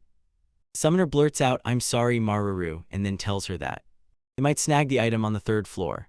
The moment the medals are handed over, the entire crew gets ripped through the air and teleported again. Except this time the place is a desert, and there's not a single plant in sight. The girls clock the ground like something's off, and boom, the healer screams, "Look at the golem right ahead," to show his friends. The dwarf cracks open the crystal and reveals what the pilots are inside the big guy's chest. Then, out of nowhere, the creature suddenly morphs. It shifts in real time, and you can tell it's channeling powers straight off a magic disc. During the chaos of a naval battle, the girl screams with pure excitement. Tam Tam transforms into a full-on warship. Dagora tells everyone to ask the cube how to grab the plates, and the announcer drops the bomb. They'll need at least 7 medals to reach the 4th floor. So Alan says if everyone heads back to base, we'll get a collection offer. Kill and Cecil shoot them worried looks, asking, "Can we still handle the tasks?" and finally relax. After wrestling with it, the summoner finally says, "You get 3 nights in the dungeon and 1 night back at the base." With everyone on board and locked in, the crew rockets toward the next mission. With his eyes scanning the skies, the protagonist hunts for the Admiral among the golem users, but no matter where he looks, he can't find him. Not long after, he spots a crew of dwarves and beastmen lurking ahead, and storms that floor to discover the monsters lurking in the sand and the caves. The young man snaps his summon, calls the airy spirit over, and begs her to inspect the structures fast. Maruru shrugs and insists it's not guaranteed. There could be monsters in they. In the caves, the team refuses to slow down. They sweep every nook and cranny until Alan finally stumbles on a portal. Suddenly, a whole swarm of monstrous scorpions erupts out of nowhere, which sends Karina's excitement through the roof. He grins at his friends, and together they're ready to throw down. The summoner grins and promises he'll conjure a handful of beasts so they can unleash their skills. No pressure, no panic. The sword-wielding woman explodes forward, slams into the creature, and drops it with one brutal strike. The protagonist drops a quick hit and mutters, "Those are E-rank monsters, so we clear them out fast." The mage hurls a stone ball through the air like a weapon, while the sword master and the axe dude start slamming in hit after hit. As I shout that massive monster hunts Dagora, then the young man gets cornered, dead in its sights. He barrels into a pair of enemies, and then his world flips when he realizes they're both in the exact same class. The swordswoman leans in and warns you, another huge villain has just appeared. A wicked monster crashes the party, and the summoner's done. Every last one of them is ready to go. This is the boss for real. Save your wild moves for day 1 unless you're that axe dude, because it's gonna be brutal for the 2 of you. So the main guy snaps, "I'll keep him busy with my crew. You 2 take care of the small stuff." Mage unleashes Elsa mode, firing razor-sharp ice needles like they're freezing the world in real time. Needles grin. He's pumped because these creatures fold fast against frozen water. Then he tells her, "Now you can finally help Korena and Dagora." After a short breather, the squad snaps into battle mode and gears up to take on the floor boss. Alan's summons already beat up the loss pretty badly. In no time, the monsters are cooked and toasted to the brink. Next, the main guy can't wait to watch it drop a crystal into a metal piece worth around 200 gold coins. Hill jumps in and says he's kinda wiped out, but the black-haired guys fire back that training isn't over yet. So they dive in and start munching those magic fruits. After hours of diving deeper into other caves, the crew crushed 3 floor bosses, grabbed 3 iron medals, looted 2 treasure chests, and scored a haul of wicked weapons and armor. Chill out, summoners, this is it. We're leveling up real soon, no doubt. And yeah, time to hunt down even more monsters and stack up those plaques. Maru makes this ridiculous funny face, then laughs and insists she's totally cool when you ask.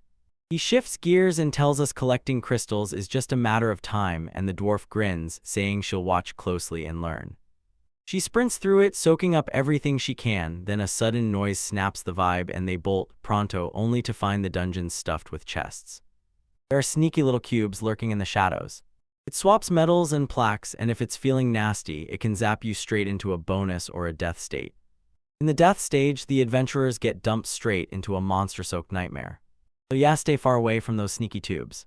Later, Alan strides up and says he'll talk with. Meanwhile, he's got the item in hand. Now his buddy better stay razor sharp and not give in to temptation for a second. The cube rolls up to the squad and asks the young ones if they're ready to swap their plaques and medals.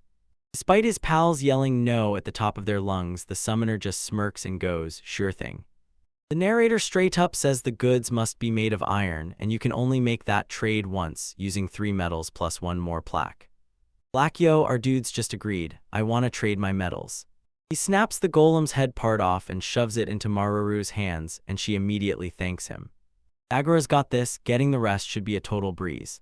Then boom, right when the trees come into view, the summoner spots a genbu floating in the air and it screams, floor boss, so they better rush in and check it up close. In a flash, the crew barrels straight to Scarlet's location, bright, fiery, and red like a swarm of angry bees. Be nervous, the dwarf blurted, are we really safe fighting something this huge? And Owen shot back. No way, it's a sure thing, but if we throw everything we've got, we can actually win, starting this formation. He tells Karina and Dagora to lock onto the creature's body and strike it with their sick, epic moves. The sword woman blasts on first, then rockets straight into the fight. The duo slashes in from 2 angles at once, and the monster's body suddenly tears apart in shock. The pain starts vanishing fast, like it's healing in a flash. Shocked beyond words, because that level of healing is insanely rare. When they asked the main guy for a plan, he just leaned in and said, forget strategy, we're hitting it harder. When he calls up Ari, he basically dares her, go all out. Out of nowhere, black holes tear open the sky as the dragons unleash a roaring firestorm. Meanwhile, the swordmaster slams in a brutal strike, and Full Maul answers with a quick, piercing chord. The monster's body gets blasted so hard it turns into Swiss cheese. Now it's Cecil's time to blow the roof off with her legendary epic move. A tiny meteor snack crashes into the creature and lands right on it. But our guy throws out a warning, this fight isn't over until it's finally finished. Sophie shuts her doubts out, follows every command, and starts charging up to cast the Spirit King's blessing. But just like that, the enemy's head snaps back into place, and Alan's like, alright, let's hit that status boost again. After 30 minutes drag by, the crews finally admit they've got nowhere near enough firepower to take down Scarlet.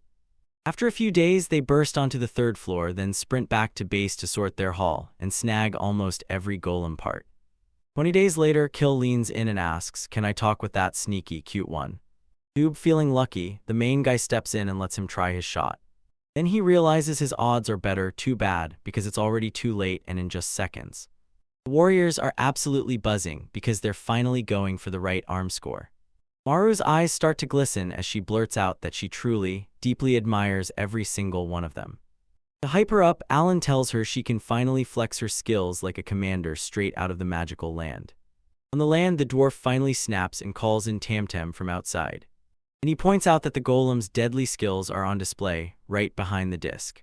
The summoners gasped. Those girls' health and magic stats didn't just grow, they leveled up too. Pumped up, she declares she's about to slap an enhancement plate on the big guy to supercharge him. Then the guy swings his attack, she ducks, leaps into the golem, and starts driving it forward. Everyone's jaws drop as that flying arm crashes in. Strike, stunned, blurts that the main character might have to rename that move. Hill snaps that it's already noon, so now it's time to tear over to the first floor. A little later, Hermione finally arrives at the base and greets the whole squad. Then our guy squints at all that luggage and asks what the heck is going on. Rosetta steps forward with a shaky apology, blaming it all on her ability. The woman rolls up like she owns the place and declares she's here for the sacred. The summoners froze when they realized he was actually right there in the hero's hood. Cecil mutters through her teeth, furious that the squad just bulldozed into her team's base. Our guy tells everyone, relax, just make sure you pay your rent. Sylvia glides in, snatches the moment, and thanks them for the magical herb stash. King of Heroes leans in like a hype beast and declares, all right, snack time. At that exact moment, we swing into a tavern where Garara's already posted up like he's been waiting for us. Curiosity sparked in the old man. He demanded to know why Hermione was hanging out with those kids. With a grin, he credits the young crew for helping him take down the demon general. So tell me, what happens today? He's only stuck on the dungeon's 4th floor, training hard like that's the whole point, not conquering the place. Then Pepeku pops up out of nowhere and clamps down on the old man before he spills way too much tea. At the table, the King of Heroes drops the bombshell. Every single one of the Admiral's 19 crew members is a magical land general. Mind blown, Cecil blurts out that it means they've just run into the world's strongest. Squad grabs their mug and the warrior prays everyone's finally vibing now that they're roomies. Suddenly, Doberg barrels in and tells the Elemental King, I'm switching classes. Furious, Rosen shoots back, asking why the swordsman is so determined to pull it off. He doesn't spill a word, just grins and says he's ready to switch classes, even if it means sacrificing most of his life. Panicking, Karina snaps, no way, you can't do that. Then she tells him to calm down. The squirrel drops the chill vibe and tells the warrior, thanks for going all the way here, I'm really grateful. But then it snaps that he switched classes without warning, so everything's still a total mess.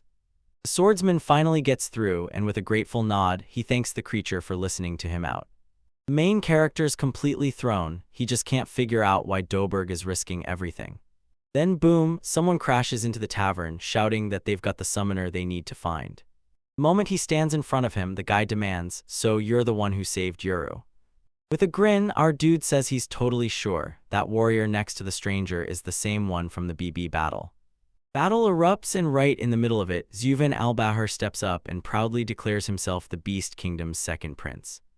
Alan stares at him, baffled. Why is the prince of the biggest country even here? The beastman snaps it into his head, reading him like a book, and says he's come to hand the young dude whatever he wants as a thank you. As he stares at the blank space, the main character finally blurts out that he wants the prince in his corner, because if things go south, they're gonna need backup. South's blown away when Van reveals the young hotshot wants to take over the dungeon, until Hermione shuts it down, saying nobody on their team is even connected to Geomath. And his crew isn't even thinking about clearing all 5 floors. The prince tells the summoner to come find him if he changes his mind, then gives him a quick thank you before it all moves on. He just nods along. Then the King of Heroes jumps in and tells the Beast Man he can call on them for anything, but the prince snaps back that he doesn't need their help before bouncing. As he sinks back down, the Sacred Sword owner smirks and tells everyone he's got something he has to share. Alright, then he jumps straight to the point. He swears he heard that if the first prince of the Beast Kingdom grabs the throne, the central continent is getting hit. Stunned, the summoner blurts out, so you're saying the Empire is about to smash the 5-continent alliance? Cecil can't stop staring at the Beastmen like, why would you do that? Because the real villains are the demons, Hermione spill. Ages ago, the people of Zoo lived under the boot of the Geomid Empire, an iron rule that enslaved them for good. Turns out our dude finally gets why that young man brought up the kingdom of Radhashus. Because if he ever planned to rip up the alliance, he'd do it when the demon armies crash into the Empire. Then everything would get boxed in, and the southern half would have to stand and fight the Beastmen like they were the Empire's last wall. A wall of defense holds strong as the hero nods and reveals the truth. Gemmet backs the second prince and even the warrior princess for exactly that reason. He's the King of Beast's youngest daughter. When they ask that young guy why Vans is here, he just shrugs, nobody knows. Knowing it, are we really that hated by these creatures, and what do they hit us with next? Alan keeps it straight and tells them, if we go after the beastmen and demons, then we're not letting anyone else live. Hermione's chuckle cuts in, telling them to lock in the alliance first before anything else.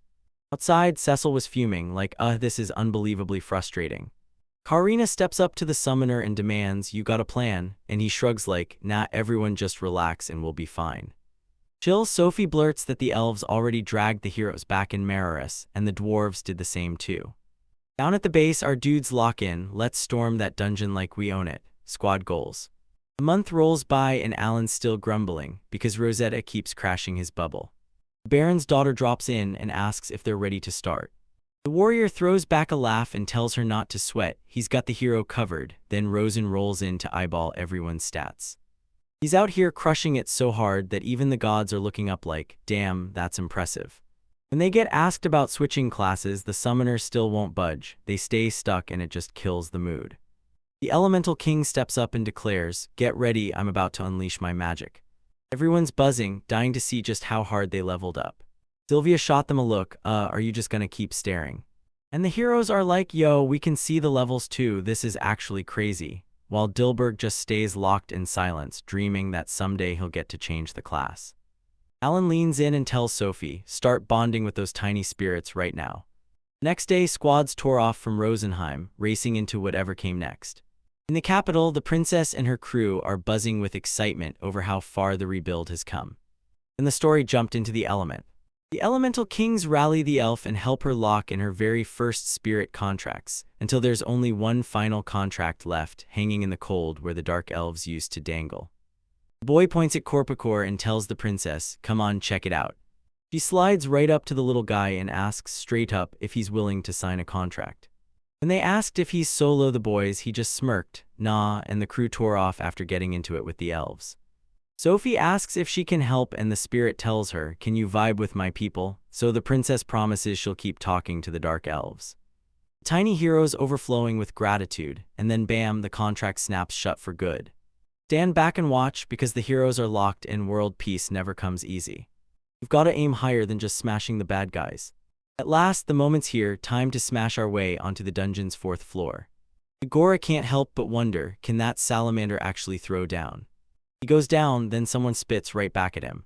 How to tell a spirit user to back the princess while full-blooded monsters like Gartruga go tearing through the streets, struggling to keep their footing, because this isn't just protection, it's a fight to survive.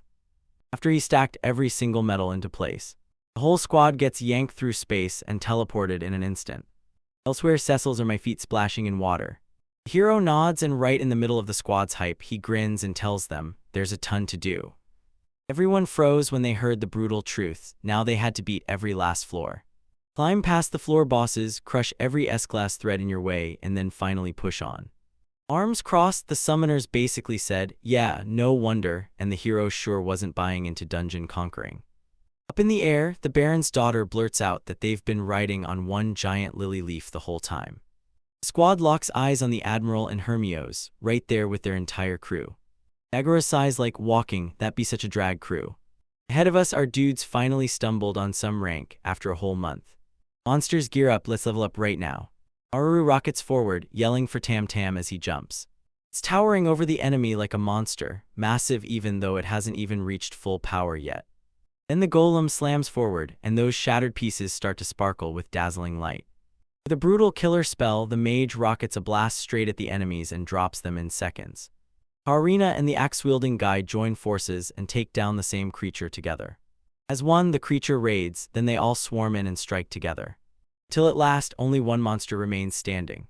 Then out of nowhere, the salamander bolts, leaving Sophie staring after it, terrified something's wrong. Greed and brushed off everything that little spirit tried to pull on him. It explodes with a thunderous boom, and everyone freezes in stunned silence. Hill checks on his nearby buddy, only to hear him mope that the Griffs are already turned into fried chicken. When Alan looked at the blonde dudes, he nearly choked. There was no armor on them at all, and he couldn't shake the fact that it was supposed to be unbreakable. The princess rushes in and throws out a sincere apology. Dagora braces behind his shield and tells her it's fine, just stay back, because he's clocking Sophie's magic up close and reading her health like a countdown. Just as the hero's strength took a nasty hit, he raised his hands and offered a celestial blessing.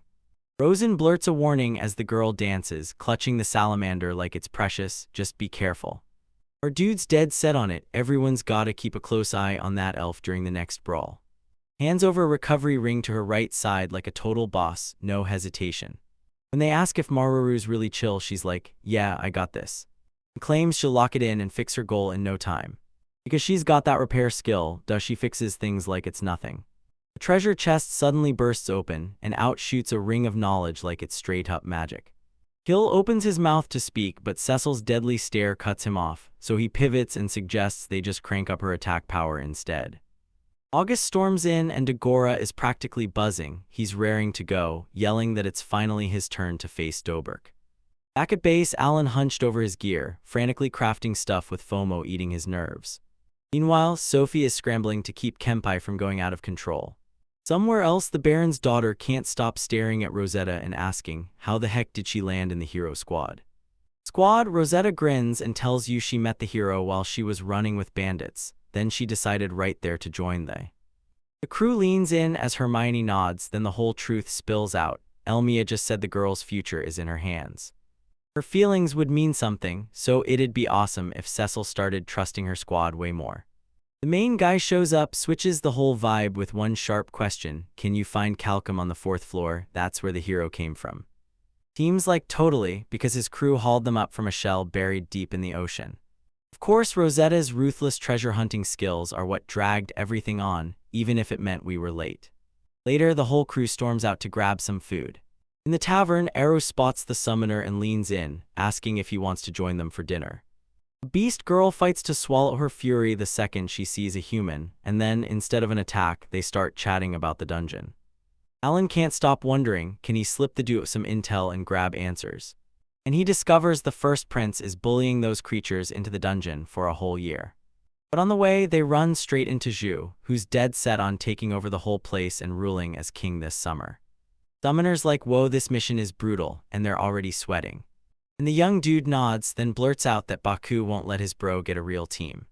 When they asked if he wanted to take on the dungeon and flex for the big main crew like, heck yeah, especially after you hear Orich Halcom's up for grabs.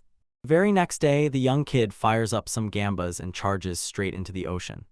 The ocean search kicks off, and in the blink of an eye, one turtle spots a giant shell looming ahead.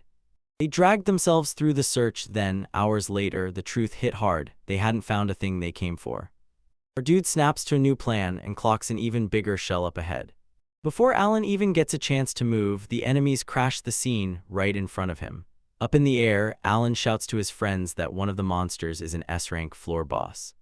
Known to everyone as the Crimson Kaiser, the sea serpent that ruled the waves. Ares' summoners panicked the moment they got picked, and the shock team still couldn't pull off the mission. Because the 4th floor rulers, minions slammed into their path, our guy did. He had no plans to run into an S-rank beast that day, but that shell's calling his name, so he charges straight at the boss. So everyone else needs to hold their skills back and wipe out the smaller ones first, then Dagora hits the field the second he gets summoned. Gil snaps the light wall into action, blasting his pal's magic resistance up fast. Tam throws the hit right as Maruru smashes a brutal punch into one of the monsters. Cecil hurls ice needles through the air. The tools crack to life while the Mauls unleash hell, firing annihilation arrows that shred everything in their path. Sophie's all jittery as she leans in and asks, so, are you still in, Kelpie? Suddenly, the floor boss rips through the air with a terrifying roar. And then right in the middle of that windstorm, the warriors spot something and just lose it. Wait, what the heck is that? To everyone's shock, the monster screamed for backup like it couldn't handle what was coming next. Right as danger swings in, the main dude shouts at Griff, dodge now. Golem gets absolutely smashed. Alan suddenly realizes escaping might be the smarter move, yelling that he'll call the dwarf instead. Proving running won't save her, the little water spirit snaps free from the princess and barrels straight for the enemies, unleashing its power to trap everyone inside a swirling water bubble that rockets through the air like it's possessed. See, Rosen straight up tells him the price of that move is brutal, so you can't keep throwing fights like that and expect it to last. With raw brute force, the monsters rip their way out of captivity. Then our guy leans in and asks Eerie to do a specific thing. Griffs whirl around, and just like that, the crew finally slips away into safety. Somewhere far from all that chaos, Cecil was like, nope, I'm not ready to face those monsters again. Meanwhile, the boys wrestle with a giant shell trying to pry it open, and when the main dude spots a massive chunk of orichalcum, his eyes instantly light up. Yo, welcome, Maruru's pumped and straight up asks, so what are you gonna do with it, huh? He spills the truth. He's set on forging a monster sword for Karina, and he starts slaughtering like. No doubt more is coming, and it's right around the corner. 3 days later at base, Hermiosis Shup found the crew, and right there, Auric Alchem. When Rosetta heard that only one asterisk was found, everything in her snapped. Right then, the team had to step it up. Switching gears, the King of Heroes basically goes, "Alright, come here, I'll hook you up," and then points you straight to the sword guy. The very next day, the healers were yapping and whispering like, "This part of the continent is completely different now. Wait, hold up, isn't this the exact spot where Balkus got crushed?" Fast forward 48 hours, and just like that, they're in Guvern City. It's an artist's playground where inspiration hits like fireworks. Hermios barrels into Habarak's workshop, hunting him down until he's cornered. Alan thought, wait, this blacksmith doesn't look nearly as scary as I expected. Then the young guy cracks his name into the air and lays out exactly why they're there. There, when you hear dungeon, the old guys scream, and adventurers like you make it impossible to forge anything, even a calcum. So tell me, are the boys totally flustered while the hero's trying to calm the blacksmith down? The old man snaps back to reality and immediately starts blurting out apologies. Tears streamed down the swordswoman's face like, seriously, what is with all this drama? Rage was running high. Then later some other guy barged in like, hey Haborax, calm down. Elsewhere, the old man's constant, I'm sorry, does nothing. He can't stop himself from losing Freya's blessings.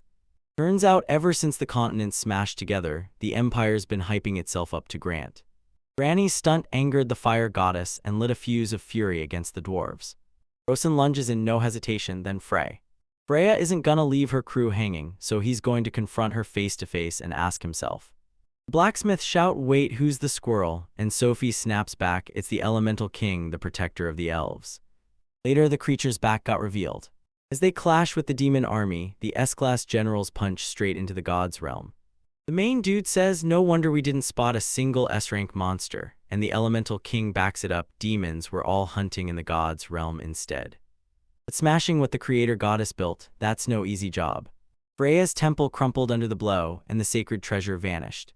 So the goddess is going to freeze into stone in just 3 years, and that means no more mithril forging after that. Dagora comes charging in, asking about the supplies they already have, and the hero snaps back, it's nowhere near enough to feed all the soldiers. After racking their brains, the summoners can't stop wondering, did a demon crash into Freya's temple because no one offered up prayers? If that's how it goes, it could have weakened the goddess, so the dwarves stare in total confusion while the boys are like, wait, if that's real, then I finally know the enemy's true plan. When they press him, he spits out one chilling truth. The Demon King is coming to smash up this world. In the god's realm, this thing's coming, so humanity has to rise up and stop it, no excuses. Alan can't stop wondering if a team-up is even possible, even though the 5 regions practically despise each other. Alright, here we go, buddy, we've made it to the Tower of Trials. In the nearby restaurant, the warriors are leaning in, swapping stories about life without fire. The main dude stares down the enemy's next play, but he knows one thing for sure, this move is impossible to predict. Hermios pops up and drops a bombshell. He struck a deal with Digregni, so they can ask for literally anything. Anything? He grins at our boy and says thanks, and right then Dagora's mind gets completely blown. When someone pressed the heroes about the sacred treasures, even the god just dodged the question with maddeningly vague answers. He barely had a clue, and since he didn't even know those treasures existed, he had no way to do anything about it. The summoners snapped up the sacred treasures, turning them into a living vessel for their faith. So if you land that power, you don't just live, you rise into godhood. Killing off worries, he blurts out, wait, should we chase Freya's treasure first or keep pushing through the dungeon? Engines blaring and the main crew snaps, nah, we're too weak for that right now. So after they conquered the dungeon, they had to forge weapons and armor too, because they couldn't go in empty-handed. Without fire, Hermios nods and agrees. He promises he'll grab the jam at the Empire and take care of it. Zoo crashes in, demanding to know why the summoner dragged him to a room packed with Empire big shots just to talk. After a long chat, the beast man finally gets it, just how tricky everything really is. Even so, he swears his people won't believe a word unless it comes from Shia, who stormed into another country to hunt down the evil god cult leader, the one hiding out in the Beast Kingdom. The boy leans in and asks if she's ready to rule, and the second prince is like, yo, your sister is seriously amazing. So he decided to stay put, take over the dungeon, and jump in to help the young ones whenever they needed it. 2 months later, October 1st. Stinger's got the Empire's top squad charging into the 5th floor bosses, and that could spell bad news for our little crew's chances at winning the prize. The hero suddenly pops up and asks, "So, is it the summoner's birthday today?" Our guy nods, then says no. The invite to go drinking. Then he scans the Admiral's crew, making sure everyone's good to go, because it's already past noon. Finally, the warriors burst out of the dungeon, ready to take on whatever's next. With one arm hanging low, Gerar snaps that he has to head back fast to help Pepiko and Bobagua. Maruru rolls in with the main dude, and together they rush in to heal that old guy. Then boom, somehow a whole new arm pops out in thin air. The Admiral leans in and asks the young dudes, "You guys got any more of that healing stuff?" Like he's fully locked in and ready to dive right back into the dungeon. When he hears that anyone who leaves can't come back, the old guy snaps and tells everyone to shut up, straight up. The warrior refuses to hear it, declares no one in the country can take his place, and dares everyone to just deal with it. When they hear it, the old guy's eyes bulge like they just saw a ghost. Then Karara crumples to his knees and finally lets every last emotion spill out. After he shifts to a new spot, the Admiral drops the bomb. 6 people didn't survive the battle. Maruru breaks down in tears after Pepiku's devastating loss. When they ask what's next, the Admiral snaps that he's tearing the group apart, and then he promises he'll take the blame himself. He went all in everything, even throwing himself into the demon fight too. As for the rest of the squads, forget taking over the dungeon, no one's going in there. The main guy shoots back in full disagreement and declares, it has to get done. And then a woman steps in and says, if that's true, everybody's going to pray for their soul. Souls. A few days later, Garara didn't go back to his base, he just kept drinking until he drowned in his own descent, even as the rest of his sentence cut off. Rosen finally drops in, right on cue, and announces he's switching up the warriors class for the very last time like he promised. Gripping his grimoire, the main guy leans in and declares his friends are absolutely epic. While a young girl from the hero's crew breaks the news, she says they've lost the title of the strongest team. Van rolls up and tells the young ones they're just like the 10 greatest beasts from his land, and Hermione laughs along, saying if the royal family ever formed a team, taking that dungeon would be like stealing candy from a baby. The Admiral jerks awake, raises his voice, and declares that nobody can beat the boss on the final floor. Still, Dagora shrugs and says they'll know for sure only if they try it. Fuming, the old man spits that the young ones are toast, so he insists Maruru stays out of the fight. Next day, Alan grabs Karina's attention and tells her, don't you dare sleep on what Garara just told you. Hold up, he's the only one who stepped in front of the enemy they still can't even name. The dwarf strides forward and blurts out, I'm in, bring the fight. After the fight, the main guy whips around, thanks her, and blurts that he tracked down another hidden cube. The swordswoman and the short-haired girl are singled out to go mess with that item. Right when it feels like everything's fine, everyone gets yanked away and zapped into a brutal world packed with cyclopes. Our boy blares a furious warning, screaming that they're trapped in the danger zone. When Tamtam charges in to attack, the axe-wielding boy snaps to attention, those creatures aren't rank A. Today, Maruru drops a brutal hit, proving her golems have the upper hand. The moment those creatures start raining down, everyone's power surges, and they all level up at once. Then boom, an awesome XP farm kicks in and starts stacking points like crazy. Locked in, the summoner snaps back to it. He's still got one last mission left to finish. 4 days later, the hero's team of warriors is rocked when they realize they've finally triggered the death phase. With his fists pumping, our boy grins and tells us 3 of his friends just leveled up, and 1,000 monsters got absolutely wrecked. Acting like it's bad news, Rosetta shoots a grim look and says the hidden cube just got way cooler from that moment on. Once the rest of the squad finally rolls in, the main dude leans in and asks if they can borrow Hermio's name for a little while. At the Adventurers Guild, he strides up to the receptionist and blurts out that he's got a message from the hero. The hero himself reads one of the papers the woman slaps down, then she bounces in place and tells the young ones to hang tight. After a few minutes, the guild leader finally storms in and demands, was it really? Yeah, Alan confirms it. The Sacred Sword's boss is the one who sent that, and he also tells us the treasure chest stash plus the hidden cube spots are waiting on every single floor. The old man can't even blink. He's staring in disbelief at the death phase map right in front of him. And boom, our kid blurts out that the hero's basically handing this info out for free to slash the dungeon's death rate, because he refuses to let more adventurers get slaughtered. Then the leader grabs his attention, thanks him to the bone, and promises he'll send those maps flying to everyone. Just like that, the entire crew storms out of the guild building. Arms locked across his chest, the old man declares that it was Hermios at all. It was the elf counselor. Then just the very next day, that bombshell info hit the streets, tagged with the hero's name. That young dude hustles down the street, weaving around the swarming adventurers like it's his job. Stepping into the group space, he fires off the claim that the real one who deserves the thanks is the summoner. Right then, boom, the second beast prince bursts onto the scene and blurts out. He tells everyone that the mission to conquer the dungeon is still locked on course. Alright, buckle up, this story is about to level up big time.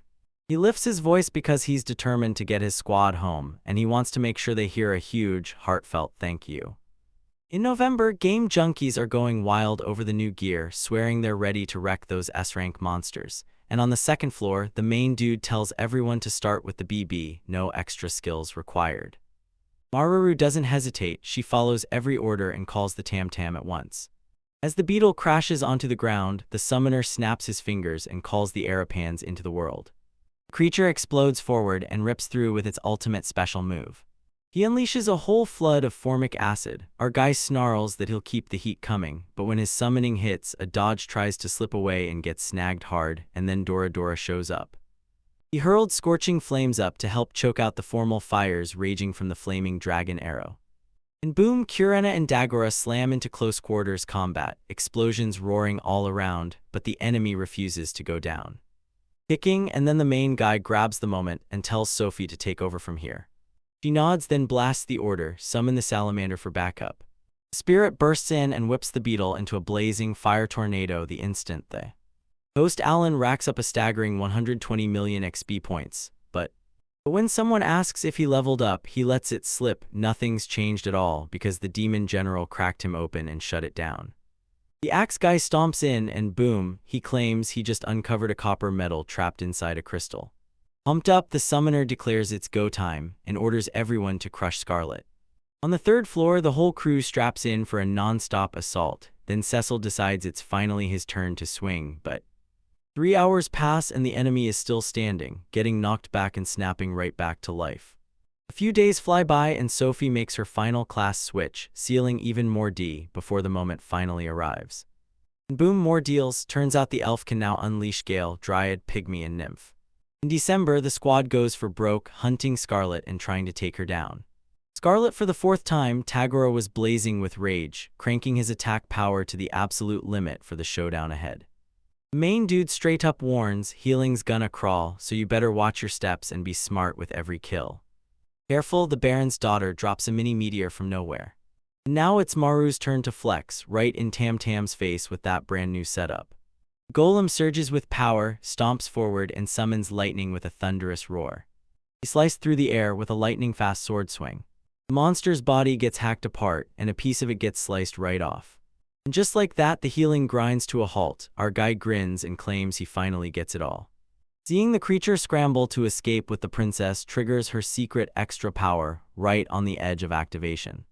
Take out the gnome summoning, and don't let it pin the enemy down. Alan yells, "It's go time," and the whole crew charges in to tear the enemy apart.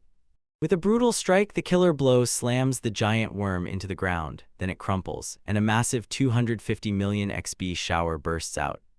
Crew blasts into a victory party, every last bit of it all because of Ruru. Eyes locked on the golem, the summoner can't stop wondering, why did Guerrera get wiped out by the upper floor boss? Even with 20 big ones like that, he can't stop. His mind snaps to the next monster, and he keeps remembering he's getting. Right when he realizes he'll unlock a new power soon, he decides to hold off the conquest and push it into next year.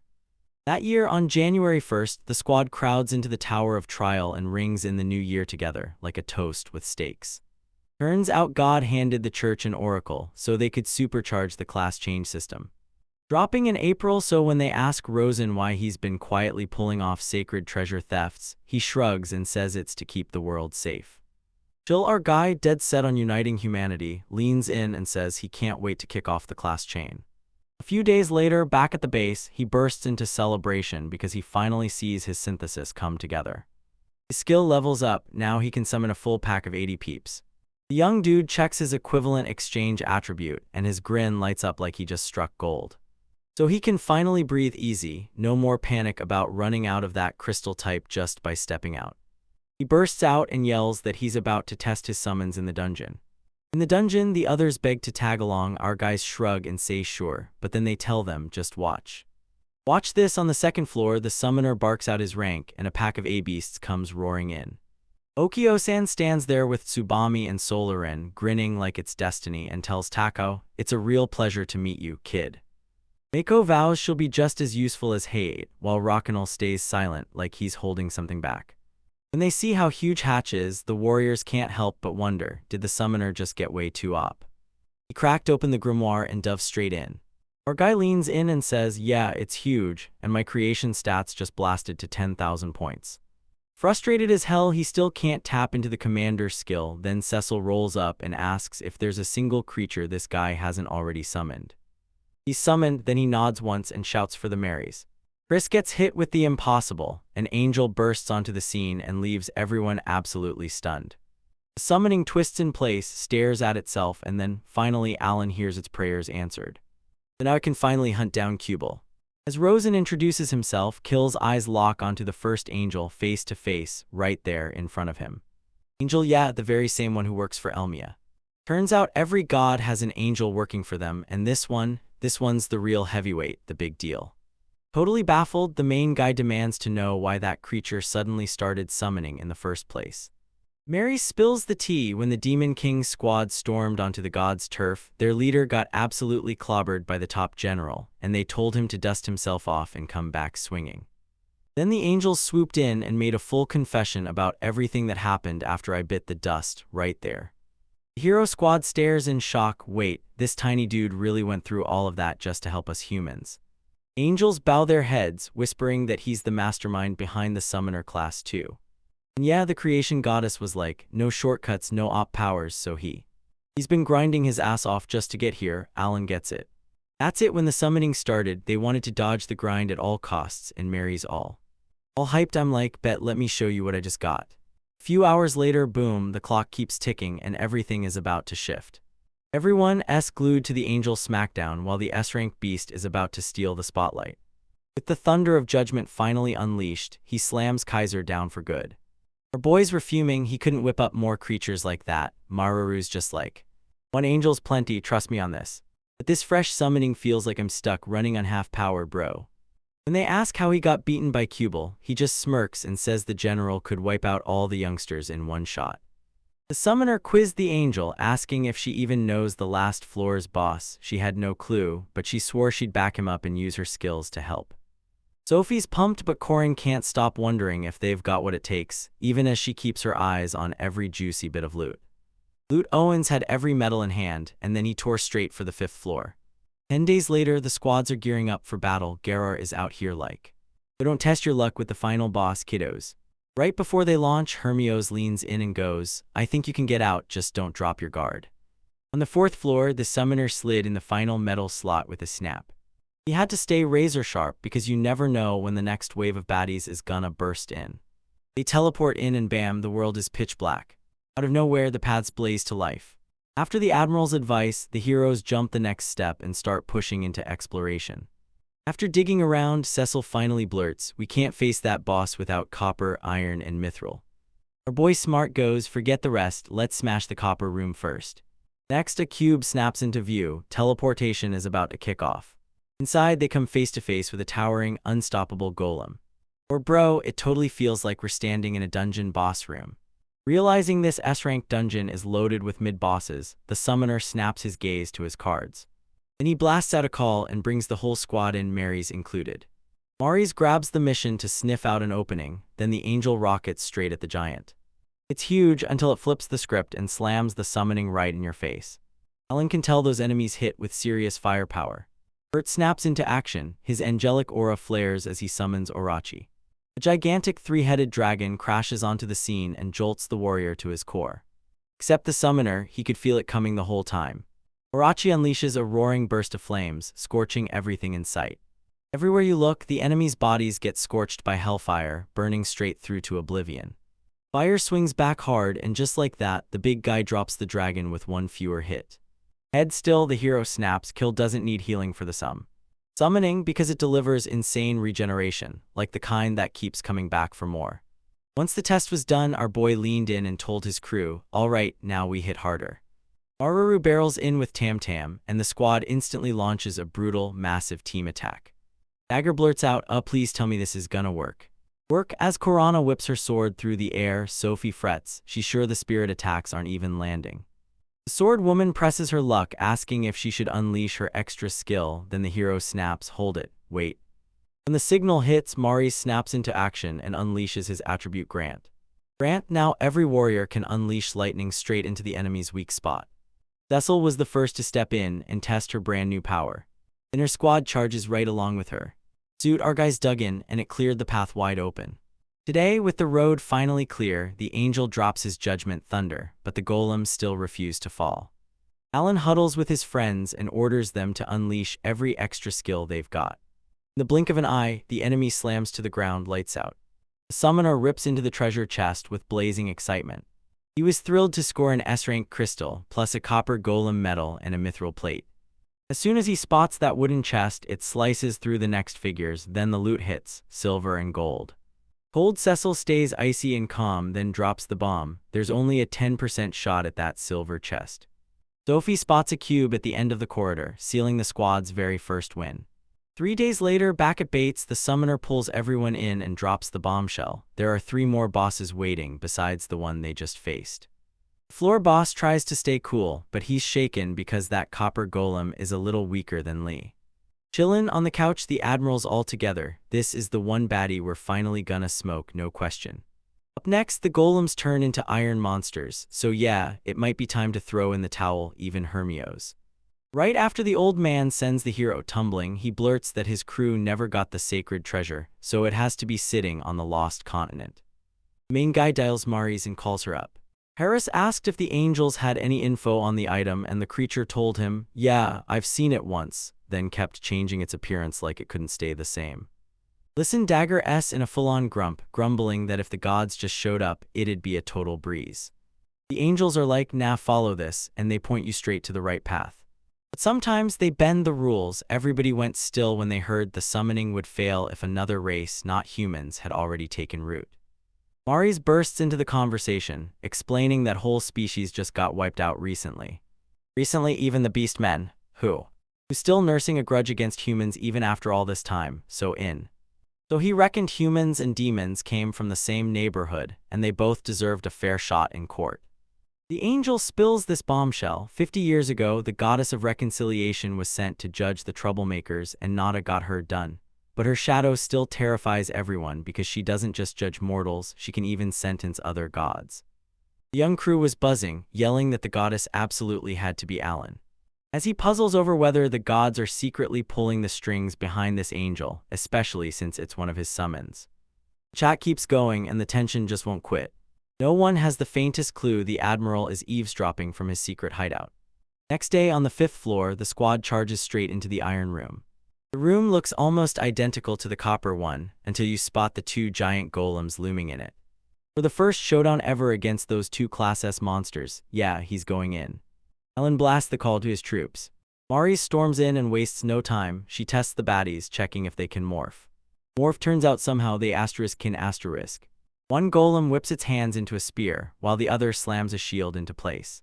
Karina's like, "Okay, which one do we wreck first?" And the moment she says it, they tell her to go straight for the spear guy. Meanwhile, Dagger and Maru are stuck on shield golem duty, cranking through it like it's just another boring routine. Roch, then the main guy, screams for everyone to lock in on the same plan they used before. As that summon barrels toward it, the iron giant snaps into action and swings its spear right in its path. Right here, our dude levels up their dodge skills by summoning tacos like they're a secret weapon. The creature suddenly lunges up and hurls a smoke bomb straight into the air. And boom, the angel slams his attribute Grant skill into action.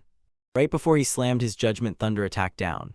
The spear golem gets absolutely smashed, then crashes down hard on the deck.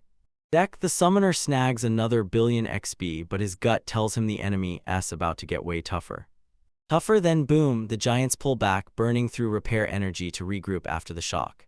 Energy surged through the room, and every scene left the girls rattled and scared. He snaps his focus and tells everyone, forget everything else, now we go for that shield enemy. Now everyone starts swapping spots. After a handful of hits, the monsters finally hit the ground. With one last jab, he sent the spear golem flying and left everything else behind. But just like that, the other villains in the summoners start panicking, wondering if that resurrection trick has an upper limit. With rage in his chest, he yells at his pals to sprint for the right passage. Koreans like, wait, are we bailing? And the kids all, nah, we're just baiting them. Sophie shouts for Namu, and he slams his earth power down to pin that spear monster in the ground. Then the other enemy rolls right into the room where the squads are waiting. They had no clue plans were already in motion to take him out while his buddy was still moments away from breaking free. After a little while, the creatures scorch their food, then turn and head out. Gora's like, wait, how'd you know distance was the key? And before anyone can answer, he grins and says, nah, now it's time to finish off the last one. The monster senses it, then boom, the fourth chest snaps into existence. Kinda bummed, but at least those wooden chests still spat out some loot. Loot exploded, Alan's all worked up, pulling out those items, and boom, infinite EXP pouring in. 10 days later, back in the Ratashu Kingdom, Cecil's out here joking and chatting, all smiles about the sweet, beautiful weather. The axe dudes are like, this weather's perfect, can we hunt something other than golems? And the main guy just grins, I'm here because I want to be. Suddenly, Karina's eyes snap open, and she spots Dora right there. Someone's furious, and they're barking at the White Dragon's kid to finally respect the summoner. Staring down the creature, the main guy cuts in, shouting, no, don't attack. Sophie straightens up and offers meat to Haku, boom, then our dude tells his summon to hand something over to Arachi. Before Sabani lets loose, who's the one building the nest right now in charge? Because it's a portal, Alan's basically banking on the fact that getting around is about to get ridiculously easy. Now the boy makes up his mind, he's ready to try out and brand new skill kicks in and boom, surprises start raining down. Up in the sky, he's soaring solo because that's a whole new vibe. Mara shows up and basically warns, mastering Haku is going to be brutal because the Demon King is waiting. Because the dragon could be under the creature's control, alright, buckle up, this story's about to get wild. So they decide to keep that creature out of sight and quietly slap Orochi on babysitting duty. After the chat ends, everyone barrels over to Rodin where Kurana and Dagora, the summoner's crew, are buzzing with pure hype for the next thing. The visit hits, and when that ship rockets across the sky, everyone's jaws drop to the floor. Then boom, our main guy blurts out that he snagged the Viscount's carriage. Granville barrels in with Marshall, and he's already thanking you for the invite. Inside the mayor's crib, Maruru is throwing a full-on family reunion. Everyone's gushing about you, like you're the dwarf's favorite obsession he can't stop talking about. You're here, and with the whole squad lined up, the coming-of-age bash erupts into life. The elf shoots Alan a grin and hands him mad props for that killer grass. Rosenheim gets hammered with the words, and it's the kind of mistake he'll never, ever stop remembering. Later, our guy hooks up with Mashu, and she's fired up, ready to dive straight into those dungeons. With a smug grin, the summoner keeps the Demon King's army right under wraps. From his own stash, he hands over a few rings so his bro can power through his quests. But now I'm obsessed, I want to level up solo right here in my shoes. The protagonist snaps back, admitting he couldn't save everyone in those fights, and then he begs the little dude to stay, saying he really needs him around. He slid right into the rhythm with his crew, so the young one should grab the deer and keep his people safe. Safe Mashu Alturi, I'd thank him. From across the room, he clocks the party and decides, no matter what, to protect every single person there like it's his purpose, and he starts revealing that his past life memories are slipping away, and only what's right in front of him truly matters now. World, then just a few days later, right back at the base, all the summoners were. Alright, let's roll the dice and summon that mithril golem. Urara's screaming, and we're dead meat before we even reach them. Agora, clearly annoyed, snaps that everyone should take it as a full-on warning. On the 5th floor, the squad braced themselves as the beast came crashing toward them. The protagonist shouts for his beasts and promises, I'm going to harden our defense. Defenses from the very start, because first you scout everything out.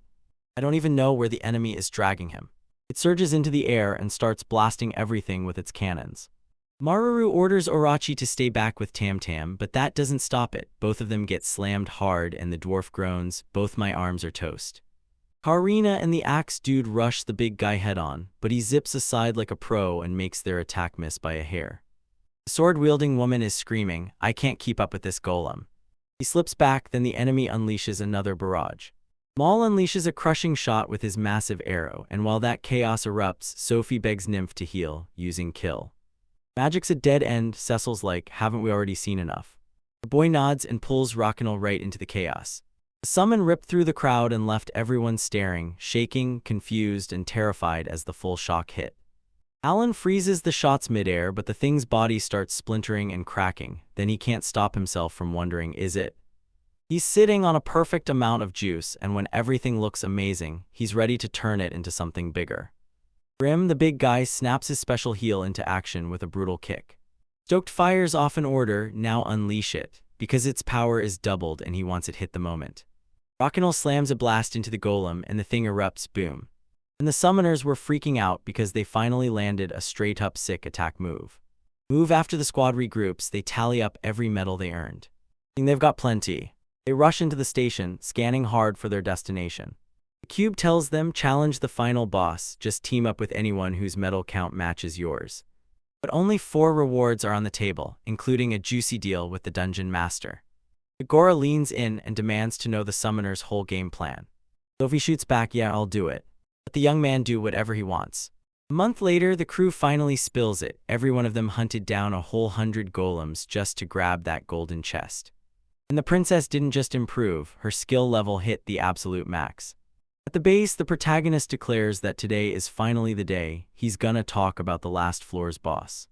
After crunching the numbers, he declares he's throwing his lot in with the sacred. Solo wins don't cut it. Hermio scans the room, making sure everyone's really in on it, and then even his crew jumps in and throws up a thumbs up too. The Hero King grins and says, count me in, I'm maxed out. Our boys went dead silent when they spotted the young man's status board. When they pressed him, he admitted Elmia had hooked him up with 2 extra skills. Curious, the summoner can't stop asking, how many wild extra perks can one person stack before it gets ridiculous? Cecil leans in and asks, should we get the Emperor's approval first before we dive in? Now the hero cuts him off like, no. Alan shifts gears and tells him he'd love Garara's crew to jump into the fight because that guy's been lounging at his team's base for 3 whole months. The old guy finally agrees to come, but then he says he'll go solo because he refuses to risk his crew. Suddenly, the rest of the Admiral's squad crashes into the scene. And then the whole squad snaps back like, how dare you underestimate us, dude. Cornered, the guy just shrugs, waves his crew off, and lets them march right back into the dungeon. Maru strides in, tosses you the golem parts she forged from legendary metal, and dares you to take a look. The dude takes it, then promises to spill some serious tea about the boss, like, as a thank you, he's saying he'll go straight to the whole story. Zoo's a total all-boy legend, pretty dope, and he suddenly scores an invite to get in on the action. But the second prince is like, nah, I'm soloing this dungeon, and our boy scrambles to change his mind. Then the beast guy snaps, I don't even have a squad that can land on the last floor. I'm like, yo, where's Marshall even getting those 10 great beasters from? Outside, the creatures are trembling, like they've just realized they're about to see Van. And it's nothing but non-stop handshakes and loud hellos. Seriously, what's with all these humans crowding in here, like, is this some kind of trap? Meanwhile, the second prince just stares like, wait, how is this even happening? And the summoners are smiling ear to ear like, relax, we all showed up to team up with you. Before he promises to crack it all open as Rosenheim's official advisor. The main dude blurts that he got the 10 great beasts on board by tossing 3,000 elven magical herbs their way. So the second prince is freaking out like, wait, what just happened? And then he realizes Biku sealed the deal, but Biku just goes, yeah. Like Rosenheim, chill, if my kingdom scraps the alliance, we'll deal with it. But if Zoo's king makes that promise, nobody's getting hurt. The second prince's jaw hits the floor, he's sure he'll never get home in one piece. The summoner goes, nah, you're the one with the brains to outsmart the king, and you're popular enough that people actually trust you. The beast guy snapped, I'm not leading this look, but then flips it around and goes, okay, maybe I will, and when they press him about Shia Allen, he clocks that she doesn't seem like she wants the crown at all. Because her skills cut out the generic stuff fast. The beast erupted into laughter, mocking the young dude as a sneaky human. Prince is like, why waste everything? And the young guys shoot back because I'm chasing that first conquest reward. So the beast guys finally snapped into calm, cooled off, and took their seats on that throne like they owned it. The whole crew's here, this is our moment to flex and unleash the beast's full military power.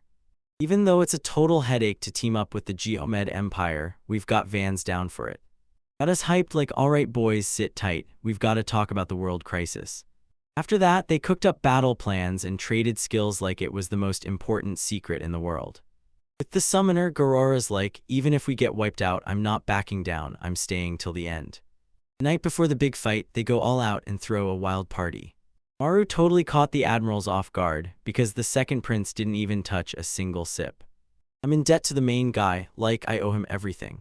Our guys are like, if that beast dude has a kid, name it with more than 2 syllables. And Madono pops in and says, that's a solid idea, and right after. Then the young girl digs deep, unleashes her skill, and hunts for the fire goddess's sacred treasure. When she's stuck, Alan leans in and goes, astrologer mode, go check Dagura's extra ability. Beast girl unleashes her powers and tells the young guy, if you head southeast, you'll finally find what you're chasing. But if he doesn't get his act together, he might not come back at all. The very next day, the entire cruise ship charged straight into the dungeon. The engine roars, and right around him everyone's buzzing like something huge is about to explode. Buzzing with chatter about every squad, the axe guy is running hot because his buddy won't let him take credit for the wins. Doberg rolls in and tells that young kid, don't stress, because you can't hide what makes you a hero. Rosetta leans in and tells Cecil the truth, this game has banking on it, and every hardcore junkie is already lining up to bet. Finally, they burst inside the announcer's hall. Now it's time to shuffle the teams and kick off the chaos. You see every boss waiting on the final floor. The warriors are staring at it like, oh no, this is going to be brutal. The lone dwarf strides forward and declares, enough, now we avenge the fallen. Our boy kicks things off by slamming the switch and activating the buff's kill. Hillfire slams the holy wall to life, and Sophie shouts for Dryad's help. The beast guys snap into action, gearing up and powering up for impact. The second the music hits, everybody's body locks in, and suddenly they're all fired up, ready to go. Charging right in, Gordino leans in and roars, I'm the guardian of the Tower of Trials, so go on, show me what you've got. Garara is fuming, and all he keeps screaming is that he wants to smash the golems, ever since the last fight. Every dwarf yells for their backup, because the enemy is closing in fast. The enemies gaped in shock when Hihiro summoned the golem, and the dragons came with it. Yanking the summoners into line, he roared, tactical retreat now squad. The enemy forces are surging forward, closing the distance like a storm. Completely committed to keeping the warriors trapped. The Bam golems surge in and smash through their escape, blocking them cold. Seeing those big guys get wrecked, the main dude grabs the moment and begs the admiral to fire up his special move, even if it feels way too early, while the old dude just watches. He nods, snaps his crew to attention, and yells, all right, this is the epic super few. They fuse their powers into one unstoppable force. With their powers fused, the golem and the old dude snatch their enemy and slam him to the ground WWE style. All the other monsters start acting tough. Oh, so you think you're hot stuff now. Then he goes full throttle, cannon blazing, rounds flying everywhere. With the shots flying, Rockinol bursts in and swings back, ready to fight. That massive mithril brute finally gets dropped hard. But you towers guardians really think that's the end, like one little stand is gonna be enough to win. Now the iron golems burst over to their buddy and unleash repair energy to fix him up. Ringing with worry, the main guy tells Garara they've got to regroup right now. Gordino laughed and promised it would be a total blast, crushing these puny mortals like they didn't stand a chance. A little farther down the line, the admiral's crew surges in and finally catches up to the rest. Our guy spots the enemies marching in tight, straight lines. He checks whether Mary is ready, she nods, then he fires up his power-up. Tsubami leaned in like, alright summoner, let's go kick this off. And just like that, one of the monsters drops straight into their trap. Hermios pops up out of nowhere and warns the big guy to brace himself, because a smackdown is coming. Korana and Tagore hit the beast first, going in guns blazing. The beastmen are going wild, can't wait to slam into the FR. Frey the golem snaps into a new form, throwing itself in front of danger to block the hit. It's still that same Zoo and his crew, yet they charge on, refusing to slow down as they keep the attack rolling. The enemy leader cowers behind his minions, barking orders for them to hold the warriors back. King of Heroes doesn't bother with restraint, he lets his lightning destruction sword blaze free. At last, one monster straight up vanishes into thin air with a dramatic poof. Gordino tilted up his aim and unleashed a torrent of shots at the Admiral. The Admiral's team gets hit hard and everyone's forced to scramble back. They lunge back into the fight, and one more barrage of hits crashes down as the rain hammers the war. They're gripping for dear life, praying they don't get slammed backward.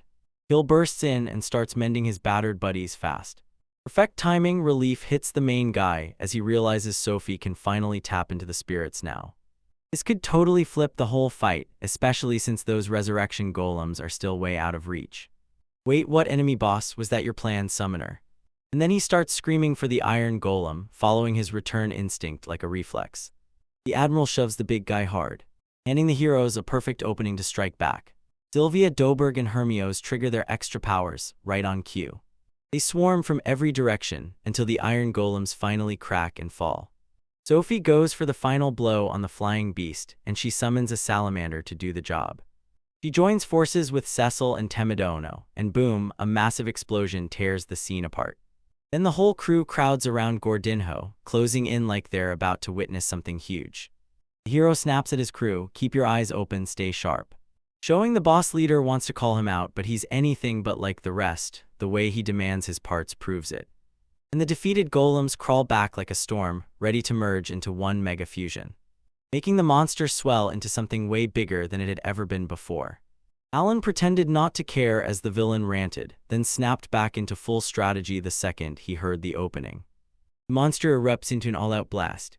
Everywhere, our guy and Marist keep calling down more rockinals. The beast locks onto the cannons, but they couldn't even manage a single scratch. The main guy figures it out fast. If they don't smash the monster's legs, they're trapped here forever. The frontline fighters crank up their extra powers, Chubby's up, so let's see who's brave enough to step to me. Hermio lands a few brutal blows, then boom, he swings the sacred sword and strikes true. Even after the golem goes down, its legs start snapping back into place, like it's refusing to stay broken, despite how little time it has. Then the summoner snaps that there's no other choice, he's next. Then Zoo orders him, "Hold up, since you're the challenge owner, you'll clear the path." Beastman surged forward, squaring up to the enemy like he was ready to rip the fight open. Meanwhile, our main dude is confused. Why hasn't he cracked out his extra power yet? With sweat pouring off him, Van declares, "I'm going to be the king of beasts." At the exact same moment, he remembers her, the one he loves more than anything. Rage surging through him, he confronts the beast god, begging for power, anything to keep his promise to the prince. The prince's allies stare in disbelief at what they're seeing. So wait, does our guy really think he's not about to see his second ability pop off? The beasts swarm around the prince and kick off the transformation, right as they. And that's not all, this proves how they crushed Hermios before. Ju lunges into the front, barking orders, "Stay close, follow me," and his crew snaps into motion. Everyone charges into the attack with nothing but a single heartbeat to spare. The summoner thinks at this pace they're already finished, but surprised, Chubby's hand clamps onto him right away. The warriors lose it when they see the young guy get crushed right in front of them. When they ask if he'll lead them all, he instantly shakes his head and says, "Nah, I'm just the backup." The boss snaps, calls him a liar to his face, then launches him straight to the ground. He shouted that he'd watched the boy launch into the air like a hero in action and start barking orders like a real superhero. The second prince bursts in, shouting that they've got to save the summoner, like right now. But Alan was like, "Alright, check it out, I've got this now." He yanks the golem's foot up. Then sword gripped tight in his fist, he roars at his crew, "Attack," and they launch in. The boys lock in on the admiral's team, shields up, let's go. The summoner starts swinging like a seasoned pro boxer, throwing punches with brutal precision. Dagora stared at the whole scene, grinning like he'd just hit the jackpot, while his buddy, Chubby, charged in to attack, only to get shut down hard as the Rochi blocked him. The beast lunges in, and the hero squad crashes the party right behind it. A little while later, the big guy's legs give out, and he slams face first into the ground. With a grin blazing on his face, the main guy tells Cecil and Rat, "Finish it." The warriors unleash a magic power boost that doubles their strength. And then boom, a mini meteor crashes in, right as Dogger. Whereas like this thing absolutely rocks, smashing huge. The enemy slams up an arm to block the blow. Boom, a massive explosion erupts and everyone jolts in shock. Everyone's freaking out like, "Wait, are we done already?" Alan, blessed by the heavens, tells that huge brute, "Yep, he's still up and swinging." A monstrous thing bursts out of the rubble like it's been waiting for its cue. And proving the summoner right makes the big armor yours for the taking. Pull back the curtain and reveal his real form like a jaw-dropping plot twist. He charges up, and a blinding flash erupts like a flashbang. Panicking, he blurts that the buffs are wiped out, then shouts for the crew to flip them back on. Every golem trembles with honor as I reveal my true form, then they fall. The admiral's crew rushes in to stop him and gets absolutely crushed, while the heroes start wondering if they even stand a chance. Alan suspects that monster's power hits everything in an area, so he yells at Tsubame to build a nest fast. And he tells everyone to split into 3 groups. 3 squads swarm in so the big guy can't nerf them all at once. Rosetta's voice is trembling as she shouts, "Is it time to bail?" Golem lunges back in, snarling that he's not getting fooled by cheap tricks this time. Aries bursts in, tells Teku to unleash his reflection power, right now. The summoner screams that quitting isn't an option yet, every single one of you, hang on. The warriors finally lock onto the reason they came, and they decide, no more hesitating, time to seize the win. The summons unleash reflection power, but the enemy slips out of every hit like a full-on ninja. Ninja Dagger is freaking out, this fight feels like it'll never end. Our boy thinks the Admiral's super fusion will be a game changer, but Chubby's faster than lightning, dodging like a pro and shutting it all down. Stuck in that fork in the road, he wrestles with it hard and finally chooses, either go full throttle or play it safe. Rosetta lets out a shaky sigh and spills the secret power she's been holding back the whole time. But Hermio's better brace himself because he's about to owe her big time. She shoots out her phantom hand, stretching her arm with pure eerie power. She rockets in and steals the enemy's nullification power right out from under them. As the creature charged in, the warriors braced and raised their weapons, holding up against it. Helped Oberg unleash his guardbreaker ability. He drives a brutal hit straight through the golem's arm. The hero grins and shouts that this is the perfect moment, everyone strike now. As the attack hits, the Admiral's team instantly fires up super fusion. In the blink of an eye, they're ready to strike. Alan shouts for everyone to gear up, and at the same time Sophie calls Rose from the spirit world. The Elemental King hovers in the air, grinning as he declares the fight is almost over. With the king's blessing back in their hands, the warriors finally unleash their extra powers once more. Gordino's like, not on my watch. Herrera and his crew were shoved to their limits, made to go all out. 2 golems get brutally hacked in half. Aruru refused to be the next one taken. She whips her arm forward, smashes the enemy, and yeets them flying into the distance. Bulmal snaps his bow and unleashes a storm of arrows. Rose smashed the target dead center. With pure grit burning in his eyes, the main guy declares, "All right, Swabiman's up next." With that, the Admiral and the rest can retreat and regroup. Right then, Maris bursts back onto the scene, unleashing a storm of judgment that feels like thunder. And the 10 beasts slam into the fight, roaring forward to attack. The final showdown is seconds away, the last attack is almost here. The enemy snarls and whines about those warriors flooding the battlefield with guns. He's a god, and yet everyone just shrugs and ignores him like he doesn't even exist. Savage, wave after wave of brutal attacks hammers into the monster. Mr. Smiling leans in, and our guy tells Karina and Hermios finish it. With a single sword swing, a massive flash erupts and lights the whole room up like daylight. Gordino finally brought the room down. The fight ends and the heroes break down in tears while the teams finally hug it out, then Alan shows up. He storms back with 5 top-tier crystals and orders, split them fair and square. Bulgara questioned his extra power, then the dude got fired up, shouted that he'd prove his skills and marched off when they headed south. Southeast, the cube bursts onto the screen and congratulates everyone for that absolutely epic win. Suddenly, certificates burst into the heroes' hands like they appeared out of thin air. But what really wrecks the summoners' heads is that rainbow chest. Rosetta handed you one of the items from her stash. This thing alone is worth about 200,000 gold, no joke. Meanwhile, our main dude is just lost in daydreams about the next floor's loot, while the game junkies swoop in and grab the first conquest reward in the zoos like I'm calling dibs on the rainbow chest, even though she's definitely not feeling it. After the kill, the heroine with those sticky fingers decides to lay low and snatches the silver chest. The second prince strides in and shoves a necklace into Awin's hands, thanking him like it's personal. Meanwhile, the Admiral leans in and goes, "Now you can have the golem plate," and he hands it straight to Maruru. Rosetta's screaming, "Over my dead body, I'm not giving this up." Then de Grogny slides in out of nowhere and throws his support to the warriors. He leans in with a big grin and goes, "Nice to meet y'all." And just like that, everyone's jaw hits the floor, because he's an adamantite golem. While the big dude is shooting the breeze with Rosen. Alan can't stop spying, clocking that they don't really vibe, and now he's dying to see what the first conquest reward is all about. On the board, when they asked what he wants for the young pups, he didn't hesitate. He demanded his second extra ability. Denied, he snapped back and ordered the golem to flip the magic disc so it could hold 20 plates. Dungeon masters are completely on board and flip the switch instantly. Maru clutches the disc to her chest, smiling with pure gratitude like she just won the best prize. Squad, the Admiral just goes, "Whoa, honestly, I didn't even see that coming myself." The Dungeon Master slams the truth down. "No matter how much disk space you add, that dwarf won't grow, so you better figure out what you can actually do." The girl nods, then leans in and asks if her crew still remembers the promise they made. With every eye locked on her, she grins and swears she'll bring down the Demon King with them. Dude Zoo's just saying, "Look at these kids, man. They've got big dreams and they're not backing down." Alan shoots his hand up like it's go time, ready to challenge Gregny. He smirks, goes, "Yeah, prove yourself and I'll answer anything you ask." Our boy S locked in, training his squad to level up, and all he can think about is smashing his way toward an adamantite golem. Dungeon Master lets him know he'll report everything that happened today and he's not playing around. And bam, everyone gets yanked through space and dumps outside like it's nothing.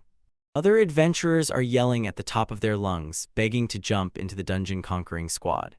Every team throws their hands up with a grin except for Garara's crew, who freeze in place and strike a slick pose.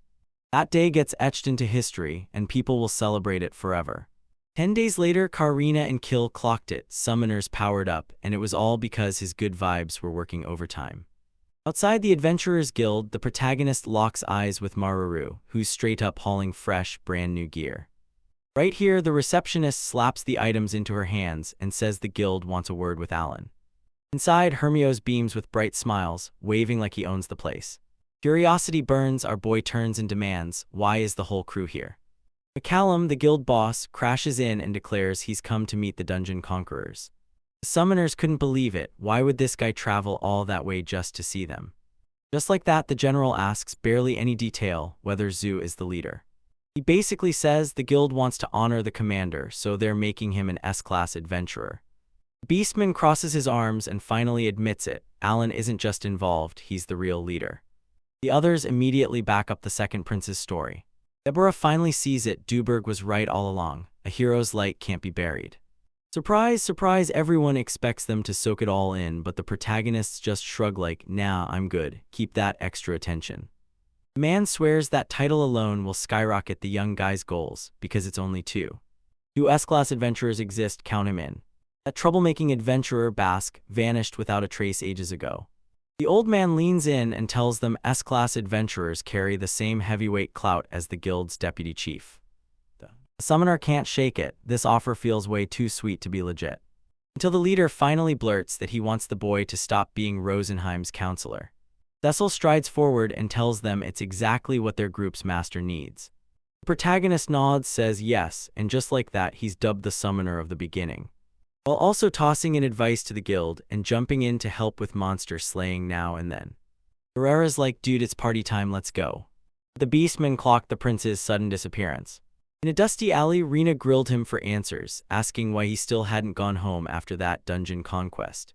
The girl unleashes a rapid-fire storm of punches on him. 10 days later, just before she finally broke down and wrapped him in a tight hug in Donbao's imperial capital. Every game junkie and squad in town rolls up to the palace, ready to meet the Bacchus Kingdom's emperor. Van stays cool, but he's like, "Yeah, I gotta explain these 10 beasts," and still, with his head firmly attached, he's confident he'll get home. Howen snatches an invite to the kingdom, and tells them he'll drop by right after he finishes up Marover's classes. Some dude barges in like he owns the place and yells, "Get inside," like his whole world's on fire. Shawnish throne Poopwin rolls out the red carpet for the heroes who totally own that dungeon, then the emperor hits them with a jaw-dropping surprise. I gotta give some seriously mad props to that bravery, cause the Admiral S out there like, "Thanks dude." The guy's like, "Wait, who the heck is the summoner?" Our main dude throws his hand up like, "Yo, yep, that's me." I'm just staring at the kid like, "No way, you can't have done all that." He's convinced the only way to survive is to earn the emperor's trust, like, starting right now. Sophie lunges in, snapping at the chubby guy not to underestimate that kid. Hooplin was all hyped up, bragging that he'd love to watch a summoning happen. The summoner whips out his cutest creatures, and gratitude hits him so hard it cuts off his words, th. He thanked that guy for letting Maruru in at the Ratashu Kingdom Academy, because that's where the two of them finally met. The old guy beams from ear to ear and throws out his thanks like it's the happiest thing in the world. Suddenly, a soldier crashes into the room, shouting that the Church of Elma is calling for help. Christia, the Holy Land's capital, is getting swallowed by flames. Flames crackle as we rocket over there, and straight away we spot a mysterious figure raised their hands and pulled something from the raging flames. Deep in the Balkis Empire, Zeus blared that his Saskia was in the capital, and she snatched the cult leader in one move. The soldier keeps spilling tea, breathlessly blurting that after Gashara's Servalor, the sacred religion leader got executed. A giant column of fire blasted upward into the sky, turning every last resident into monsters, the priests. The priests scrambled to drop to their knees for help, but those creatures had the whole place locked down. Everyone's like, wait, this is crazy, this is super weird, and Alan's. Maybe the Demon King's army stole the fire goddess's sacred treasure. Aurora's like, yeah, that checks out, and the hero shoots back, nope, then we save everyone. The Emperor asks, the admirals snap back, count me in for the battle. Then another soldier barrels in mid-conversation screaming that a terrifying emergency just hit the Empire. With demon armies storming the Forgotten Continent, and the numbers are just unreal. Like 2 million creatures, that old guy realizes the Demon Kings are doing this just to slam the brakes on his way to Elmia. Our boys were staring at the impossible. Could his crew save both continents at once? And they pressed him. Why? That's why he bolted from the Beast Kingdom. Lapi swears he's wiping out every last demon straggler in Rosen. Rosenheim, the second prince, he's the ticking clock, and he's here to make sure we keep our promise. The 10 beasts lock in. Sophie grabs Van and reminds him that the King of Beasts is coming for him. He tried to stop him, but Van just smirked. I go where I want when I want. Then the Beastman grips Alan's hand and tells him straight up, saving the church is the smart move, and Pum-Pun's totally down, hyping the whole Game Junkies crew to bounce ASAP. The Admiral stays put, grinning like he knows his team can crush anything that comes at them with those discs. Before he takes off, the main guy vows he'll send those support items later. At the foot of the Tower of Challenges, Hermione is cracking jokes and talking nonstop with the whole crew, right where the action starts. Crew S on babysitting duty right now, making sure everything stays under control until the boss comes back. The summoner rallies the hero squad, tells them to crush it on the central continent, and the team trades tearful goodbyes before the journey begins. We rocketed straight into Rosenheim's capital. They were gushing gratitude to the prince and the 10 beasts, thanking them for standing by her, no matter what she'd been through. Everything zoos like a promise is a promise, and we're all in. Our boy snaps that Dagora has to stay put, since the church sits out to the southeast. As the young guy grins at the danger like it's nothing, he's basically saying, that's the exact spot I wanna be. Then the astrologer drops the truth. Alan's crew is staring down a brutal road, so they decide the axe guy should stay put. Fuming, he snaps, don't treat me like a chess piece, I'm choosing where I go. He's totally cool with it, but he warns, if this gets hairy, I'll have you bail out of this fight, no hesitation. Right before the fight, the jet fuel was almost ready. Rosen's handed Sophie an incredible gift. Everybody's staring in awe at the prayer witch's jaw-dropping outfit. With everything ready, the crew slams into the tam-tam, now locked in eagle mode. Alan quizzes Maruru on whether she knows how to reach the church, and she grins, says yep, and pulls out a map. Then she jumps off the chair, grinning as she blurts that the aircraft has private rooms for her.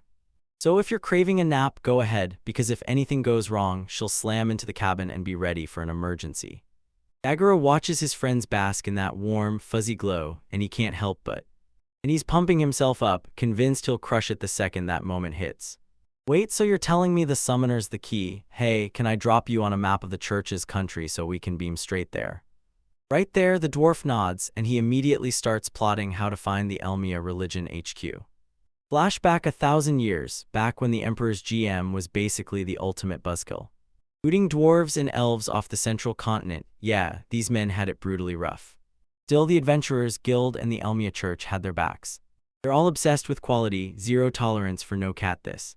This snapped into another full-blown war, and the priests rushed toward Jariat. Never coming back, and even when the Demon King finally made his debut, the whole place still felt weirdly calm. Still, the whole squad finally barrels into the region. Engine Alan's like, first we eat because Theomania's a total lost cause.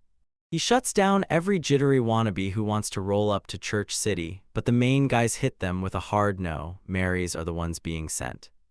An angel suddenly appears, popping up like a jump scare, and blurts that there's some glow in Theomania, lighting up the whole world like a spark that refuses to go out. With tam-tam zoom blasting, everyone leans in, squints hard, and searches for a giant fire column. The summoner snaps Maruru floor it to the next city, and the whole ride kicks into overdrive. They roll in and spot a creature staging a wild rave, slamming straight into the walls like it wants to break out. Soldiers like Yo rank B trolls just smash through the barrier. Boom, the gate slams down and it's officially go time. And the healer bursts in, dropping, unleashing a sacred spell to blast the zombies into oblivion. Our dude scratching his head, totally baffled. Why the heck is the magic blasting every other demon beast and not him? Feeling like a straight-up plot twist, turns out they were all human. The main guy is screaming at the top of his lungs, no hesitation, peeps. Seeing the Griff soldiers, they're straight-up more baddies. When everything clicks and the coast is clear, Karina and Dagora, summoners, go on, show them what you've got. They crash into them and the creatures vanish in a blink, like dungeon mobs getting wiped out. Alan's like, whoa, reincarnation really works like this, what on earth is going on? Cecil blasts with sheer beam power, and every big bad gets shoved back before they can even breathe. Even if they can't unzombify the whole city, the main guy is still chasing a divine blessing. And boom, he's like, alright, enough of this, I'm switching it up. He shouts for Fulma, Sophie, and Maruru to swing around and pivot right now. On the wall, the soldiers are fired up, waiting for backup to finally drop in. Next to the mage, his crew of power-hungry goons steps in, because we're about to crank the firepower sky high. Hatches burst open, and everything springs into action to deal with the reincarnated beasts. With beast powers blazing, Alan locks in his aim and opens fire. Crack eggs explode open, and summons come flying out like rapid-fire bullets. The Baron's daughters were all fired up, chanting it like a straight-up lit army. Meanwhile, the city defenders are staring at it in disbelief like, what is this supposed to be? 1 hour later, every single wall crasher is wiped out. The main dude blasts an emergency call to Hayatan's crew, begging them to race in and save the spot nearby.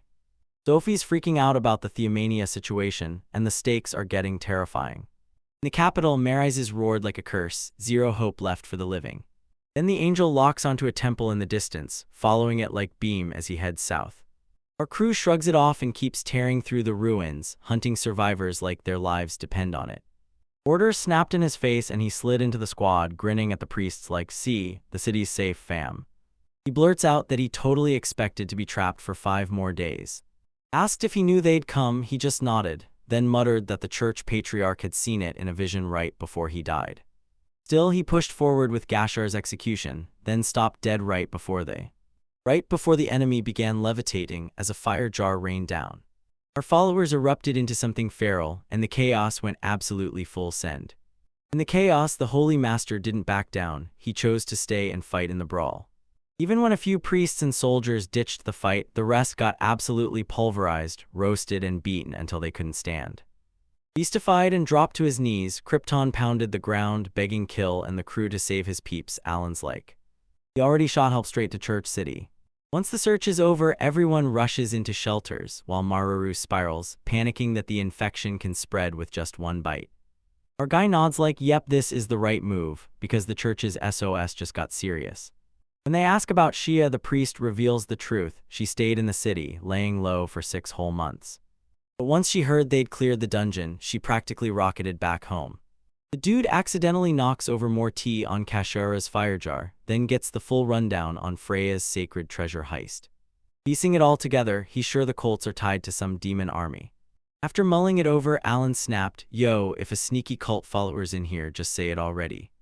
A lady with a baby in her arms suddenly shouts, serve the law and keep your promise, save everyone. Krypton bursts in like, yo, turns out that dude used to spare a few back in the day. Followers, sure, but only to the people brave enough to stand up to him. The ladies weren't playing either. They tore into that cult leader with loud, furious, not today energy, and it was as clean as a whistle. I'm just saying, Owens can't stop wondering why every cult member didn't turn into a monster, especially since this one isn't even from the capital. He asks what it takes to join the cult, and the priest grins, saying everyone had to chug holy water. Realizing the water's poisoned, the hero yanks out a life-saving item to protect the lady and her kid. Kid, before you spill the beans about how that cult leader rounded everyone up to turn them into demons in 1 shot, he killed. Bill tries to slam the brakes on the crowd's fury toward the cult follower. After Sophie spills the tea, Alan orders the priest to hand out the items to everyone, and to spot and grab anyone who's out, especially the cult followers. The young dude heads straight for the capital, and then he finds out Mari's got absolutely wrecked. By a demon general that looks like a savage beastman. When they ask if he can take that guy down, he smirks and says he's got to cook first. First, cook up a solid plan. While that's happening, somewhere else in the county, things are already moving. One of the heroes' summons drops its super cool power. The power to save a bunch of innocent people. Our guy rolls in and straight up tells the family that he's here to send them off to the city. Over 3 straight days, the kid kept planting seeds one after another until the ground was finally alive with hope. Towns and villages filled their kitchens with fragrant, aromatic veggies. So yeah, thanks to this, around 5,000 cult followers didn't transform into monsters, and they got locked down in quarantine instead. In Neil City, Marys leans in and explains that the demon general used to be a long ago god got kicked out and watched his sacred treasures get stripped away, while the other gods totally caught wind of the cult and just brushed it off like it wasn't their problem. Driven by pure grit, Alan's saying we're done waiting. Tomorrow we're heading to Taminia to get answers. An angel drops the bombshell. The Pope's been found lifeless and every sacred treasure has been stolen clean. Cecil hesitates should they call the hero for backup, but the summoner's like, nah, he's slammed with work right now. Demon King's army is marching right now, and they're unleashing chaos everywhere they step. Sophie is convinced she can take down the demon general herself. Degora's all in. He's admitting he pulled out his extra skill last time, and now he's ready to rumble. With a grin locked on his face, the hero declares he's got a victory plan, and it's time for everyone to sharpen their strategies for the win. On March 22, the crews couldn't believe their eyes after witnessing Theomania's chaos firsthand. They charge straight for the temple, where most of the monsters are lounging and waiting to pounce. A little farther down the line, Haoran finally heard the whole story, everything people were saying about the summoner. And he's absolutely thrilled because he's rolling with an angel, the one who's supposedly already bit the dust because he put her down himself. Alan peppers them with questions about the fire column, but those creatures don't give answers for free, buddy. Alright, heroes, fine, then we torch that altar and end it. Mara tiptoes in on the demon general, then bam, he snaps his grip around her hand and drives a brutal punch straight into the summoner right before he can sneak up and strike. He plows straight into the wall. So he flashes a grin and quips that the enemy's attack power, yeah, it's nothing to write home about. All of that, then he snapped, alright pals, start smackdown. Cecil hurled a spell and blasted a raging fireball straight forward. Karen swats the ball away with one hand, then Karina lunges in with her sword, only for it to get slapped right out of the way. She takes the slap, whips back like it barely touched her, and snaps, I'm not done yet. But a little farther off, Sophie fires off a desperate call for Gale's help. A ghostly spirit crawls over the general and pins him in place. He'd just torn free from the enemies, so tell me what the heck is going on right now. He finally realized it. Turns out the squad was way tougher than he'd ever heard. Alan shouts that the first part of the plan is finished. Now it's the elf and the mage's turn to carry it home. Nymph bursts in right as the Baron's daughter unleashes her blizzard. Gil kicked in as he spotted what was about to land on him. The general's got it all wrong. I'm telling you right now, that combo's not going to get changed by anything he thinks he can throw at me. Wait, our man just told Maruru, it's your time to shine, and the whole vibe instantly changes. With the tam-tam roaring, she readies herself to blast the light pillar and crush the enemy in one shot. Without a single pause, she blasts a laser from her hands. Laser cannons screamed, and both targets got absolutely obliterated, while the others huddle in fear, shielding themselves when the smoke finally clears. Degora can't believe the columns are gone, then the temple starts trembling out of nowhere. Alan leans in and yells, yo, Marists. Subem, handle the general, will ya? Out of nowhere, this creature bursts from the rubble, furious like a hornet, because the altars just got toasted. The thing starts to morph, pure drama, spitting out the squad's toast like the heroes not even in the room. The summoners go, whoa, Gushara's stats are off the charts, way beyond a normal one. Then it slams into him, that light beam pointing south. The cult leaders could be right there, just chilling. Boom, here come the angels, now backed up with even more reinforcements. Rolling up to the manger like, yo, Tammy, lend a hand, because everyone's out here flexing their extra skills. Bill's Duggar is fighting for its life to power up, so they bench it. Lorena lets loose with King of Swords, full power, swinging like she's cutting through fate. It's like the universe nailed perfect timing, right on the dot for real. It blasts the enemy with a razor-bright light arrow. The monster scoffs, how dare you, you puny mortal. Alan creeps in, taps the general on the shoulder, and whispers to Subemin. Make them slam the brakes, then hit them with the return instinct. Like, wait, how did I end up outside the city? Our dudes are grinning, waving bye to the big guy like it's all totally normal. He finally spills his brutal, top-tier plan, an ambush from every side, powered by his strongest summons. Cecil and Maru crash into the party and start blasting everything apart with their powers. The generals came in swinging, but he's built different, strong enough to take everything they throw. This ain't my final chapter. When he bites the dust, it's party time, and they pulled it off without the hero. The mage is like, are you seriously telling me you gambled everything just to chase some theory, dude?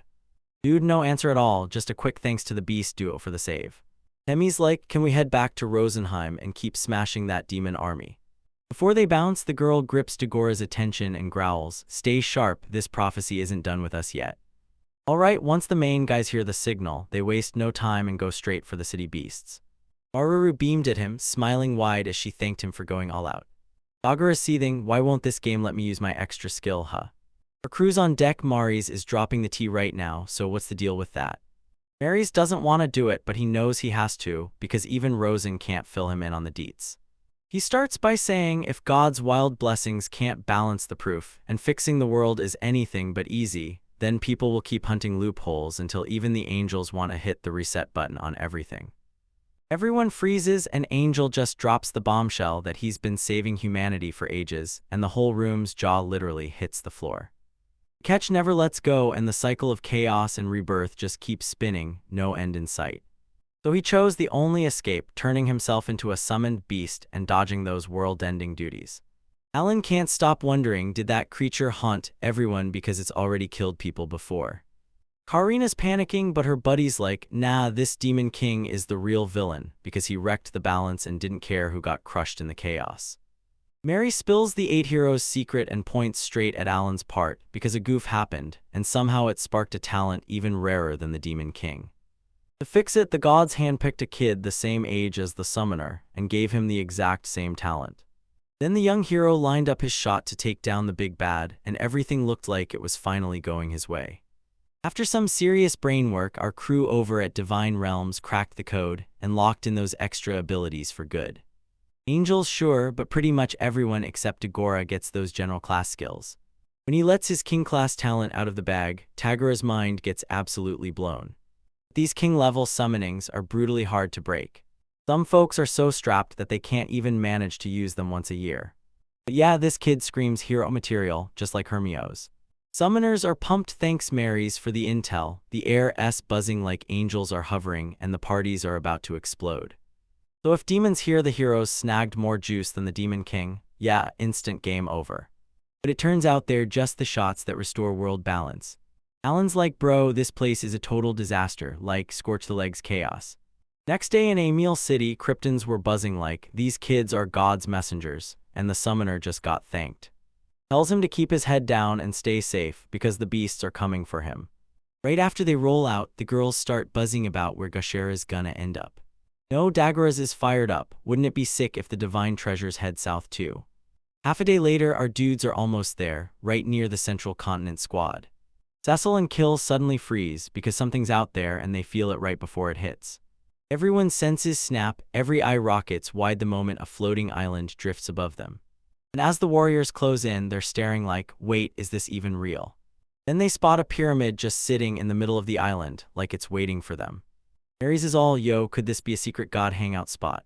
Seeing those 3 beams of light zooming straight toward him like lightning. Whoa, Theomania's chaos might not be done yet, because I think it's about to spread. And he snaps at himself for missing it, and right away Maru takes over, sprinting toward the... Just when it looked like we'd slip into the temple, plot twist, our guy can't summon a thing, so he can't even peek inside. Tamtam and Orochi are basically like, let's wreck this place, and the angels start panicking. Yeah, this ain't the good guys. The axe dude goes, split up, smash those altars, but the summoner's like, nah, I'm not buying this, so Kill steps in, trust us just a little bro, and the main guy finally grins, alright, let's do it. And then he starts ripping through his gear, summoning everything he'll need for the next move. Then he blurts, I'm heading west with Cecil and Tagore, and Sophie snaps, fine, can I go east with Full Maul and Maru? Maru finally swings the group south. Maru, Kill, and Korina are on the move. They've got zero clue what's coming next because they don't even realize the paths they're taking don't require the same continent help the summoners are relying on.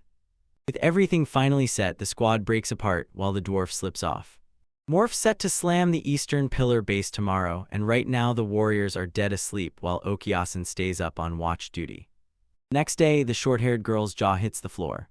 Whoa, this place is nothing like before, and the elves, wait, I'm seeing them. I can totally see the endgame, and it's screaming Theomania. Up in the chaos, Maru's staring at it like, so, how many places are hiding in this mess? Almost like, shouldn't we just stop at the village? And Sophie, once she's with it, I swear she'll be down with it When someone asks why she's so desperate to head east, the princess can't hold it in and spills the Dark elves have been laying low there ever since exile, and because the diplomats always swing by to check on the creatures during the ceasefire, she knows that exact spot like the back of her hand. That dwarf's freaking out, wait, isn't this enemy turf for you? She's like, yeah, but I can't, I made a promise to Corporacker. Grinning like I just snagged the princess's back, Tam Allen's buzzing, I can't wait, and now I'm dying to see what my elf buddy can pull off. In the village, the elves scramble to keep those creatures at bay, and it's non-stop. The mage strides in and starts hurling spells like cannon fire, slicing through the monster count one by one. But just when you think it's over, a whole beast swarm crashes into the sky above them. The guy panics, yeah, the general's freaking out too, but his buddy suddenly spots a dwarf's golem hiding in the chaos. Sophie, acting like the leader, barks that everyone needs to heal smart and attack hard, then they all barrel in right into it. Chaos crashes down on everyone at once. Sounds go quiet everywhere, then boom, even a tornado crashes the party. The army chief stared, eyes wide, and blurted, what in the world is going on? An hour later, the warriors are barely holding it together, fighting off the heat like they might just melt on the spot. Maruru's all, I think they clocked us, and the elf just snaps, yep, stay sharp. Sharp and Elder suddenly burst into the scene and thanks the princess. When he finally showed up, the young woman couldn't help but beam. Zyamir was exactly what she needed. And asked if she could say hi to the king, like the old guys would have flipped out if she didn't give them a heads up. Then right as he's about to commit, he spots Rosen and his whole plan flips. Alright, come with me. Inside, the dwarfs are soaking up the view, and the elder leans in, telling them the central tree is about to bloom into a world tree, all because of Faber. Faber watched Alan's mind implode. He couldn't believe dark elves could actually talk to spirits. Inside the king's palace, he's practically like a spark about to ignite the whole place. I honestly didn't see visitors coming at all. Before he dropped Ulber's name, Luke's pumped to lay eyes on Maruru. Standing face to face with the princess, the elves snapped, I'll forgive you for showing up, but that outfit is way too much. And that's the real kicker, his own people got wiped out because the priestesses moved first. Sophie's like, the elemental king handed it to me, so there's no hiding the truth. Rosen leaps off the elf's shoulder too. Greet Faber, then boom, he's all like, there's a kid who wants to see you. The spirit and the corporal core slam into a crushing hug, clearing the air with pure relief. Back they go, dragging the message to the king, listen, the otters chirp, let the young ones be heard. The princess lays bare every single detail of what went down in the religion capital. He grabs the mic, drops a chilling hint, and basically warns that something huge is about to smash into this continent. Ulbers is absolutely stunned when he uncovers the Demon King's army plan. He hatches a plan while the elf scrambles to tie dark elves to the villains. She comes up empty, then snaps that everyone needs to steer clear of the city, especially with that lake up north looming over it. Zyamnir's like, whoa, 20 years ago, Sacred ordered the Shara followers to gather there. There, watch the princess finally snap to it. The Demon King's been scheming for ages. The king's freaking out. If this is real, the whole continent is about to spiral into disaster. He's in trouble, but there's one thing he can't stop thinking about, what the crew is really hunting for. Sophie rolls up and declares she's here to grab the Muhurino desert map and earn the green light to reach the spackle spot in the village. Right outside the walls where the cool kids all hang out. Then she hits me with a bombshell. She wants to talk about Liesel. The elf has already done it all with the queen. Yeah, he's seen everything, but the princess won't back off. She's roaring that when her city got smashed, 3 million elves were wiped out. Ulbers nods and goes, yeah, I heard about that. She skips all the small talk and straight up asks, was that dark elf demon general really the king's dad? But everyone's jaw just dropped to the floor. And the elf's crew erupts in shouting, screaming to trash the ceasefire deal. The king snapped, everyone shut it, and the whole room went silent. He claims his dad disappeared 1,000 years back, so Sophie better watch every word. Sophie dug in her heels and swore it was Hermios and his squad that brought Liesel down, but right before he kicked the bucket, he grinned and told everyone that dying in the promised land wasn't half bad. She's still convinced the Dark Elves weren't part of the invasion, and now she's pushing everyone to unite and fight as one. Ulber tells her, "I'll get you the map and a place to hide, but if the elders aren't down with it, they can just kick them out." The warrior trio flashes the Alpha a big thumbs up, snatches the map and rockets out of the palace. Faber's like, "Yeah, the facts add up. Liesel's whole thing was wrecking elves," and the king immediately spirals into full-blown emo mode. He bolts to his feet and declares, "To prove I'm not working with demons, I'm backing the princess, no matter what."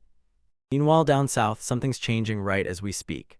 Karina proudly shows off the rabbit she just roasted. Then Mary storms in, blazing with confidence that the mission to save Sophie is right on schedule. While munching, it's like we're getting swallowed whole by Kill, while we can't even keep up with Tam Tam. The angel nods at him and says they'll probably reach their destination tomorrow. The healer rubs his chin, staring at the creature like, "Wait, is this thing my ally or just trouble in disguise? Or maybe it'll flip the moment the gods decide, and the angel makes it happen." The angel can read minds like it's nothing and straight up tells them, "Even if it's God, I've still got your backs." That young dude finally understands, and someone tells him to go grab some Z's right now. From way over there, Alan's like, "My body's not getting pushed around," and then he's clearly counting on them. Then the very next day, the trio finally barrels into the city. Maurice points out that down south lies the Republic of Carlinia, the country that broke away and went solo about 10 years ago.